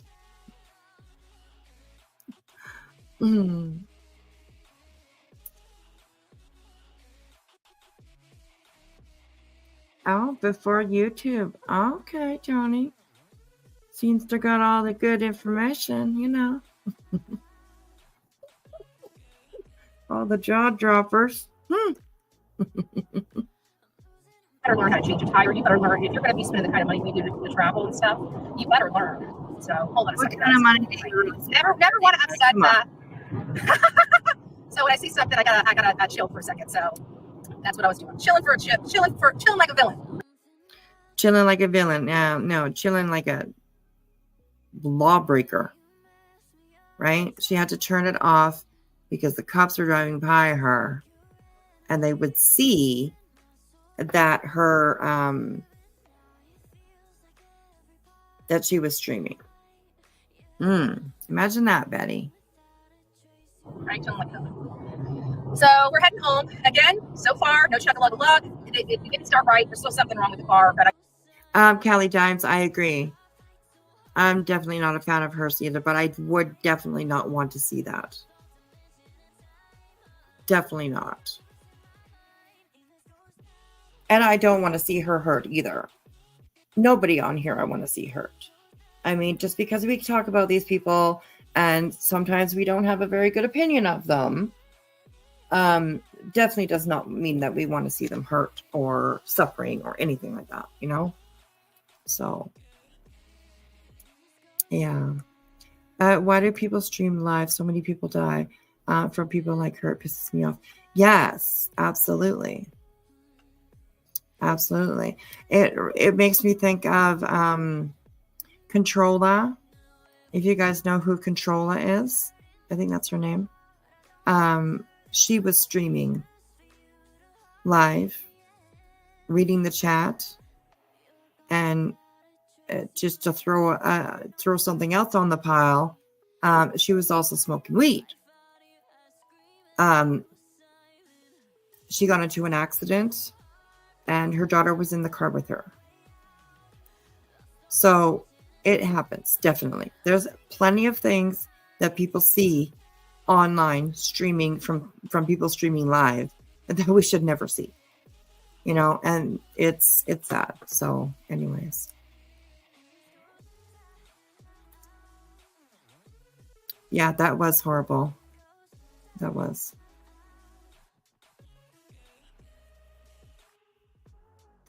Me too, Callie. Very, very good said. Very good said. Very well said. So, yeah. Kind of crazy. Sad though. I mean, it's just bound to happen. People like her definitely their luck runs out on them. It take that many chances You can't roll the dice every single time and win, you know? So But I feel confident at this point that no matter what goes on from this point forward, the car's fine. It just needs to be here. Like I'm driving this car and I can tell you this car hasn't driven like this for a while. Around town on the lower gear, because I think it's I think we're getting a misfire at cylinder 3, which could all be generated by the computer malfunction. But it seems like right now the computer is functioning fine. We just got started. We still have 3 hours. Remember, whenever we were driving this far, the first 3.5 hours was great, right? Until it wasn't. But you know what? If we break down, if we calculate like on a 3.5 hour breakdown, I should be in the front yard of my house when the next one happens. But I feel comfortable. This car's driving really good. Really good. Thank heavens. I don't know who said all those prayers last night. I know I had my prayer warriors out there. Whoever was out there praying last night for Betty, God bless you. Betty's getting home. Betty's getting home in record time. Like I'm able. Like I won't tell you my speed, but I will tell you that the car seems like it's running top notch. Okay, it seems like it might have a good control. Get back safe and safety zone. Yes, but guys, I'm in the safety zone. Look, we're driving. You know, chug a lug of loves. Just like that. Just like that. State trooper gets everybody. What the hell? He just passed me. I don't speed. Well, I was just speeding. That's because I needed to make sure the car wasn't chugging like one. That's my story. I'm sticking to it. I got my damn seatbelt on. Be happy. Be happy. She was speeding. So what is going on? Oh my goodness. Okay, she was speeding because she had to see if the check engine light was on. Okay, and let's try this again here. Wait a minute. The state trooper gets everybody. What the hell? He just passed me. I don't speed. Well, I was just speeding. That's because I needed to make sure the car wasn't chugging like one. That's my story. I'm sticking to it. I got my. Okay, she was speeding, but she did because she had to make sure her car wasn't checked.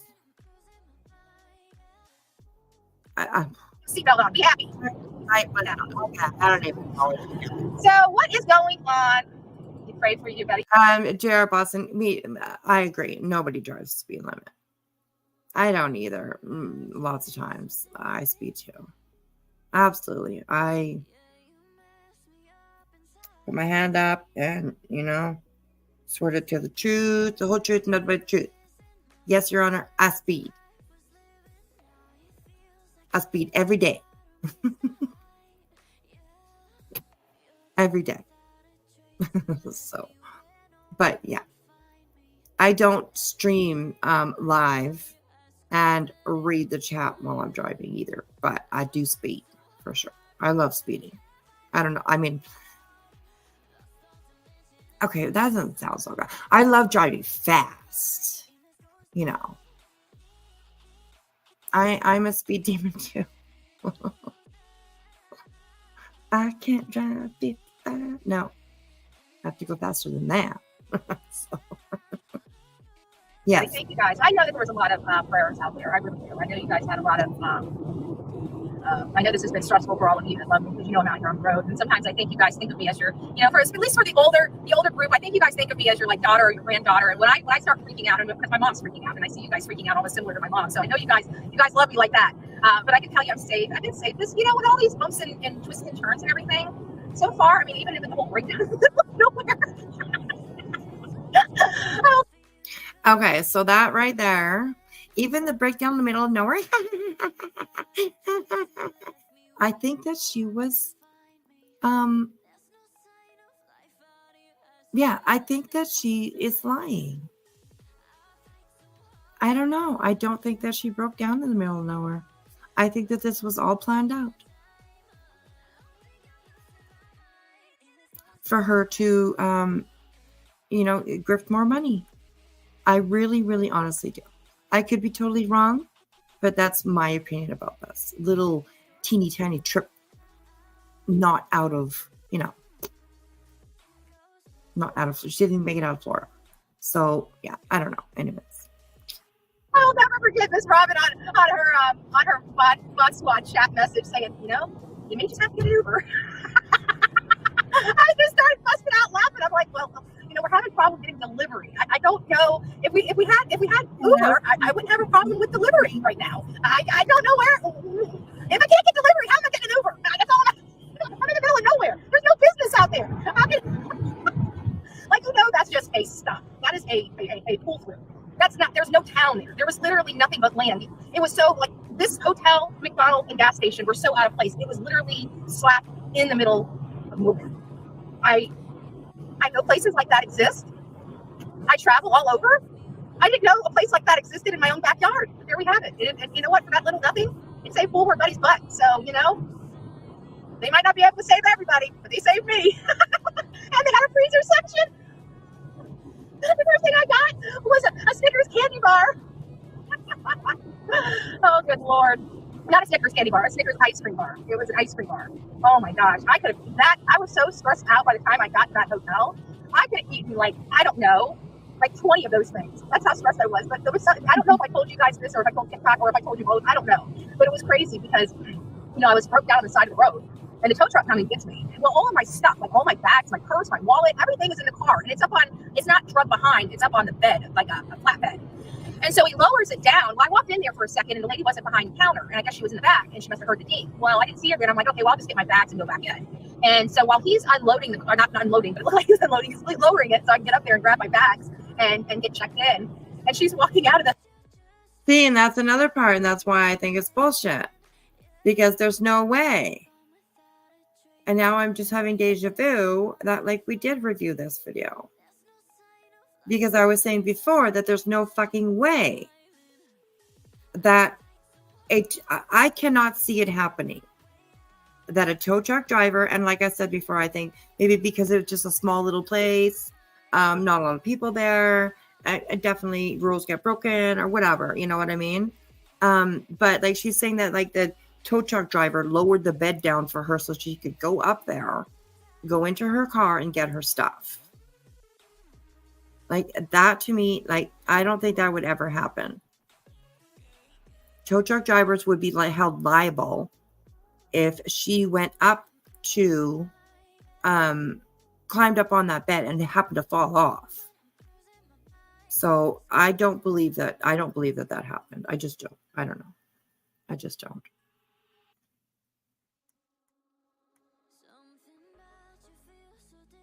Out of the hotel and she's like, yes, may I help you? And I'm like, yeah, I need a room for the night. And I pull, you know, and she's like, oh, okay. And she's like, so what's going on here, honey? And I'm like, well, you know, I got broke down and everything like that. And she's like, oh, okay. You know, and she's watching this tow truck, you know, lowering the bed of this thing. And she's like, so is it operational? She's keeping such a straight face with me. And I finally caught on. She's not ready to rent me a room if my car doesn't start. And I'm like, oh no, I'm just getting bags out. I said, it's going with the mechanic. I said, I'm not. I said, it's not staying with me. And she's like, oh, okay, great. That's. You can't make this shit up. But her face, you know, she had this level of concern, but you know, confusion. She at least, you know, evaluated the situation before she came out. Because the day I was having, I'm not lying. Literally the day that I was having, if she would have came out and said, I hope you're not dropping this right here. You can't stay here, etc. I would have lost my shit. But she was so sweet about it. She's like, I didn't even. Oh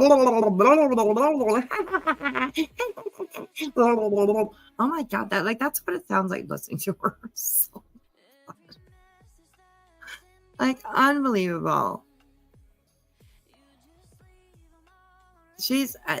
I don't know. I don't believe that either. That like somebody in a hotel would be like, I mean, you're staying in a hotel, you're not moving in. You know, I think that they would be fine with having your car parked in the parking lot overnight or whatever, you know? Like, I don't know, that just didn't make sense to me. It's the same laugh you hear in every Saw movie when someone is about to die. Yeah.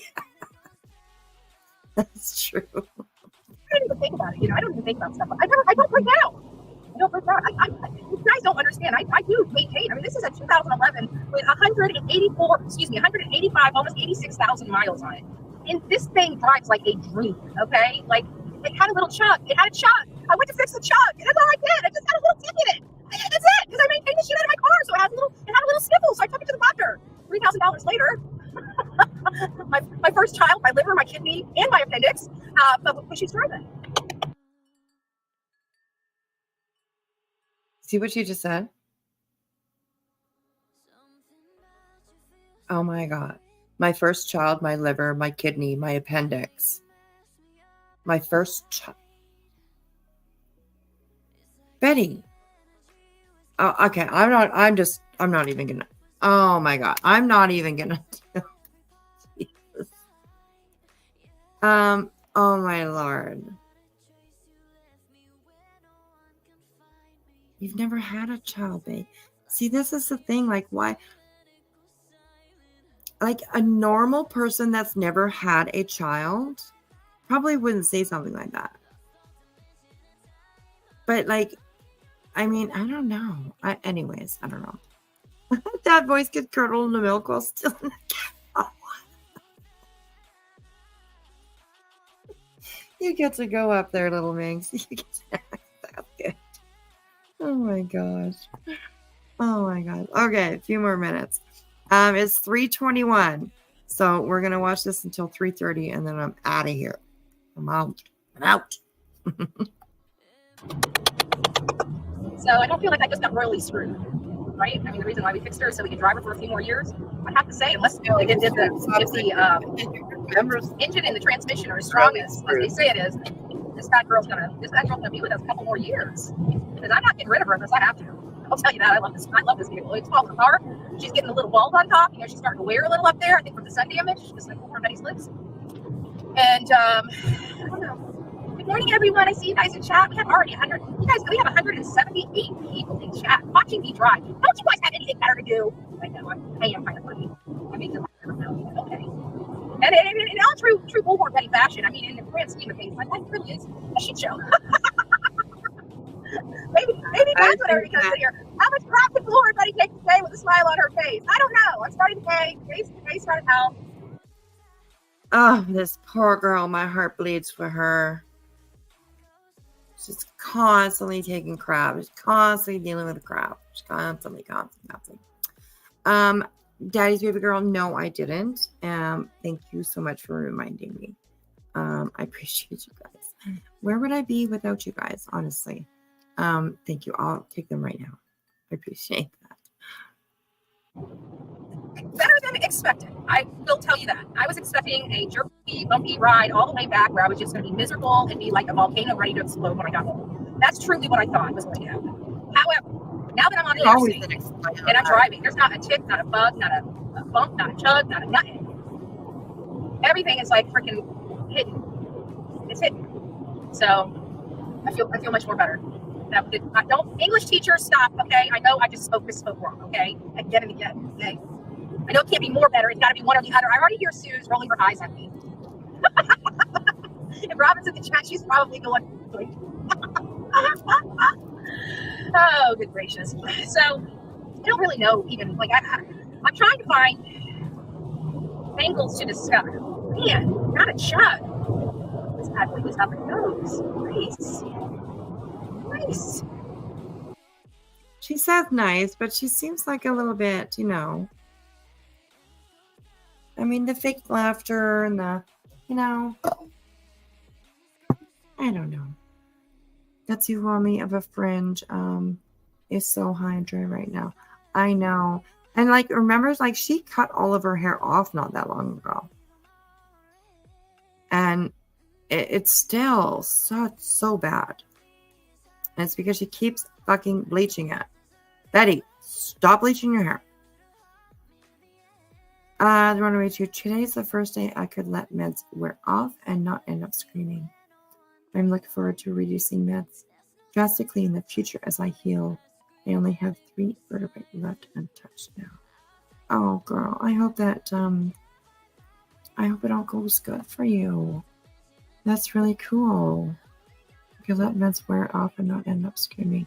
That's amazing. And yes, absolutely, you got this. Oh, that makes me really happy.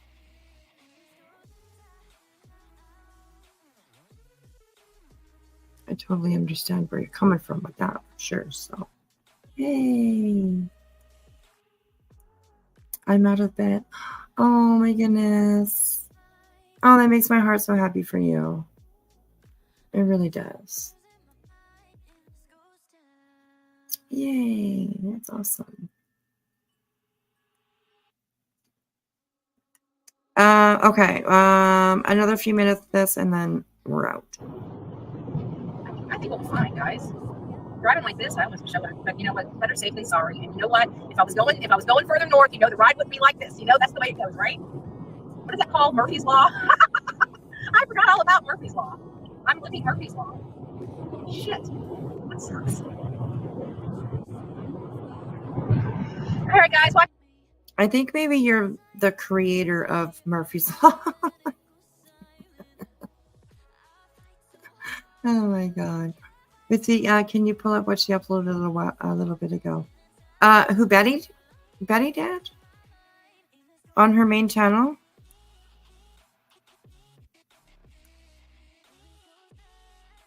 A video or a live? Oh, 23 minutes ago. Oh, look at that. Yeah, absolutely. Hang on a second here, guys.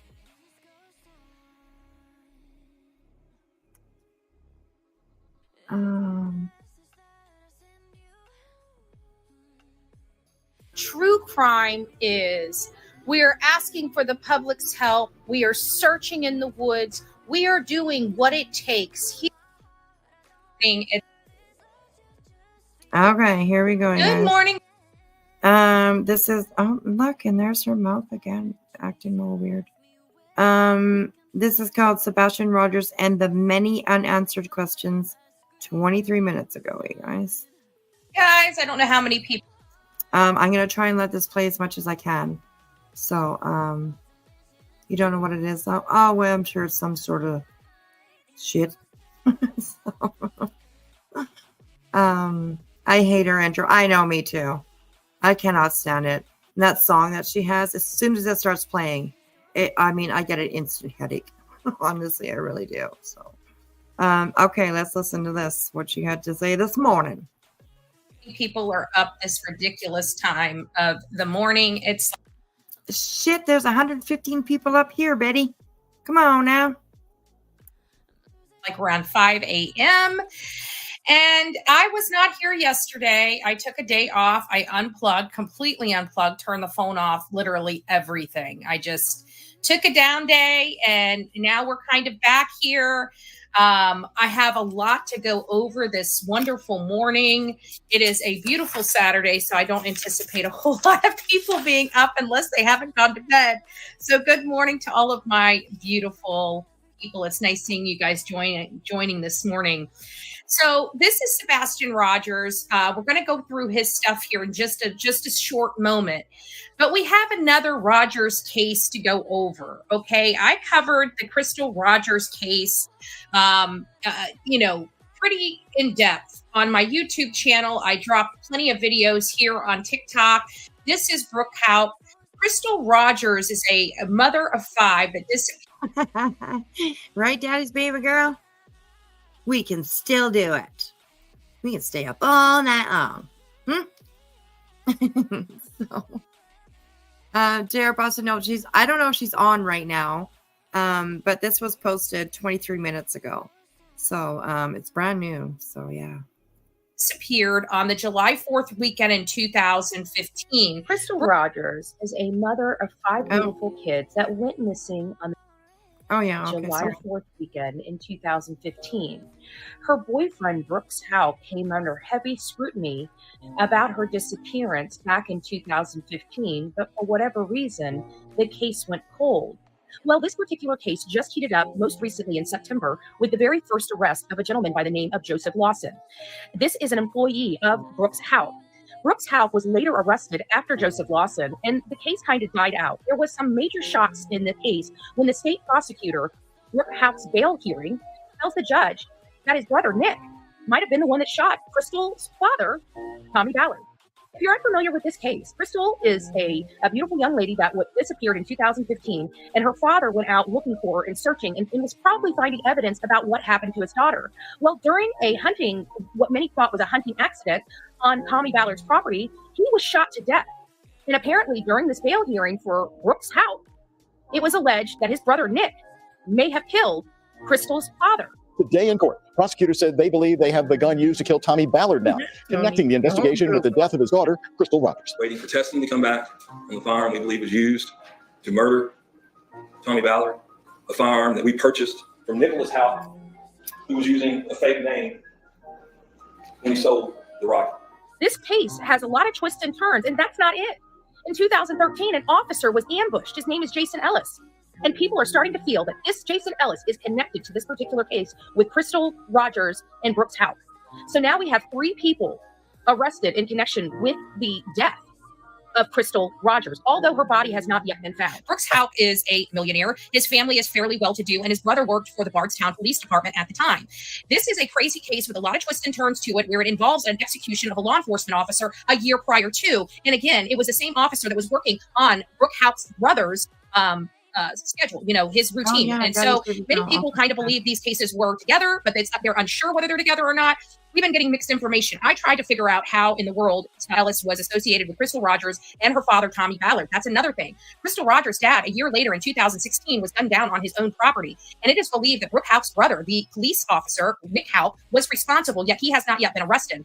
So this is a case that I really want you guys to pay attention to, because it's a case that I'm heavily involved in. And this is going to be going to trial next year in February. And it's not going to be going on in their current town. This is what the whole conversation related to this is the change of venue. And it looks like it's going to be put in a different area than Nelson County, I think is where it's from right now, is Nelson County. But this is a case that really has a lot of twists and turns to it. It has a lot of vibes from the Alec Murdaugh. It's got a lot of vibes from a lot of different cases. So I really want you to pay attention to, because this is something that we are going to be covering here on TikTok, as well as my YouTube channel, especially when it starts getting into the trial. We watch trials on my YouTube channel. I do this because I think it's important for people to understand what all of this is. What is everything that we're doing through this case, through the evidentiary process, through the investigation? Where does that go at the end? What is the end result? And how much of that information that we found during the investigation will be able to be utilized at trial? I think everybody needs to know that. But that's really it. I just wanted to give you guys an update on that. It's just a venue change, no big deal, standard stuff. So now we're back here to what most of us are here for, right? Sebastian Rogers. This case has been littered with a lot of drama, a lot of BS. I just dropped a video about how a lot of social media creators are kind of exiting stage right. They've had enough with the drama. They've had enough with, they came out in full support of Seth Rogers. And apparently, Seth has not treated them, necessarily. I mean, I personally understand. I'm not faulting anybody. This is not my words. I've been in full support of this boy right here. I really don't care about either side of the parents. I really don't care about the drama. I really don't care about anything. We just need to find him, because I don't want him being another Summer Wells. It's just a personal issue for me. Okay. It's not a BS thing. I have every right. I know my power. I have every right to withhold that right. We'll wait. We're patient. And of course, we have all the time in the world to be angry with parents. But this case has been so weird from the very beginning, where none of us really believed his mom and stepfather or their story, because it just didn't make sense to us. We know, most people on here, at least pleasantly surprised. There's a lot of people on here that have autistic children. There's a wide range from majorly on the spectrum to being high functioning, much like Sebastian. And so I've been able to garner a lot of information from my audience on, these types of things, because I don't know much about autism. I mean, I know a little bit, just like the rest of the people out there, but I really don't know a whole lot about autism. I just don't. It's not something that I experienced. I've never covered really a case of an autistic child running away. This is one I just didn't believe up front because of the way the parents were acting. The laugh, this weird laugh in the very first interview, and why it took them 8 days to have the first interview. These were all questions I was having up front, because I cover these cases all the time, and parents are running to social media, right? Parents run to social media and they beg for social media to help. They beg. These parents weren't begging. They have a medically needy child that had not had their medication, and they weren't begging. And they weren't begging. That was the first thing I noticed. But let's. Okay, well, first of all, I believe that they were told to stay the fuck away from social media. Okay? Katie and Chris have been able to listen to that. Seth has not. So I don't think I'm not so sure that I have seen any parent of any missing child beg to be on social media. Definitely, they want their child's information, picture out there. Absolutely. But I really don't think that they beg to be on social media. No, girl. Especially with you. Anyways. But let's get into more important things and why I really dislike mainstream media. And, you know, in all fairness, a lot of social media has had hands in this as well. But people, and I've said this multiple times, spent too much time accusing the parents instead of garnering the information that we needed to proceed in this case. People. That's your whole ammo, girl. That is your whole ammo, is to attack parents, attack somebody in the family. Okay? Every single case that I have seen you cover, that's what it's been. So, I don't know. Talking up both sides of the mouth. Maybe that's why her jaw's looking funny. I don't know. Anyway. People were putting all their information on accusatory questions instead of fact-finding questions. So I think it's important because we have unanswered questions here in the case of Sebastian Rogers, and these are the questions. I'm going to be short and sweet on these as we're building the timeline, because it's hard to build a timeline whenever we're questioning information. You got a lot of information because right now we're being told by a PI that they have confirmed that Chris Proudfoot was at work and checked in at 5:15 in the morning. I want to know how they've confirmed that information, because we have a person that works with him saying he was not on a crane until 7 a.m. I need clarification on that. So if anybody knows this PI or has access to Seth Rogers, I would like clarification on that, because that's important. It goes to the heart of our timeline, because we need to be able, I'm trying to find a needle in a haystack, right? Just like every other searcher out there, we're trying to find Sebastian, but we have to utilize information and whereabouts of individuals to help guide us in where they have a possibility of, putting Sebastian. That's why it's so important that we have a timeline, because if we have a timeline, we can do deductive reasoning and putting people where they need to be. So here are some. Okay, just leave that to the police, all right? Leave it to the police and the investigators. Okay, so we have gone over time just a little bit. So we will continue with this. Like I said, I'm going to try and do a daytime live this weekend. My hubby really hates it when I do daytime lives. But maybe we'll do a short one. And we'll hang out a little bit. I'll try as hard as I can. Okay, so we're going to stop with this one for a second. And we are going to go, and I'm going to bring up my Twitter. My twit-twit-twoo. Okay, my twit-twit-twoo. Okay, here we go. It was recommended that we look at this. So we're gonna. Okay, so what it says here is, some might recall that a while back, Bullhorn Betty, aka American Law 411, falsely accused me of working as an unlicensed investigator in Tennessee on the latest Sentinel case.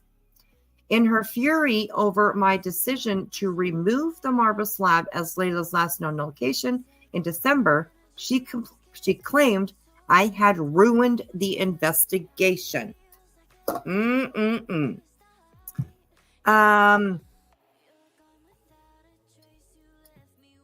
I was just an internet PI attempting to report me for unlicensed activity. She soon realized her mistake. She has been spelling my name incorrectly all along. Despite being corrected repeatedly by her own followers for 48 hours, it took her a while to catch on due to, let's say, an intelligence gap. She then escalated her antics by filing a complaint against my license in Tennessee, absurdly alleging that I had hacked her Venmo account. This claim was based on transactions she received from another fellow genius, Olivia, who sent Betty $200. Betty somehow concluded that I was behind sending her the money. Don't try to make sense of it. You will just injure your brain. Oh my gosh. The Manatee County report she filed about me led to a detective visiting Betty in person and, seeing the need, offered her free county mental health services. Recently, the Tennessee Regularity Board adjudicated the complaint, now taking no action after wasting countless attorney hours on her frivolous claims. Now that the case is closed, I will gain access to the investigative report, all communications with Betty, and details from the Manatee County detectives. Oh, that's good. That's good. That's good. Let's not forget, all of this started because Betty and Olivia were outraged when I removed the marble slab as Layla's last known sighting.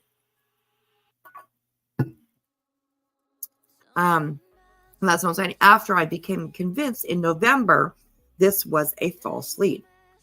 They had invested heavily in that narrative, accusing me of sabotaging the case by deviating from law enforcement's stance. However, 3 months later, in February, law enforcement confirmed through a press release that they had now determined that the marble slab was indeed a false lead, and changing the last known location to the areas around the AmeriCorps Hotel, exactly where we changed ours to 3 months prior. This is further proof that Betty knows nothing about the investigations or search and rescue, despite posing as an expert in both. She lacks any credentials or training in these fields, and not only misleads the public, but actively harms ongoing cases and the missing. She is a shyster and a cancer to the missing persons world. She represents everything that the other 99% of us in the community stand against. Receipts attached. Okay. Mr. Fisher, your complaint materials were considered by the Assistant Commissioner yesterday, and pending complaint has been closed without action. You will receive correspondence of closure via mail from our complaints department, and the closure should reflect in your online account within the upcoming week. Don't we love that for her? Don't we love that for her? Oh my goodness. Okay. This is amazing. Okay, Meg says, have you seen this? This is True Crime Psyche. Have you guys seen True Crime Psyche? Amazing. Amazing. They're doing so good on the videos that they're making. Incredible, incredible. And Steve says, no, I will take a look though. So, love the phrase intelligent gap. Made my day, and I hope you don't mind if I use that phrase from time to time. It's all yours, he says. Oh my gosh. You hacked Betty's Venmo because Betty got $200? So because she got money, you hacked her account and put $200 in there. What? Yeah. Anyways, good stuff. Good stuff. Good stuff. Don't give that woman any of your attention. You're doing just what she wants. Yeah, I love the way what he says here. Actually, I do realize that, but it's important for people to know that there is not a violation against my license. So I did want to make that clear. And yeah, he has every right to. Amazing. What an amazing post. And I'm definitely going to be retweeting that sucker. I don't even have to quote it. I'll just repost it because it's good. So yeah, amazing. That was really good. That was really. Oh, thank you, baby's daddy girl. I appreciate that. Baby's daddy girl. That's what I just said. I said baby's daddy girl. I mean, what does that even mean? I don't even know. Okay, that's why I'm tired. It's time to go to bed. So. I hope so, K-Mash. I hope that's what it means. Yes. That we're gonna get a doc dump. I love those. I love those doc dumps. So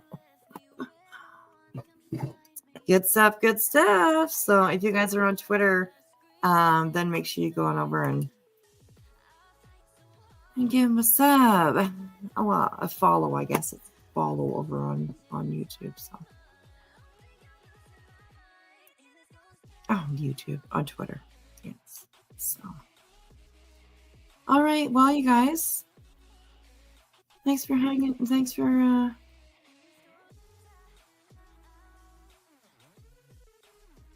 She hasn't blocked him. She's having a bad week. I know. I know. We should send her some roses or something. I'm just kidding. I don't want to do that. So.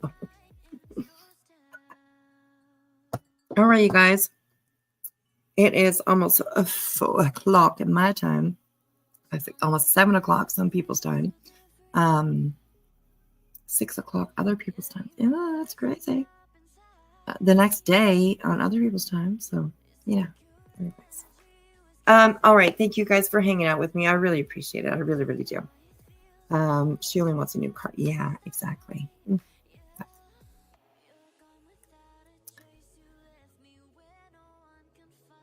Oh, thank you, Natalie. It's good to see you, hon.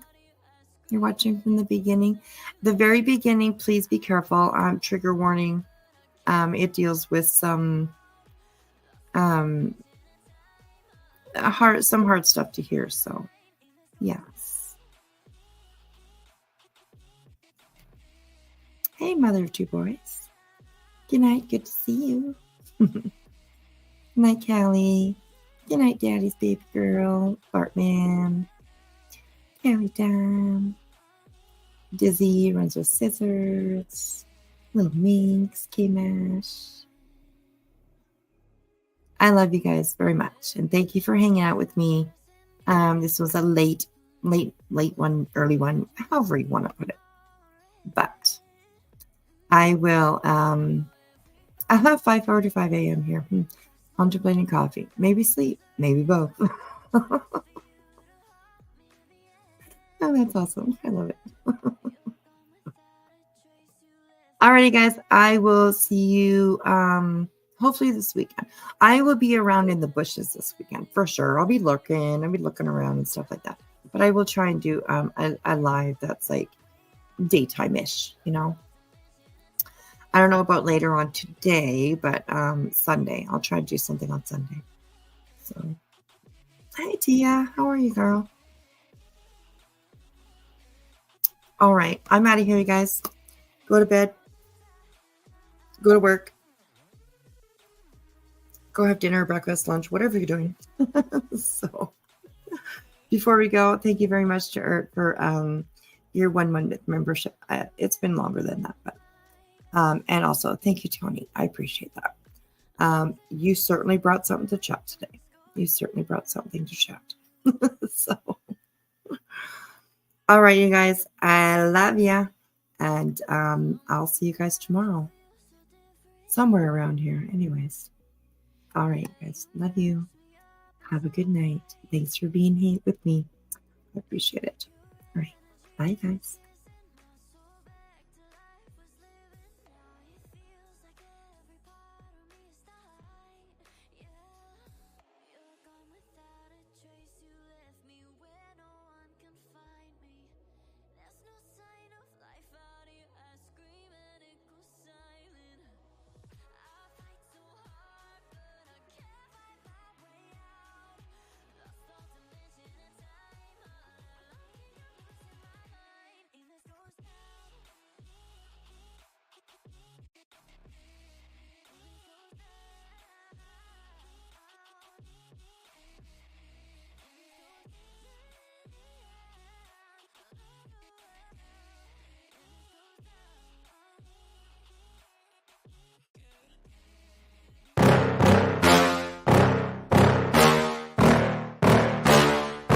Yeah.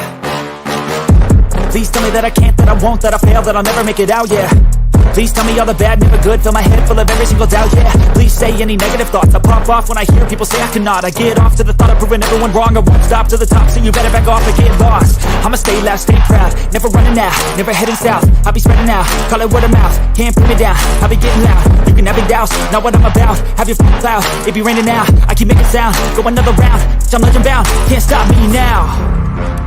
You don't wanna fuck with me. A slow burn like a disease. Just tell me that I can and show you things that you couldn't believe.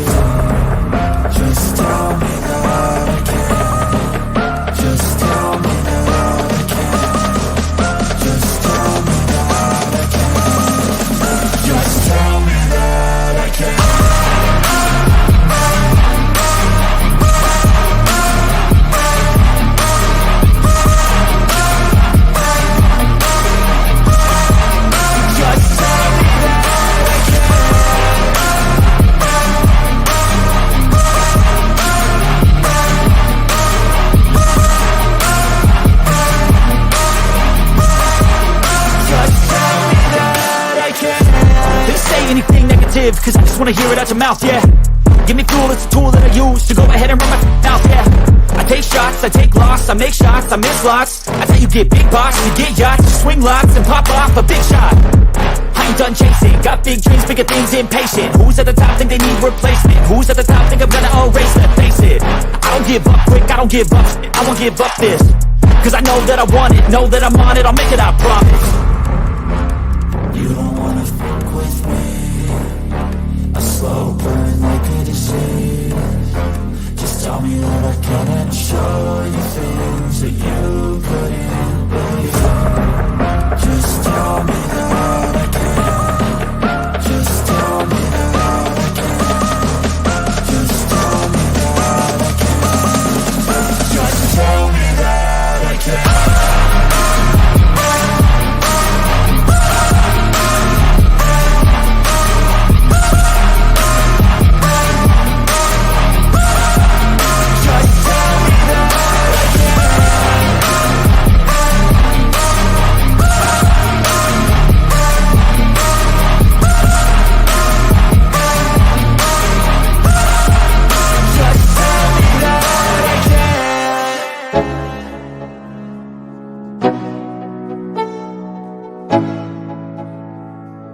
Let's go.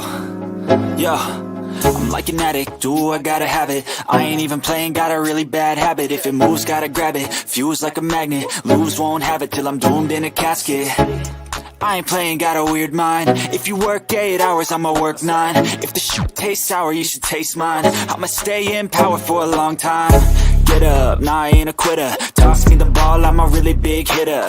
Big picture, I'm a straight killer. Rising the song to the highest bidder. Got juice, got gas, I'ma move fast. New shoes, new tracks, like who's that? I'm new, come back, better than last. Yeah, it's a new me, never gonna look back. I'm never gonna look back. Cause damn, I was built to last. You move slow and I move fast, and that's facts. Only I can make a change. Slowly take a step today. I will never be the same. Cause that's what it takes.